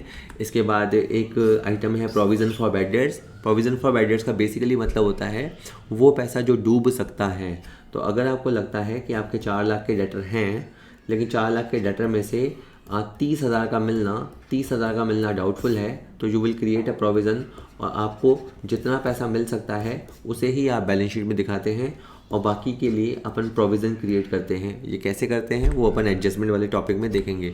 उसके बाद अगर अपन बात करें पट्टे पे जायदाद, अगर कोई प्रॉपर्टी है जो लीज पे है, जैसे मान लीजिए कि मैंने कोई खेत 10 साल के लिए ले लिया, तो ये खेत मैंने ख़रीदा नहीं है, वो 10 साल के लिए मैंने ले लिया है। माने सामने वाले को 10 लाख रुपए दिए और 10 साल के लिए मैंने उसको प्रॉपर्टी लीज़ पे ले ली, तो ये लीज होल्ड प्रॉपर्टी भी हमारी बैलेंस शीट के अंदर असेट साइड के अंदर दिखाई देगी। ठीक है। इसके बाद है एकत्रित बिक्री कर, ये थोड़ी पुरानी आइटम है। अगर हमने सेल टैक्स कलेक्ट किया जिसका आजकल नाम जीएसटी है, तो अगर हमने आउटपुट जीएसटी कलेक्ट किया है और वो इनपुट जीएसटी से ज़्यादा है तो ये हमारी लायबिलिटी है। कि सर समझ नहीं आया, सपोज़ कीजिए कि परचेज़ करते समय हमने 1 लाख रुपए का जीएसटी चुकाया, तो परचेज़ के समय जो हम जीएसटी देते हैं वो इनपुट जीएसटी होता है, और फिर सेल के समय हमने 1,40,000 का जीएसटी वसूल किया जिसे आउटपुट जीएसटी कहते हैं। तो 40,000 का जीएसटी हमारे पास पड़ा है फालतू, उसे नेट जीएसटी कलेक्टेड बोल सकते हैं या नेट आउटपुट जीएसटी बोल सकते हैं, and this is our liability. ये हमारी लायबिलिटी है। अगर हम इसे चुकाएंगे नहीं, मतलब चुकाने पड़ेंगे, ये पैसे आपने जो ले लिए हैं ये गवर्नमेंट की अमानत है जो हमें देने हैं। और प्रोविज़न फॉर बैड डेट्स जो होता है वो हमारी कहें लायबिलिटी नहीं होता है, ये बस अपने को डेटर में से लेस करके दिखाना है क्योंकि जितना पैसा डूब सकता है। इसके बाद हिडन एडजस्टमेंट है, वो कभी कभी जैसे अगर कभी आपको ट्रायल बैलेंस के अंदर ऐसा दिखाई दे 10% बैंक लोन 5 लाख रुपए, तो इसका मतलब आपने लोन ले रखा है, ये तो सीधा ही समझ में आ रहा है, लेकिन आपको ये भी समझ में आना चाहिए कि हमें इसके ऊपर 10% ब्याज भी देना होता है। तो अगर हमने ब्याज 5 लाख का 10% 50,000 होता है। तो सपोज़ की अगर हमने 40,000 का ही ब्याज चुकाया है तो 10,000 का ब्याज हमें देना पड़ेगा और 10,000 रुपये का ब्याज हमें देना पड़ेगा। तो ये हमारे लिए लायबिलिटी है, तो आपको इस 10,000 का एडजस्टमेंट भी करना पड़ेगा। तो इसलिए इसको हिडन एडजस्टमेंट कहते हैं, वो मैं आपको एडजस्टमेंट वाले टॉपिक में बता दूंगा। अब इसके बाद बात आती है, एक तो होता है P&L और एक बैलेंस शीट होता है। दोनों में क्या अंतर है? तो बच्चों वाली बातें हैं। P&L बेसिकली एक अकाउंट होता है, P&L account, profit and loss account. तो जहाँ अकाउंट होता है वहाँ पे DR और CR हो जाता है, लेफ्ट शोल्डर पे DR और राइट शोल्डर पे CR होता है। लेकिन बैलेंस शीट जो होता है वो एक तरह का स्टेटमेंट होता है और इसमें कोई DR CR नहीं होता है। प्रॉफिट एंड लॉस के अंदर आपको नॉमिनल खाते यानी अवास्तविक खाते दिखाई देंगे। प्रॉफिट एंड लॉस अकाउंट में आपको हमेशा एक्सपेंस और इनकम के खाते दिखाई देंगे, लेकिन बैलेंस शीट के अंदर आपको रियल और पर्सनल अकाउंट दिखाई देंगे। दैट्स वाई हमने अकाउंटिंग साइकिल के शुरू में अकाउंट्स के टाइप को समझा कि बैलेंस शीट के अंदर आपको हमेशा जो असेट्स हैं, लायबिलिटीज़ हैं, जिन पर्सन से लेने देने हैं उनके खाते दिखाई देते हैं, और जो एक्सपेंस और इनकम के अकाउंट हैं वो आपको P&L में दिखाई देते हैं। P&L के अंदर DR CR साइड होते हैं और बैलेंस शीट के अंदर असेट्स और लायबिलिटी साइड होते हैं। और प्रॉफिट एंड लॉस में कोई सीक्वेंस नहीं होता है, बैलेंस शीट को बनाने का एक सीक्वेंस होता है, वो मैं थोड़ी देर में आपको बताऊंगा कि बैलेंस शीट आप किस तरह से किस सीक्वेंस में बना सकते हैं। प्रॉफिट एंड लॉस का बनाने का मकसद है प्रॉफिट एंड लॉस को जानना। नाम से पता लग रहा है कि by making P&L account we want to know the profit and loss, लेकिन बैलेंस शीट से हमें हमारी फाइनेंशियल पोजीशन के बारे में पता लगता है। और प्रॉफिट एंड लॉस का जो भी रिजल्ट होता है वो कैपिटल अकाउंट में चला जाता है, और बैलेंस शीट में तो कोई बैलेंस निकलता नहीं क्योंकि दोनों साइड इक्वल हो जाते हैं। प्रॉफिट एंड लॉस में रेयर चांस में एक्सपेंस इनकम बराबर हो सकते हैं, वरना या तो कभी इनकम ज़्यादा होती है या एक्सपेंस ज़्यादा होता है। तो P&L अकाउंट का जो भी रिजल्ट रहेगा वो कैपिटल में चला जाएगा अनिवार्यता। और इस खाते को बनाने के लिए चिट्ठा बनाना अनिवार्य नहीं है। मतलब ये है कि P&L ज़्यादा ज़रूरी है। ऐसा इसलिए कह रहा हूँ कि अगर आपको बैलेंस शीट बनानी है तो आपको P&L बनाना ही पड़ेगा, ठीक है। यानी बैलेंस शीट की निर्भरता है P&L के ऊपर, लेकिन P&L की निर्भरता नहीं है बैलेंस शीट के ऊपर। आपको बैलेंस शीट बनानी है तो बनाओ, मत बनानी है मत बनाओ, P&L अपने आप में सफिशेंट है। तो ये अगर मैं आपको समझा पाऊँ तो बात यह है कि अगर आपको बैलेंस शीट क्रिएट करनी है तो उससे पहले आपको प्रॉफिट एंड लॉस बनाना ज़रूरी होगा। अब एक और बात कर लेते हैं, लगभग ये लास्ट बात है बैलेंस शीट के रिगार्डिंग। बैलेंस शीट बनाने के 2 क्रम होते हैं, है ना। 2 तरह से उसे बनाया सकते हैं, उसे अपन मार्शलिंग बोलते हैं। बैलेंस शीट आप लिक्विडिटी ऑर्डर में बना सकते हैं, और बैलेंस शीट आप चाहें तो परमानेंस ऑर्डर में बना सकते हैं। बैलेंस शीट बनाने के लिए एक तो होता है तरलता क्रम और एक होता है स्थायित्व क्रम। तो ये 2 तरह के क्रम होते हैं। अगर मैं आपको बताऊं, ये थोड़ा सा आपको समझने में मुश्किल लगेगा बट बता देता हूँ। जैसे बैलेंस शीट में मान लीजिए कि अपन परमानेंट आइटम में दिखाएं, या पहले मैं आपको ज़्यादा अच्छा रहेगा पहले वैसे लिक्विड टर्म बताता हूँ। तो जैसे कैश है, कैश सबसे लिक्विड होता है, तो पहले कैश को लिखें, फिर सेकंड लिक्विड आइटम बैंक होती है उसको लिखें, फिर डेटर को लिखें, फिर स्टॉक को लिखें और फिक्स एसेट्स को नीचे लिखें। तो इसमें आप क्या कर रहे हैं, पहले आप तरल आइटमों को लिख रहे हैं। तरल आइटमों में जैसे कैश, बैंक, डेटर, स्टॉक, इनको आप पहले लिख रहे हैं, तो आपने तरलता क्रम को फॉलो किया। लायबिलिटी साइड के अंदर भी आप ओवरड्राफ्ट को लिखिए, क्रेडिटर को लिखिए और कैपिटल को नीचे लिखिए। तो लिक्विड जो आपका होता है ऑर्डर, उसमें क्या होता है, लिक्विड आइटम्स को ऊपर लिखा जाता है, और जो आपका परमानेंस ऑर्डर होता है उसमें फिक्स्ड आइटमों को ऊपर लिखा जाता है। तो जैसे मैं आपको इससे एक बार बता देता हूँ। सपोज़ करो अगर कैश पहले नंबर पे होता, ठीक है, बैंक बैलेंस दूसरे नंबर पे होता, इसके बाद BR, debtor, stock, prepaid expenses, investment, furniture, plant, land and building और गुडविल, इस तरह से होता। अगर ये इस तरह से होता तो ये लिक्विड ऑर्डर होता। लेकिन अभी जो लिखा है इसमें इन्होंने गुडविल जैसी एक तरह से फालतू आइटम को, नॉट फालतू आइटम बट एक बार के लिए जिससे पैसा वसूल होना बहुत मुश्किल है, गुडविल से पैसा वसूल होना बहुत मुश्किल है, उस जैसी आइटम को आपने ऊपर ही ऊपर लिखा है, और कैश जैसी मस्त आइटम को आपने नीचे नीचे लिखा है। तो इसका मतलब you are following permanence order, ठीक है। इसी तरह से बैंक ओवरड्राफ्ट सबसे ऊपर चुकाया जाता है, सबसे पहले चुकाया जाता है, बिल पेबल सेकंड नंबर पे चुकाया जाता है, आउटस्टैंडिंग एक्सपेंसेस तीसरे नंबर पे, क्रेडिटर चौथे नंबर पे, और कैपिटल सबसे अंत में चुकाया जाता है। अगर ऐसा होता तो ये लिक्विड ऑर्डर होता, लेकिन अभी इन्होंने कैपिटल जो सबसे लास्ट में देनी है उसको सबसे पहले लिखा है, और बैंक ओवरड्राफ्ट जो सबसे पहले चुकाना है उसको सबसे अंत में लिखा है, तो ये परमानेंस ऑर्डर है। तो ये 2 तरह के ऑर्डर होते हैं, थोड़े बहुत नोट्स मैं आपको दूंगा तो वो आप पढ़ लीजिएगा तो आप बात समझ जाएंगे। तरलता क्रम में क्या होता है, स्थायित्व क्रम में क्या होता है, ये सारा का सारा लिखा हुआ है। एक फॉर्मूला आप याद रखिएगा, बहुत काम आएगा। अगर आपको क्लोजिंग कैपिटल निकालनी है तो आप ओपनिंग कैपिटल लीजिए, उसके अंदर एडिशनल कैपिटल जोड़िए, प्रॉफिट को जोड़िए और ड्राइंग को लेस कीजिए, तो आपको आपकी कैपिटल पता लग जाएगी। अगर एग्जांपल देके बताऊं, 1 लाख रुपए हमारी शुरू की कैपिटल थी और 1 लाख रुपए मान लीजिए हमने और लगाया, 70,000 रुपये हमने कमाया और 20,000 रुपये हमने ड्राइंग कर ली, तो इसको जोड़ फोड़ के आपका 2.5 लाख रुपये आ जाएगा। यानी 1 लाख और 1 लाख 2 लाख, 2,70,000, 2,70,000 में से 20,000 के ड्राइंग हो गए, तो क्लोजिंग कैपिटल 2.5 लाख। अब ये इतना इंपॉर्टेंट क्यों है कि इस सूत्र में क्या होता है, वो कभी कभी आपको ओपनिंग कैपिटल गायब कर देगा, तो आप इस सूत्र को याद कर लीजिए, फिर ओपनिंग कैपिटल को एक्स मान के निकाल लीजिए। आप बाकी सारे फिगर भर लीजिएगा और ओपनिंग कैपिटल को एक्स मान के निकाल लीजिएगा। हो सकता है कभी कभी वो सारे फिगर दे देगा और ड्राइंग का फिगर छुपा देगा, तो आप इसको एक्स मान के निकाल लीजिएगा। तो आप ये वाला फॉर्मूला परमानेंट याद कर लो, तो आपके बहुत सारी चीज़ें सॉल्व हो जाएंगी। उसके बाद बैलेंस शीट और पी&एल का अंतर अपन ने देख ही लिया है। इसके अलावा ट्रायल बैलेंस और बैलेंस शीट का अंतर है, वो भी आप एक बार के लिए पढ़ सकते हैं। मैं जल्दी जल्दी बता दूं आपको फिर भी, क्योंकि अभी आपने सुना ही है। ट्रायल बैलेंस से आप मैथमेटिकल एक्यूरेसी चेक करते हो, बैलेंस शीट से आप व्यापार की वित्तीय स्थिति का पता करते हो। ट्रायल बैलेंस आप कभी भी बना सकते हो जब आपकी मर्जी करे। बैलेंस शीट जनरली वर्ष के अंत में बनती है, लेखांकन वर्ष के अंत में बनती है। ट्रायल बैलेंस में सभी तरह के खर्चे आते हैं, चाहे पर्सनल हो, रियल हो, नॉमिनल हो। ट्रायल बैलेंस में सभी तरह के अकाउंट आते हैं। बैलेंस शीट के अंदर आपके रियल अकाउंट और पर्सनल अकाउंट ही आते हैं, नॉमिनल अकाउंट पहले ही निपट जाते हैं। जो ट्रायल बैलेंस होता है वो जनरली जो क्लोजिंग स्टॉक होता है वो जनरली ट्रायल बैलेंस में नहीं होता है, लेकिन जो आपका क्लोजिंग स्टॉक होता है वो बैलेंस शीट के अंदर तो होता ही है। और ट्रायल बैलेंस आप कैसे बनाओगे, वो आप लेजर के बेसिस पे बनाते हो। लेजर के अंदर जो बैलेंसेस होते हैं उनकी समरी के बेसिस पे आप ट्रायल बैलेंस बनाते हो, और बैलेंस शीट बनाते हो आप ट्रायल बैलेंस के बेसिस पे। डिपेंडेंस को बताता है कि कौन किस पे डिपेंड करता है। तो ट्रायल बैलेंस बनाने के लिए आपको लेजर की ज़रूरत है, बैलेंस शीट बनाने के लिए आपको ट्रायल बैलेंस की ज़रूरत है। और ट्रायल बैलेंस कब बनाया जाता है, अकाउंट को फाइनल करने से पहले बनाया जाता है ना। और मतलब सीक्वेंस है कि ट्रायल बैलेंस पहले बनता है और बैलेंस शीट उसके बाद में बनता है। ट्रायल बैलेंस बनाना कंपलसरी नहीं है, बैलेंस शीट बनाना कंपलसरी है। इसके बाद कुछ ट्रू फॉल्स स्टेटमेंट हैं, उनको आप देख लीजिएगा। अच्छा, यहाँ पे एक फॉर्मूला दिया है, कुछ एमसीक्यू प्रैक्टिस है, अपन कर लेते हैं। निम्नलिखित में से कौन सा सही नहीं है। अब ये 4 फॉर्मूले दे रखे हैं। इसके लिए पहले आप ये समझ लीजिए कि COGS कॉन्सेप्ट होता क्या है। सपोज़ कीजिए आपके पास 10,000 रुपये का माल था पहले का, उसको बोलते हैं ओपनिंग स्टॉक, और फिर आपने 80,000 का माल खरीदा तो इसको बोलते हैं परचेज। तो ये दोनों मिला के हो गए 90,000 के, ठीक है।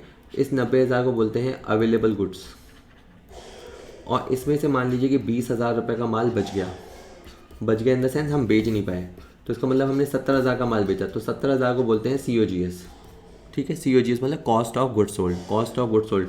तो अपन अगर बात को समझें तो COGS का फॉर्मूला क्या हुआ, ओपनिंग स्टॉक प्लस परचेज। कभी कभी डायरेक्ट एक्सपेंसेस दे रखे होते हैं, डायरेक्ट एक्सपेंसेस, उसमें से क्लोजिंग स्टॉक जो बच गया उसे लेस कर देंगे। वापस समझा देता हूँ, हमारे पास पहले जो स्टॉक था वो, और जो हमने परचेज़ किया इस साल वो, उन दोनों को जोड़ दो। इसमें से जो माल बच गया उसे तो बोलेंगे क्लोजिंग स्टॉक, और जो माल हम बेच दिया उसे अपन बोलेंगे closing stock, cost of goods sold. हो सकता है कि माल अपन ने 1,20,000 में बेचा हो, तो 1,20,000 रुपये तो हो गई उसकी सेलिंग प्राइस, और उस माल की जो कॉस्ट है वो उस माल की कॉस्ट है 70,000 रुपये। तो इन दोनों का जो अंतर होता है वो क्या रहता है, ग्रॉस प्रॉफिट। ये आपको MCQ लगाने में काम आएगा। तो जो मैंने कहानी बोली इसको आप याद कर लीजिए। ये जो फॉर्मूला है ये आप अच्छे से याद कर लीजिए। इसमें भी कोई फिगर मिसिंग हो तो उसे आप बना लोगे, तो इनमें से आपको पता लग जाएगा कि विच फॉर्मूला इज़ करेक्ट और which formula is not correct, ठीक है। इसके बाद अगला क्वेश्चन कहता है कि आग से 5,000 का स्टॉक नष्ट हो गया, 3,000 का बीमा कंपनी ने दावा स्वीकार कर लिया, तो बाकी 2,000 रुपये कहाँ जाएगा, तो बाकी 2,000 रुपये प्रॉफिट एंड लॉस अकाउंट में जाएगा। 5,000 का माल जला, 3,000 तो बीमा कंपनी दे ही देगी, तो 2,000 का लॉस हमें भुगतना पड़ेगा, तो वो आपका प्रॉफिट एंड लॉस में जाएगा।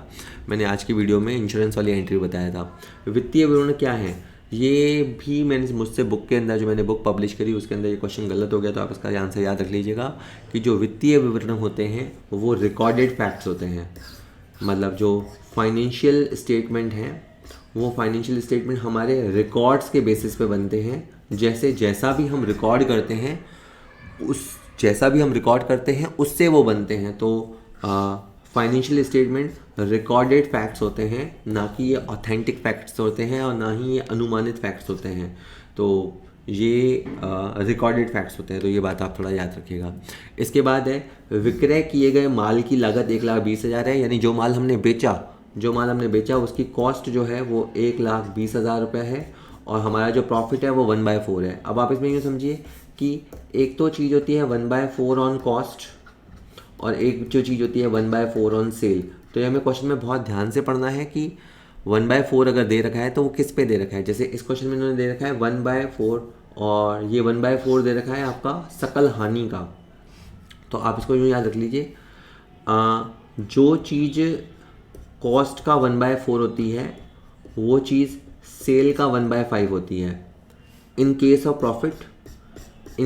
प्रॉफिट अगर 4 रुपये पे 1 रुपये का प्रॉफिट है, 4 रुपये की कॉस्ट पे 1 रुपये का प्रॉफिट, आप बात समझना, टेक्निकल है ना।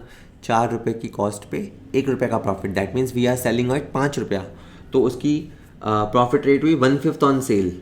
1/4 on cost means 1/5 on sale. लेकिन अगर लॉस का मामला है और हम ये कह रहे हैं 1/4, इसका मतलब है कि 4 रुपये की कॉस्ट पे हमें 1 रुपये का लॉस हो रहा है, तो ये हो जाएगा आपका 1/3 ऑन सेल।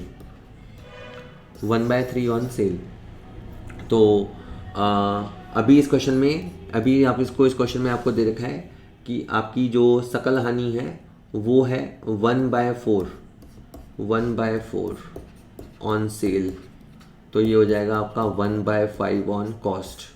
1/5 ऑन कॉस्ट, तो 1,20,000 रुपये पे 1,20,000 निकालोगे तो वो आएगा 24,000 रुपये। इसका मतलब ये हुआ कि 1,20,000 की कॉस्ट पे आपको 24,000 का लॉस हुआ, तो आपका जो सेलिंग प्राइस है वो 96,000 आएगा। तो ये क्वेश्चन कुछ टफ आपको लगा होगा, इनफैक्ट ज़्यादा टफ लगा होगा, बट मैंने जो बोला वो सारा सही है। अगर 1,20,000 की कॉस्ट है और ये वाली सिचुएशन है, तो इसका मतलब है कि आपने उस माल को 96,000 पे बेचा है। इसका आंसर सी रहने वाला है। इसके बाद आप अगला क्वेश्चन देखिए, उसमें अगले क्वेश्चन में आपकी सेल की अमाउंट दे रखी है, सेल दे रखी है 6 लाख रुपए की, और आपकी जो प्रॉफिट की रेट दे रखी है वो दे रखी है 25%। तो प्रॉफिट आपका दे रखा है 25%, 25% को अपन 1/4 बोलते हैं। 1/4 दे रखा है लागत पे, यानी 1/4 ऑन कॉस्ट वैल्यू, और अगर 1/4 ऑन कॉस्ट वैल्यू है तो उसका मतलब होता है 1/5 on cell value. 1/5 on cell value, तो ये सेल है, इस पे 1/5 निकालेंगे तो 1,20,000 आएगा। तो सेल है 6 लाख रुपए की, प्रॉफिट है 1,20,000 का, तो उस माल की जो कॉस्ट होगी वो होगी 4,80,000 रुपये। और हमसे क्या पूछा है, हमसे कॉस्ट पूछा है, तो कॉस्ट 4,80,000 रुपये होगी, ये इसका आंसर रहेगा। ठीक है। इसके बाद आय विवरण, जो प्रॉफिट एंड लॉस है उसका दूसरा नाम इनकम स्टेटमेंट है। तो इनकम स्टेटमेंट से हमें क्या पता लगता है, इनकम स्टेटमेंट से हमें आय उत्पन्न करने वाली आइटमें पता लगती है, बैलेंस शीट पता कर सकती है, नहीं। शुद्ध लाभ, नेट प्रॉफिट पता करने वाली आइटमें पता लगती है, तो उसका आंसर बी हो जाएगा। इनमें से कौन सी असेट्स इंटेंजिबल है, तो गुडविल दे रखा है, तो गुडविल सिंपली इंटेंजिबल असेट्स हैं, आप बाकी लोग पढ़ लेना। व्यापार के शुरू में जो खर्चे होते हैं, प्रारंभिक व्यय, ये आपके फिक्टिशियस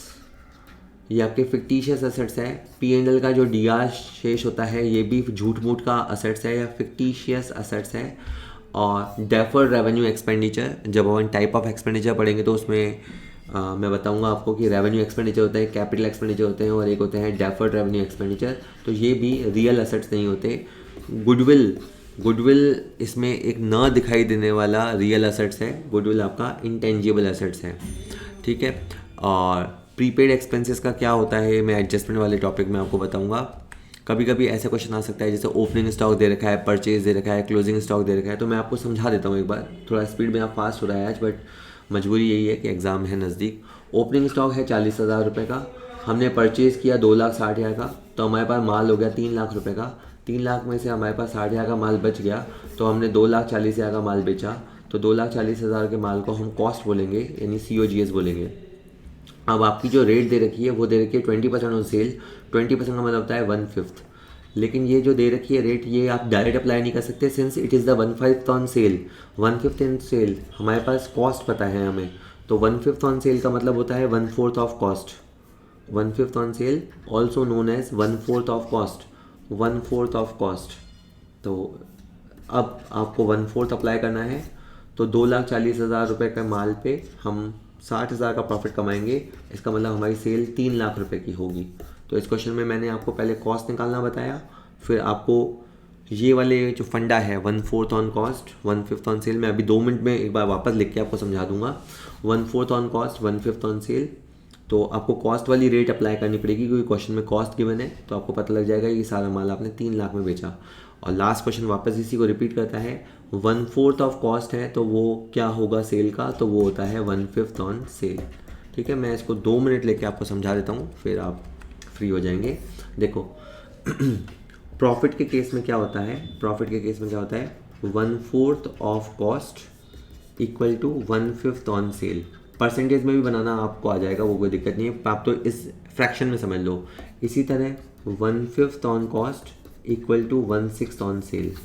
और इसका लॉजिक ये होता है कि 5 रुपये पे अपन 1 रुपये कमा रहे हैं, 5 रुपये की कॉस्ट पे 1 रुपये कमा रहे हैं, तो इसका मतलब हम उसको 6 में बेच रहे हैं। एक और समझ लो 1/6 ऑन कॉस्ट, तो सिंपल रट्टा क्या हो जाएगा 1/7 ऑन सेल, क्योंकि हम 6 रुपये की कॉस्ट पे 1 रुपये कमा रहे हैं, मतलब हम उनको 7 रुपये बेच रहे हैं। और कभी अगर आपको फंसा दे तो मैं आपको बताऊँ, जैसे बोल दे 2/7 ऑन कॉस्ट, 2/7 ऑन कॉस्ट, तो इधर आपको बोलना है 2/9 ऑन सेल। लॉजिक यही है कि 2/7 ऑन कॉस्ट मतलब 7 रुपये की कॉस्ट पर हम 2 रुपये कमा रहे हैं, तो 2/9 ऑन सेल हो गया। तो ये आपका हो गया in case of profit. 90% chance है कि प्रॉफिट वाले क्वेश्चन ही आएंगे, फिर भी अगर लॉस वाले क्वेश्चन आ जाए तो फिर यूँ होता है 1/4 ऑन कॉस्ट, तो यहाँ पर हो जाएगा 1/3 on sale.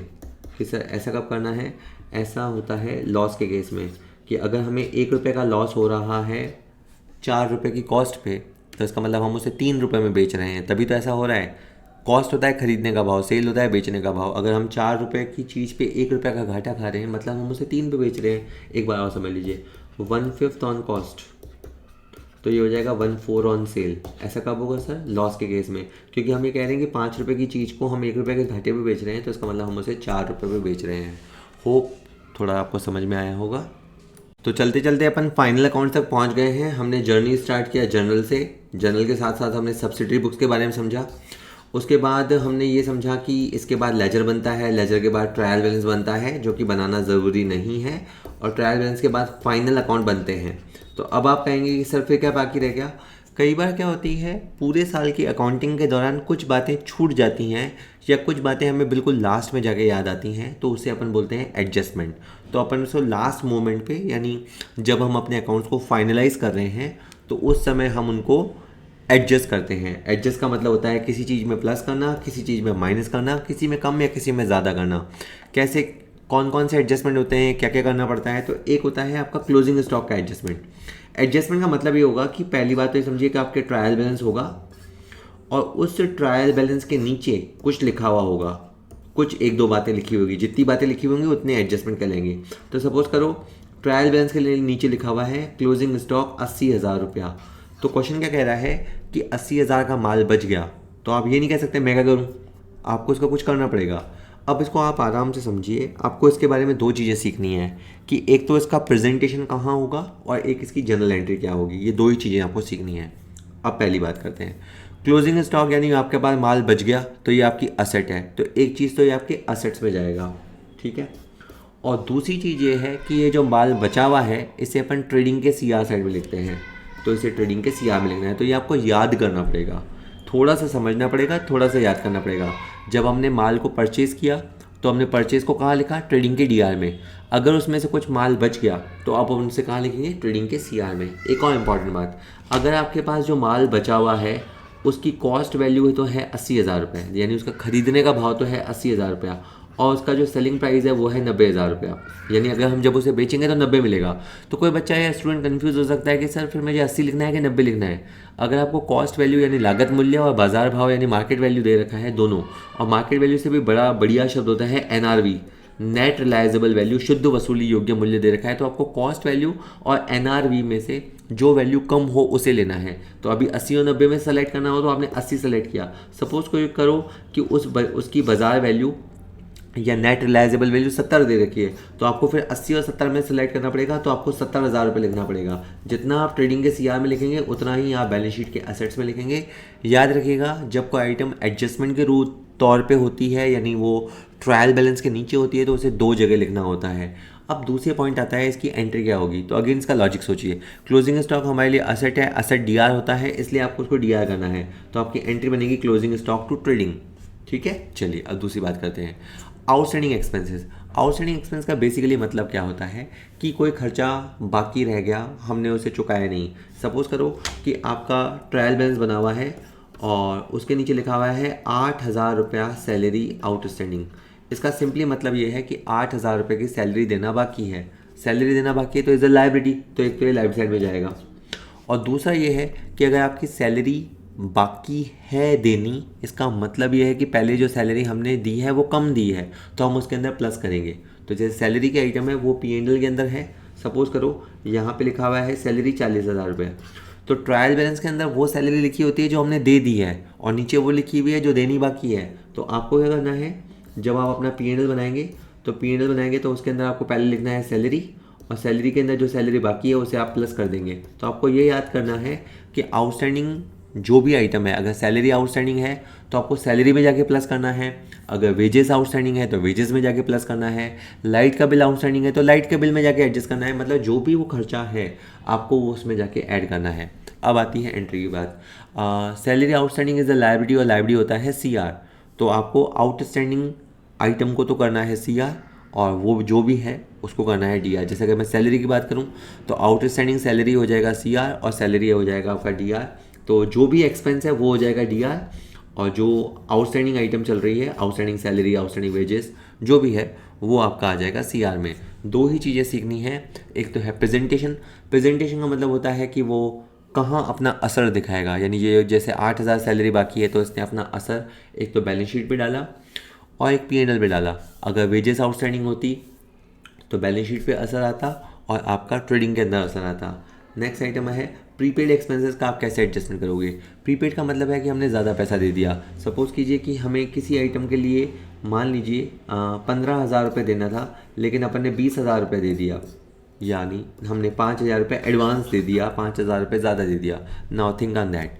Prepaid expenses, prepaid हमने पहले से पे कर दिया तो ये अच्छी बात है, असेट्स है, हम स्ट्रांग हैं, हमने पहले से ज़्यादा पैसा दे दिया तो प्रीपेड है। तो प्रीपेड एक तो जाएगा आपका असेट साइड में, और एक आपको क्या करना पड़ेगा, उस संबंधित खर्चे में से लेस करना पड़ेगा। जैसे सपोज़ कीजिए कि अगर आपने इंश्योरेंस का 20,000 रुपये दे दिया और इस 20,000 में से 5,000 रुपये related to the next year है, तो अगर 5,000 रुपये नेक्स्ट ईयर का है तो हम उसे इस साल में क्यों लिख रहे हैं, तो अपने को यहाँ पे से उसे हटाना पड़ेगा। तो 5,000 रुपये अपने को यहाँ से उसे हटाना पड़ेगा। तो इसका मतलब ये है कि प्रीपेड एक्सपेंसेस चूँकि नेक्स्ट ईयर से रिलेटेड है तो इसलिए उसे इस साल में से हटा दिया जाता है, माइनस कर दिया जाता है। अगर आप लॉजिक समझोगे तो आउटस्टैंडिंग का खर्चा इस साल का है तो उसे अपन ने इस साल में जोड़ दिया, और प्रीपेड का खर्चा चूँकि अगले साल जाने वाला है तो हमने उसे अपने खर्चे में से हटा दिया ताकि सही सिचुएशन सामने आए।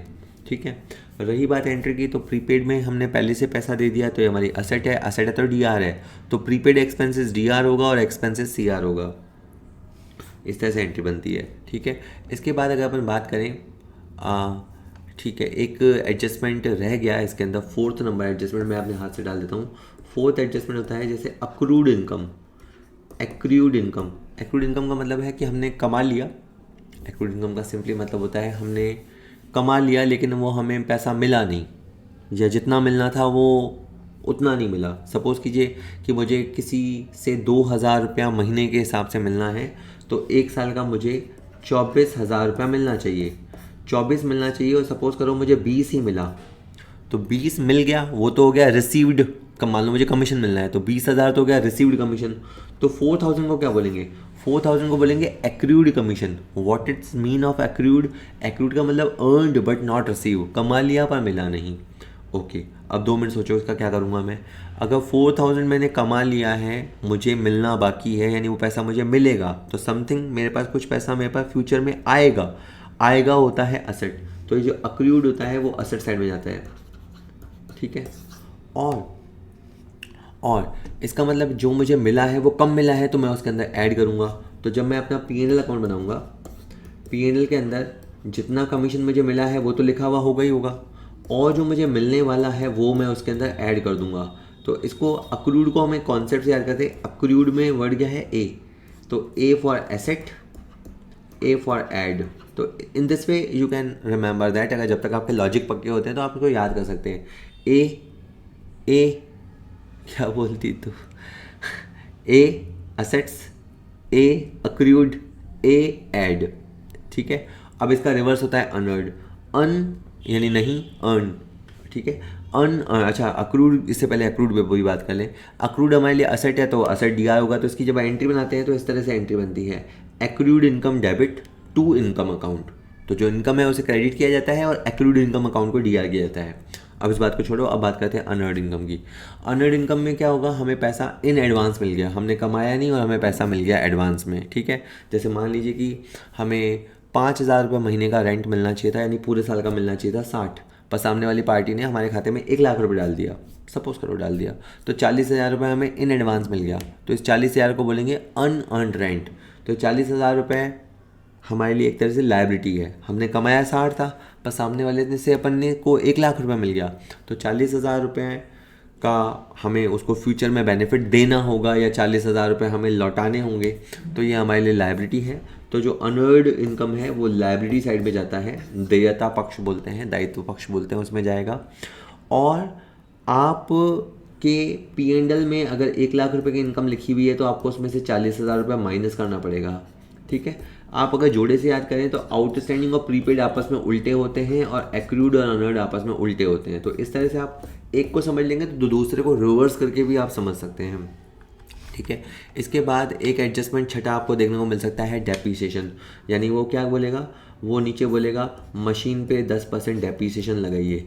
इसका सिंपल मतलब ये होता है कि मशीन की वैल्यू को 10% कम कीजिए। तो वो कह रहा है, क्वेश्चन अगर कह रहा है कि मशीन की वैल्यू को 10% कम कीजिए, तो आप मशीन में से, मशीन कहाँ होती है बैलेंस शीट में, तो बैलेंस शीट की असेट्स में से आप उससे माइनस कर देना। सपोज करो आपका 1 लाख रुपये की मशीन है, 10,000 आपको माइनस करने के लिए कहा है, तो आप 1 लाख में से 10,000 माइनस कर देना और बाकी 90,000 रुपये को आप अपनी बैलेंस शीट के अंदर दिखा देना। ये जो 10,000 रुपये आपने संपत्ति के मूल्य में कमी करी, ये आपके लिए एक तरह का लॉस है, तो लॉस आपका P&L में जाएगा। तो डेप्रीसिएशन जो होता है वो P&L के अंदर जाया करता है। अच्छा, बात रही अकाउंटिंग एंट्री की, तो depreciation is a loss, all losses debited, सभी हानियों को डी आर किया जाता है। तो डेप्रीसिएशन डी आर हो जाएगा और मशीन आपकी सी आर हो जाएगी। कोई पूछे कि डेप्रीसिएशन किस तरह का लॉस है, रेवेन्यू लॉस है या कैपिटल लॉस है, तो डेप्रीसिएशन एक तरह का रेवेन्यू लॉस है, यानी एक ऐसा लॉस है जो रूटीन में होता है। तो डेप्रीसिएशन को रेवेन्यू एक्सपेंडिचर या रेवेन्यू लॉस की कैटेगरी में रखा जाता है। इसके बाद है अशुद्ध ऋण या बैड डेट्स। अगर ट्रायल बैलेंस के नीचे लिखा हुआ है बैड डेट्स 5,000 रुपये, इसका मतलब ये है कि अभी अभी हमें पता लगा है कि 5,000 रुपये डूब गए हैं, तो इसको फर्दर बैड डेट्स भी बोलते हैं, क्योंकि पहले ही जो बैड डेट्स होना होता है वो हो चुका होता है, वो तो हमारे रिकॉर्ड में होता है, और ट्रायल बैलेंस के नीचे जो होता है उसे अपन फर्दर बैड डेट्स या एडिशनल बैड डेट्स बोलते हैं। तो अगर 5,000 रुपये डूब गया है तो एक तरह का लॉस है तो P&L में जाएगा। और ये जो आपका बैड डेट्स होता है वो आपका डेटर में से माइनस भी होता है। जैसे अगर मान लीजिए कि हमारे डेटर 1 लाख रुपए के थे और अभी अभी 5,000 रुपये डूब गए हैं, तो इसका मतलब है कि इन फ्यूचर हमें 95,000 रुपये ही मिलने वाला है। कि सर ये PBD है क्या? नहीं, प्रोविज़न फॉर बैड डेट्स का तो मतलब होता है डूबने का चांस है, वो तो अभी थोड़ी देर बाद आएगा। ये फर्दर बैड डेट्स का मतलब है कंफर्म पैसा डूब गया। थोड़ी देर पहले तक ट्रायल बैलेंस बनाने तक तो हमें पता नहीं था, लेकिन जब हम अकाउंट्स को फाइनलाइज कर रहे थे तो हमें पता लगा था कि भाई हमारा एक ग्राहक था, वो पैसे हमें नहीं देगा। कंप्लीटली वी आर श्योर कि वो पैसा डूब गया है, तो उसे फर्दर बैड डेट्स कहते हैं और इसे अपन डेटर में से माइनस करते हैं और इसे P&L के अंदर रिकॉर्ड करते हैं। बात रही अकाउंटिंग एंट्री की, तो bad debts is the loss, तो बैड डेट्स को DR करेंगे और उस व्यक्ति का नाम जैसे मुकेश है तो नीचे बैड डेट्स टू मुकेश आ जाएगा, उसका नाम राजेश है तो नीचे बैड डेट्स टू राजेश आ जाएगा। आपको पता नहीं चल रहा कि उस काले चोर का नाम क्या है, तो आपको डेटर वर्ड यूज़ करना है, एंट्री बनेगी बैड डेट्स टू डेटर। ठीक है, इसके बाद आता है एडजस्टमेंट। जैसे आपको लिखा जाता है 10% क्रिएट 10% PBD, है ना। बड़े क्वेश्चन तो आएंगे नहीं, बट MCQ वाले कॉम्पिटिशन एग्जाम में तो, बट फिर भी अपन एक बात करें तो जब आप 11th-12th में पढ़ते हैं इस चीज़ को, तो वहाँ पे लिखा होता है क्रिएट 10% PBD। तो उसका मतलब होता है कि हमारे डेटर में से 10% मिलना डाउटफुल है। इसका मतलब ये है कि अगर बैलेंस शीट मान लीजिए हमारे डेटर 4 लाख के हैं, तो 4 लाख में से हमें लग रहा है कि 10% अमाउंट डूब जाएगा, तो अपने को उसे डेटर में से लेस करना है और उतनी ही अमाउंट हमें बाहर दिखानी है जो हमें मिल सकती है। ठीक है, तो क्या मैंने समझाने की कोशिश करी कि अगर आपको प्रोविज़न बनाने के लिए कहा जाए, प्रोविज़न का मतलब होता है बंदोबस्त करना। आपका पैसा डूबने वाला है तो आप उसका कुछ बंदोबस्त कीजिए। तो बंदोबस्त आप क्या करेंगे, आपको डेटर में से जितना पैसा डाउट है डूबने वाला है उतना पैसा आप लेस कर देंगे, पहली बात। और ये एक तरह का लॉस है तो ये P&L में जाएगा, ठीक है। PBD की कभी कभी कैलकुलेशन होती है तो वो थोड़े से अलग तरह के क्वेश्चन है, तो अभी तो मैं नहीं समझा रहा। तो टोटल P&L में 3 तरह के एक तरह से लॉसेस चले जाते हैं। जो पैसा आपका पहले डूब गया, बैड डेट्स। जो पैसा अभी अभी आपका डूबा, फर्दर बैड डेट्स। और जो पैसा डूब सकता है उसे बोलते हैं PBD नया वाला, उसे लेस करते हैं। और मान लीजिए कभी कभी आपका पुराना प्रोविज़न होता है, पुराना बंदोबस्त होता है, तो उसे माइनस करते हैं। तो इस तरह से प्लस माइनस करने से आपका P&L का अमाउंट आ जाता है। मैं एक बार फिर दोहरा देता हूँ। जो आपका बैड डेट्स हो चुका है पहले, जो आपकी नॉलेज में है, ट्रायल बैलेंस वाला bad debts as per the trial balance. जो पैसा अभी डूबा है, फर्दर बैड डेट्स। और जो पैसा के लिए प्रोविज़न क्वेश्चन कहता है करना है, वो प्रोविज़न, इन सबको जोड़ दो। और जो अगर आपके पास कोई पुराना प्रोविज़न है तो उसे आप माइनस कर दो। तो इस तरह से आपको P&L का आ जाएगा, यानी लाभ हानि पे होने वाला प्रभाव आ जाएगा। खैर, PBD की एंट्री कभी उल्टी कभी सीधी हो सकती है। जनरली अगर जनरली बात करें कि अगर हम वैसे सिंपल सोचें कि पैसा हमारा डूबने वाला है तो ये कोई फ़ायदे की बात तो है नहीं, ये तो नुकसान की बात है। तो P&L को DI करेंगे और PBD आ जाएगा नीचे। तो जनरली एंट्री 90% केसेस में P&L टू PBD होती है। कभी कभी हमारे पास पुराना प्रोविज़न बहुत ज़्यादा होता है तो उस केस में रिवर्स एंट्री हो सकती है, पर वो बहुत ही थोड़ा सा, बहुत तो नहीं पर थोड़े एडवांस लेवल की चीज़ें, उसमें नहीं जाते हैं। पर मैं अभी ये ज़रूर कहूँगा कि अगर आपका पुराना प्रोविज़न बहुत ज़्यादा है तो PBD की रिवर्स एंट्री भी देखने को मिल सकती है। इसके बाद है provision for discount on debtors. Provision for discount on debtors का बेसिकली मतलब ये होता है कि हमें डिस्काउंट देना पड़ सकता है। सपोज करो वी आर अज्यूमिंग 2% PDD। तो 2% PDD का मीनिंग क्या है? P फॉर प्रोविज़न है, D फॉर डिस्काउंट है, D फॉर डेटर है। Provision for discount on debtors मतलब हम डेटर्स को 2% डिस्काउंट देने वाले हैं। पहली बात तो मैं बता दूं कि इसकी जो कैलकुलेशन होती है वो गुड डेटर्स पे होती है, अच्छे लोगों पे होती है। अगर हम कहानी की बात करें, जैसे 4 लाख के हमारे डेटर हैं, 40,000 रुपये उसमें से डूब सकते हैं। इसका मतलब है 3,60,000 रुपये हमें मिलेंगे। अब अगर हम ये अज्यूम कर लें कि 3,60,000 रुपये हमें टाइम पे मिलेंगे और हमें उनको 2% डिस्काउंट देना पड़ेगा, यानी 7,200 रुपये का डिस्काउंट हमें देना पड़ सकता है। आप ये भी कहेंगे सर जो पैसा डूब सकता है, जो पैसा डिस्काउंट में देना पड़ सकता है, हम उसको अभी से क्यों रिकॉर्ड कर रहे हैं? तो जब मैं कंसेप्ट वाला टॉपिक पे आऊँगा तो मैं आपको बताऊँगा कि अकाउंट्स में अगर कोई फ्यूचर में नुकसान हो सकता है तो हम उसको भी रिकॉर्ड कर देते हैं। अगर हमें डिस्काउंट देना पड़ सकता है तो वो भी हमारे लिए एक तरह का लॉस है जो हम रिकॉर्ड करेंगे P&L के अंदर जाके, ठीक है। और जैसे PBD को, प्रोविज़न फॉर बैड डेट्स को हमने डेटर में से लेस किया, उसी तरह से प्रोविज़न फॉर डिस्काउंट को भी हम डेटर में से लेस करते हैं। याद रखेंगे सीक्वेंस, पहले आपको provision for bad debts minus करना है, उसके बाद जो बचे हुए डेटर हैं उस पर आपको प्रोविज़न फॉर डिस्काउंट काउंट करना है और उसे आपको लेस करना है, ठीक है। और जैसे मैंने कहा है लॉस होगा तो प्रॉफिट एंड लॉस DR होगा, और PDD बोलते हैं शॉर्ट में, PDD CR होगा।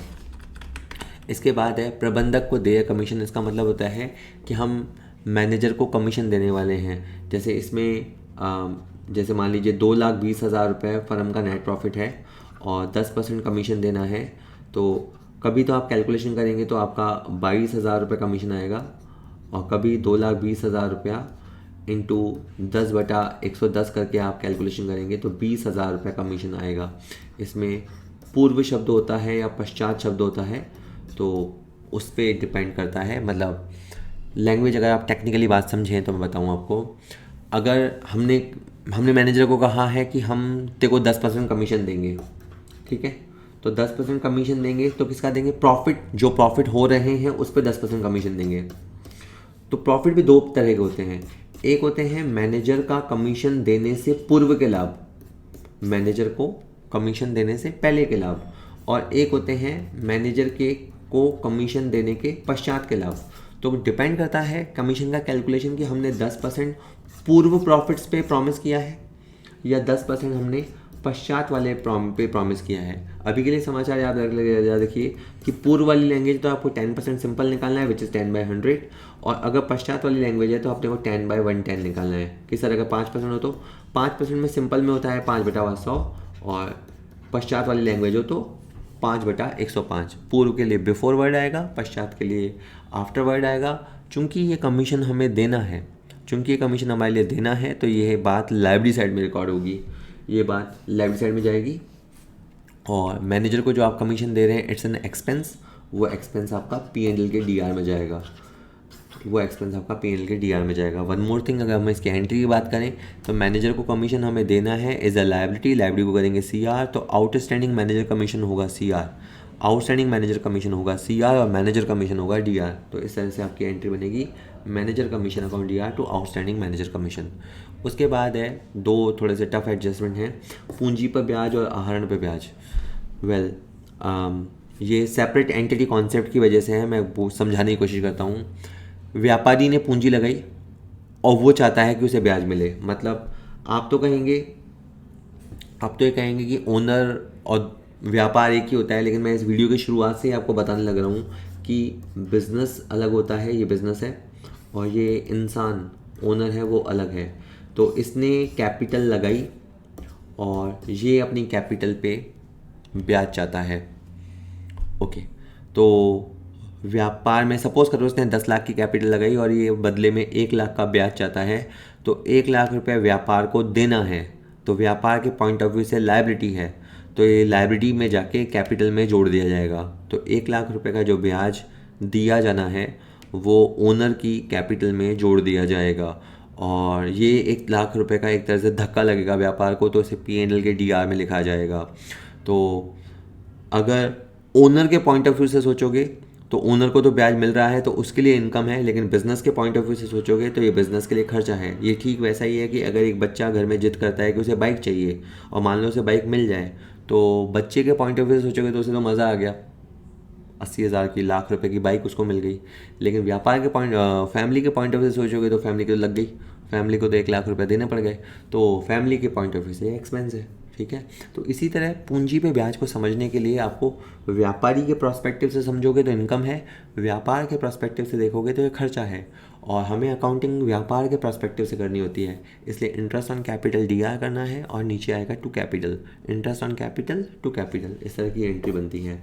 इसी तरह से अगर मैं आपको समझा पाऊँ, एक होता है आहरण पर ब्याज। आहरण पर ब्याज मतलब व्यापारी ने ड्राइंग करी है, व्यापारी ने ड्राइंग की है और नियम के अनुसार उसे ब्याज देना पड़ेगा। तो सपोज़ करो ऐसा है कि एक व्यापारी ने 50,000 रुपये बिजनेस से निकाला और एज अ पेनल्टी 5,000 रुपये का ब्याज उसके ऊपर लगाया जा रहा है। तो मज़े की बात है कि व्यापारी ब्याज देगा, तो व्यापारी के लिए तो है खर्चा और व्यापार के लिए है इनकम। व्यापार के लिए इनकम है तो इसे CR में लिखा जाएगा, P&L के प्रॉफिट एंड लॉस के CR में लिखा जाएगा, और ये ब्याज एज अ पेनल्टी उसकी कैपिटल में से घटाया जाएगा। जैसे थोड़ी देर पहले इंटरेस्ट ऑन कैपिटल उसकी कैपिटल में जोड़ा गया था, ये जो इंटरेस्ट ऑन ड्राइंग है वो उसकी कैपिटल में से घटाया जाएगा। अगर आप एंट्री की बात करें तो ये इंटरेस्ट ऑन ड्राइंग बिजनेस के पॉइंट ऑफ व्यू से इनकम है तो इसे CR किया जाएगा, तो एंट्री आएगी, ऊपर तो आएगा ड्राइंग या कैपिटल और नीचे आएगा टू इंटरेस्ट ऑन ड्राइंग। तो drawing account DR to interest on drawing, tough था ये। इसके बाद थोड़ी सी बात और करें, सपोज़ करो अगर हमने लोन ले रखा है, जैसे मैं एग्जांपल थोड़ी देर पहले दे रखा था कि अगर हमने 10% लोन ले रखा है 5 लाख का, तो 5 लाख का ब्याज होता है 50,000 रुपये। अब सपोज़ करो 40,000 का ब्याज तो हम दे चुके हैं और 10,000 का ब्याज हमें देना है, तो इसे अपन बोलेंगे आउटस्टैंडिंग इंटरेस्ट।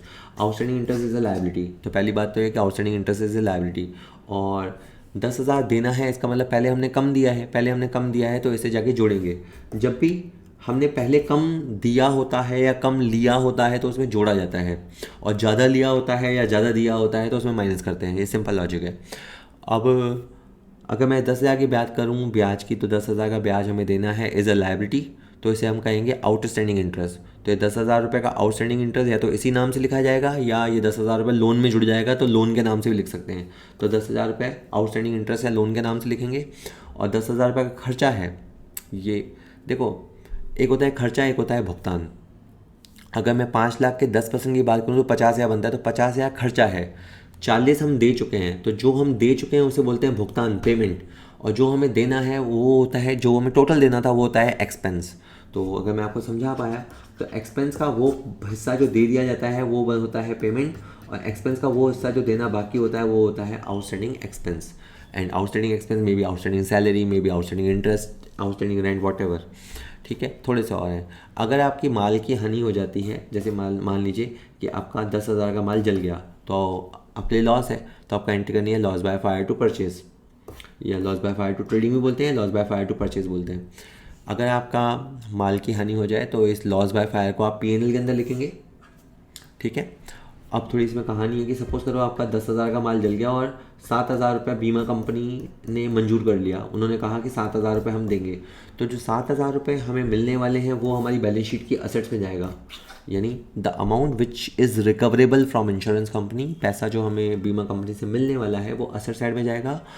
पैसा जो हमारे को नेट नुकसान हुआ वो P&L में जाएगा, और जितने रुपए का माल गया वो परचेज में से लेस होगा। तो ये इकलौता एडजस्टमेंट होता है जो तीनों चीज़ों को हिट करता है। मैं जल्दी से दोहराता हूँ, 10,000 का माल जल गया तो एक तो आपको परचेज में से लेस करना है, परचेज के अंदर माल आता है और अगर वो जल गया, चोरी हो गया तो उसमें से आपको लेस करना है। तो जितना जल गया उतना आपको परचेज में से लेस करना है। जितना पैसा आपको बीमा कंपनी से मिलने वाला है वो आप असेट साइड में दिखाएंगे, और जितना पैसा नहीं मिल पाया किसी रीज़न से वो फिर आप इंश्योरेंस क्लेम वाले टॉपिक में पढ़ेंगे। कुछ पैसा नहीं मिल पाता है तो उसे अपने को P&L अकाउंट के अंदर लिखना है, ठीक है। इसी तरह असेट्स का नुकसान हो सकता है। सपोज़ कीजिए आपका 80,000 का फर्नीचर था वो जल गया, और सपोज़ कीजिए उसमें 60,000 मिल जाएगा, तो 60,000 रुपया आपको पहली बात तो बैलेंस शीट के अंदर दिखाना है जो आपको मिल जाएगा। अगर आपका फर्नीचर जल गया तो आपको फर्नीचर में से माइनस करना है, और जो पैसा आपका गैप रह गया नुकसान का और इंश्योरेंस कंपनी के बीच का जो गैप रह गया वो आपका P&L के अंदर रिकॉर्ड होगा। थोड़ा सा और है, एक होता है विक्रय या वापसी के आधार पर भेजा गया माल। सपोज़ कीजिए 4,000 रुपये का माल है और आपने किसी कस्टमर को बोला कि भाई साहब ये 5,000 का माल हम आपको भेज रहे हैं, आप इसे बेचो आराम से, 6,000, 8,000, 10,000 में बेचो, आपका माल बिक जाएगा, टेंशन मत लो। अगर आपको माल पसंद नहीं आता तो हम माल वापस ले लेंगे। तो उसको बोलते हैं पसंदगी या वापसी। हमने ग्राहक को बोला आप माल रख लो, हमें पता है वो माल 4,000 का है, हमने ग्राहक को तो 5,000 का बोल के भेजा कि ये 5,000 का माल हम आपके पास भेज रहे हैं और आप इसे आराम से बेचो, नहीं बिकेगा तो हम वापस लिख लेंगे। तो कायदे से तो रूल ये होता है कि जब आपने किसी को इस तरह से माल ज़बरदस्ती चिपकाया है और उसने अभी हाँ भी नहीं बोला है तो आपको उसको रिकॉर्ड नहीं करना चाहिए, कम से कम उसको सेल तो नहीं मानना चाहिए, क्योंकि सेल तो वो है भी नहीं। लेकिन सपोज़ कि जो आपने उसे सेल में लिख लिया तो एडजस्टमेंट यूँ बनता है कि हमने 4,000 का माल 5,000 के विक्रय मूल्य पर ग्राहक को भेजा, जिसका अभी तक कन्फर्मेशन, हिंदी में वर्ड होता है अनुमोदन, जिसका अभी तक अनुमोदन प्राप्त नहीं हुआ है। तो अब अपन क्या करें, अब एडजस्टमेंट क्या करें कि अगर हमें कन्फर्मेशन तो मिली नहीं है, तो इसका मतलब ये है कि आपने सेल को ज़बरदस्ती चढ़ा रखा है, आपने सेल को बढ़ा रखा है, तो एक तो सेल में से माइनस करो, क्योंकि उसने हाँ तो भरी नहीं है, सेल में से माइनस करो। अच्छा, आपने उधार सेल हो गई है ऐसा बुक्स में चढ़ा रखा है, तो ज़बरदस्ती आपने अपने डेटर्स को बढ़ा रखा है, तो डेटर में से माइनस करो। और तीसरी बात यह कि हमारा माल किसी के पास पड़ा है अमानत के तौर पे, वो माल हमारा है, तो उसे क्लोजिंग स्टॉक में प्लस करो। तो क्लोजिंग स्टॉक ट्रेडिंग में होता है और बैलेंस शीट में होता है। तो आपको ये समझना है कि जो आप स्टॉक के अंदर एडजस्टमेंट करेंगे that will be at cost value, और जो सेल में से और डेटर में से आप एडजस्ट करेंगे that will be selling value. मैं एक ही चीज़ को दोबारा नहीं बोल रहा, आप इसको आराम से समझ लीजिएगा, आराम से सुन लीजिएगा, समझ लीजिएगा। तो जस्ट मैं ये कहना चाह रहा था कि अब आपने पहले जब सेल की एंट्री ज़बरदस्ती चढ़ा दी होगी तब आपने एंट्री कर दी होगी डेटर टू सेल, अब आपको उस एंट्री को रिवर्स करना पड़ेगा, तो रिवर्स एंट्री हो जाएगी सेल टू डेटर। और दूसरी बात है कि हमारा स्टॉक कस्टमर के पास पड़ा है तो एंट्री बनेगी stock with customer to trading. तो इस तरह की आपको एक 4,000 की एंट्री करनी पड़ेगी। This entry will be done from the cost value and this will be done with the sale value. मार्ग में माल का मतलब क्या है कि जैसे सपोज करो हमने 10 लाख रुपए की परचेज को लिखा है, लेकिन अभी ये मान लेते हैं कि 50,000 का माल हमको मिला ही नहीं है, बस 50,000 का माल रास्ते में है। तो ये तो एक खास ही तरह का एडजस्टमेंट, उसको बोलते हैं goods in transit, goods in transit to trading. तो आपको इस तरह की एंट्री करनी है, goods in transit to trading, है ना। और इसको आपको ट्रेडिंग के सीआर में दिखाना है, ये माल जो रास्ते में अटका हुआ है इसे आपको ट्रेडिंग के सीआर में दिखाना है और बैलेंस शीट की असेट्स के अंदर दिखाना है। अगर कभी कभी ऐसा होता है कि मान लीजिए 17,000 का माल ओनर ने अपने पर्सनल यूज़ के लिए ले लिया, तो इसकी आपको एंट्री बनानी आनी चाहिए which is very easy. Drawing to purchase, drawing to purchase, purchase क्या हो रहा है, सीआर हो रहा है, तो परचेज में से माइनस करना है, परचेज में से माइनस करना है, और जो ड्राइंग है उस ड्राइंग को आपको कैपिटल में से माइनस करना है। एक बात और समझ लीजिए, ये 17,000 का जो माल है, सपोज़ करो उसकी MRP 25,000 थी, यानी अगर हम इसको बेचते तो 25,000 में बेचते, लेकिन आपको जब एडजस्टमेंट एंट्री करनी है तो कॉस्ट प्राइस पे करनी है। कभी भी माल से रिलेटेड आपको कॉस्ट एंट्री करनी हो, माल चोरी हो जाए, दान में हो जाए, विज्ञापन हो जाए, निजी प्रयोग में चला जाए। जब भी गुड्स से रिलेटेड आप एडजस्टमेंट एंट्री करोगे तो वो कॉस्ट प्राइस पे करोगे। इसी तरह से अगर आपने माल को फ्री में बांट दिया तो एंट्री बनेगी फ्री सैंपल टू परचेस या एडवर्टाइजिंग टू परचेस। तो जो फ्री सैंपल है वो P&L के अंदर चला जाएगा और परचेज में से माइनस हो जाएगा। तो सपोज करो अगर आपने 5,000 का माल लोगों को फ्री में खिला दिया तो 5,000 रुपये P&L में चला जाएगा और 5,000 परचेज में से लेस हो जाएगा। एक लास्ट आइटम होती है पारस्परिक ऋण। पारस्परिक ऋण का मतलब समझ लीजिए, मान लीजिए राकेश है, राकेश पे मैं 50,000 रुपये मांगता हूँ। राकेश पे मैं यानी हमारा व्यापार 50,000 मांगता है, तो 50,000 रुपये से वो डेटर है। और ये भी कि 30,000 रुपये हमें उसको देने हैं, तो 30,000 रुपये से क्रेडिटर है वो हमारा। 50,000 हमें लेने हैं क्योंकि हमने उसको कभी माल बेचा था, और 30,000 हमें देने हैं क्योंकि कभी हमने उससे माल ख़रीदा था। तो अगर देखा जाए तो नेट हिसाब तो 20,000 का ही है।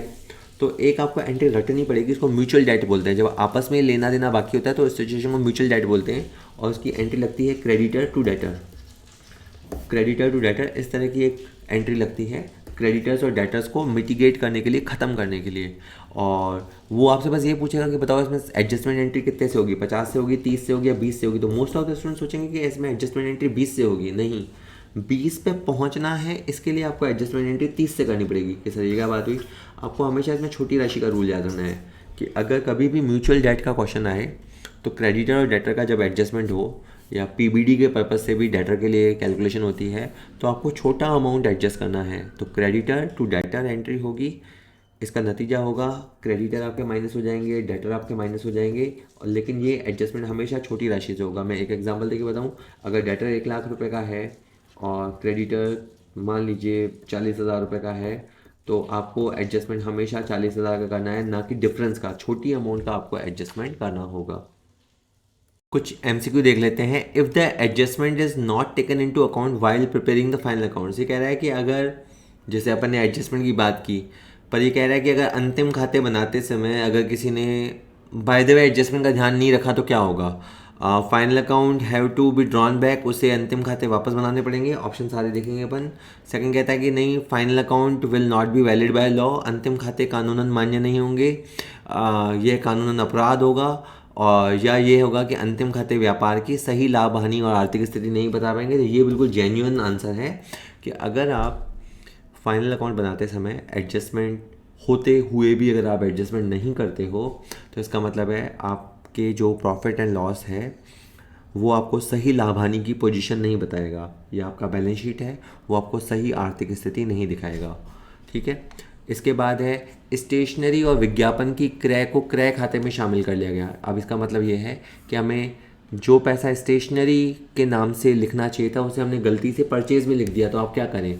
तो बेसिकली वैसे रेक्टिफिकेशन ऑफ एरर का क्वेश्चन है जो अपन तीसरे मैराथन में कवर करेंगे। टोटल मैं 3 मैराथन वीडियोस बनाऊंगा, काफ़ी लंबे 3-3.5 घंटे के एक वीडियो हो रहा है ये, तो लगभग 3 हम बनाएंगे, तो उसमें हम रेक्टिफिकेशन ऑफ एरर भी करेंगे। तो अभी के लिए समाचार ये है कि जो पैसा परचेज के अंदर DR होना चाहिए था वो हमने गलती से स्टेशनरी में लिख दिया, तो स्टेशनरी को रिवर्स कर देंगे। तो इस तरह से एंट्री बनेगी परचेज टू स्टेशनरी। रेक्टिफिकेशन का रूल मैं आपको वहाँ बताऊंगा कि जो होना चाहिए उसे कर दो, यानी परचेज को DR करना था तो उसे कर दिया, और जिसे हमने गलती से या बाय मिस्टेक DR कर दिया तो उसे हमने रिवर्स कर दिया। तो adjustment entry will be purchase to stationery. ठीक है। सॉरी मैं गलत बोल गया, सॉरी।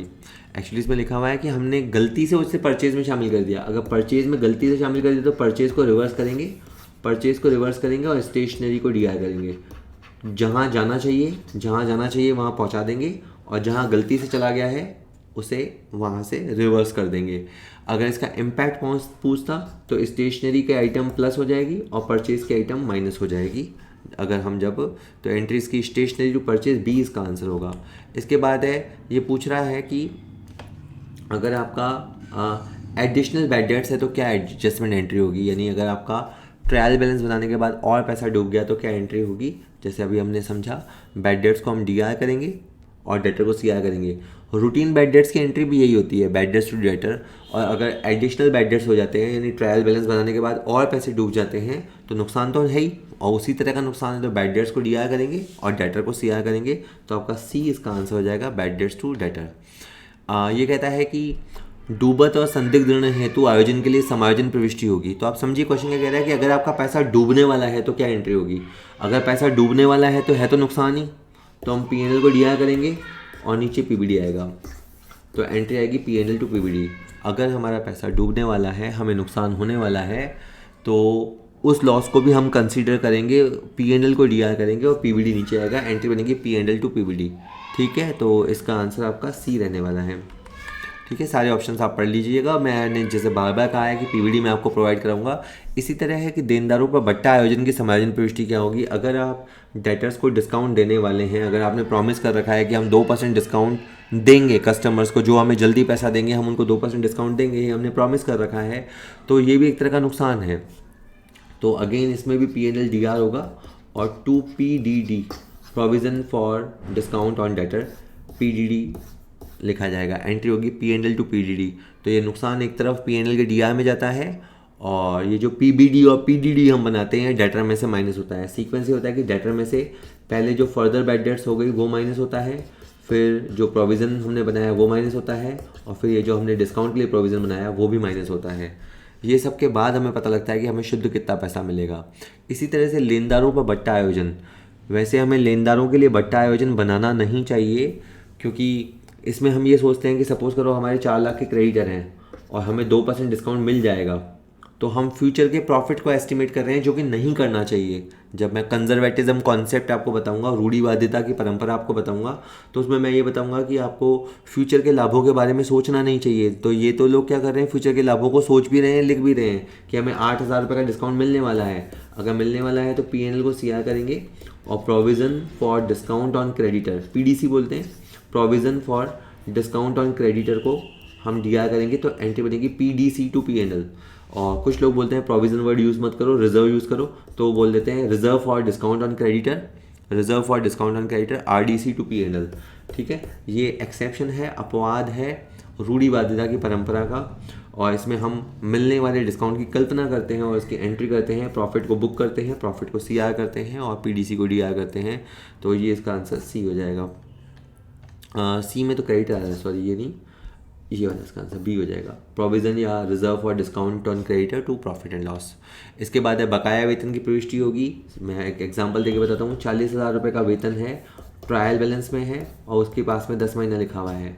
इसका मतलब ये है कि 2 महीने का वेतन बाकी है, तो 8,000 रुपये का वेतन आपके लिए बाकी है। कैसे पता लगा, 40,000 है 10 महीने का, तो 1 महीने का 4,000, 2 महीने का 8,000 बाकी है तो लाइबिलिटी है, लाइबिलिटी है तो CR है, तो CR है तो आउटस्टैंडिंग सैलरी को तो करेंगे CR और ऊपर आएगा सैलरी, तो एंट्री होगी सैलरी टू आउटस्टैंडिंग सैलरी। यूँ भी बना सकते हो, जब आप सैलरी चुका देते हो तो एंट्री बनती है सैलरी टू कैश, पर अगर आप सैलरी नहीं चुका पाते हो तो कैश की जगह आपको आउटस्टैंडिंग सैलरी वर्ड यूज़ करना पड़ता है। इसका इम्पैक्ट क्या होता है, बाद में सैलरी प्लस हो जाता है और आउटस्टैंडिंग सैलरी लाइबिलिटी साइड के अंदर अपीयर होता है। तो ये आपसे एंट्री या प्रभाव कुछ भी पूछ सकता है।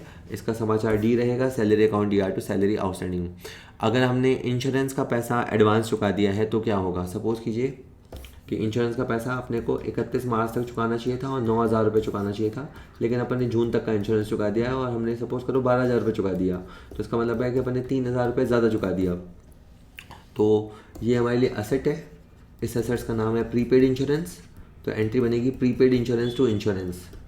क्योंकि इसमें होता ये है कि जब हमने पहले 12,000 रुपये चुकाया होगा तो इस तरह की एंट्री हम कर चुके हैं। Insurance to cash, insurance to cash ये एंट्री हम तब कर चुके हैं जब हमने बीमा प्रीमियम चुका दिया, लेकिन हमें बाद में पता लगा कि 12,000 में से 9,000 ही करंट ईयर में जाएगा, तो 3,000 का जो प्रीमियम है उसको हम रिवर्स कर देंगे। 3,000 का प्रीमियम रिवर्स हो जाएगा तो इंश्योरेंस आ जाएगा नीचे और प्रीपेड इंश्योरेंस आ जाएगा ऊपर। एंट्री बनेगी प्रीपेड इंश्योरेंस टू इंश्योरेंस, और इसके लिए बी आंसर रहेगा प्रीपेड इंश्योरेंस। और से इंश्योरेंस पेड इन एडवांस, एक और बात याद रखिएगा, प्रीपेड इंश्योरेंस को अनएक्सपायर्ड इंश्योरेंस भी कहते हैं, कई बार वो फंसा देता है, तो आप याद रखिएगा prepaid insurance also known as unexpired insurance. अब ये कहता है कि ट्रायल बैलेंस के अंदर बकाया मजदूरी दे रखा है।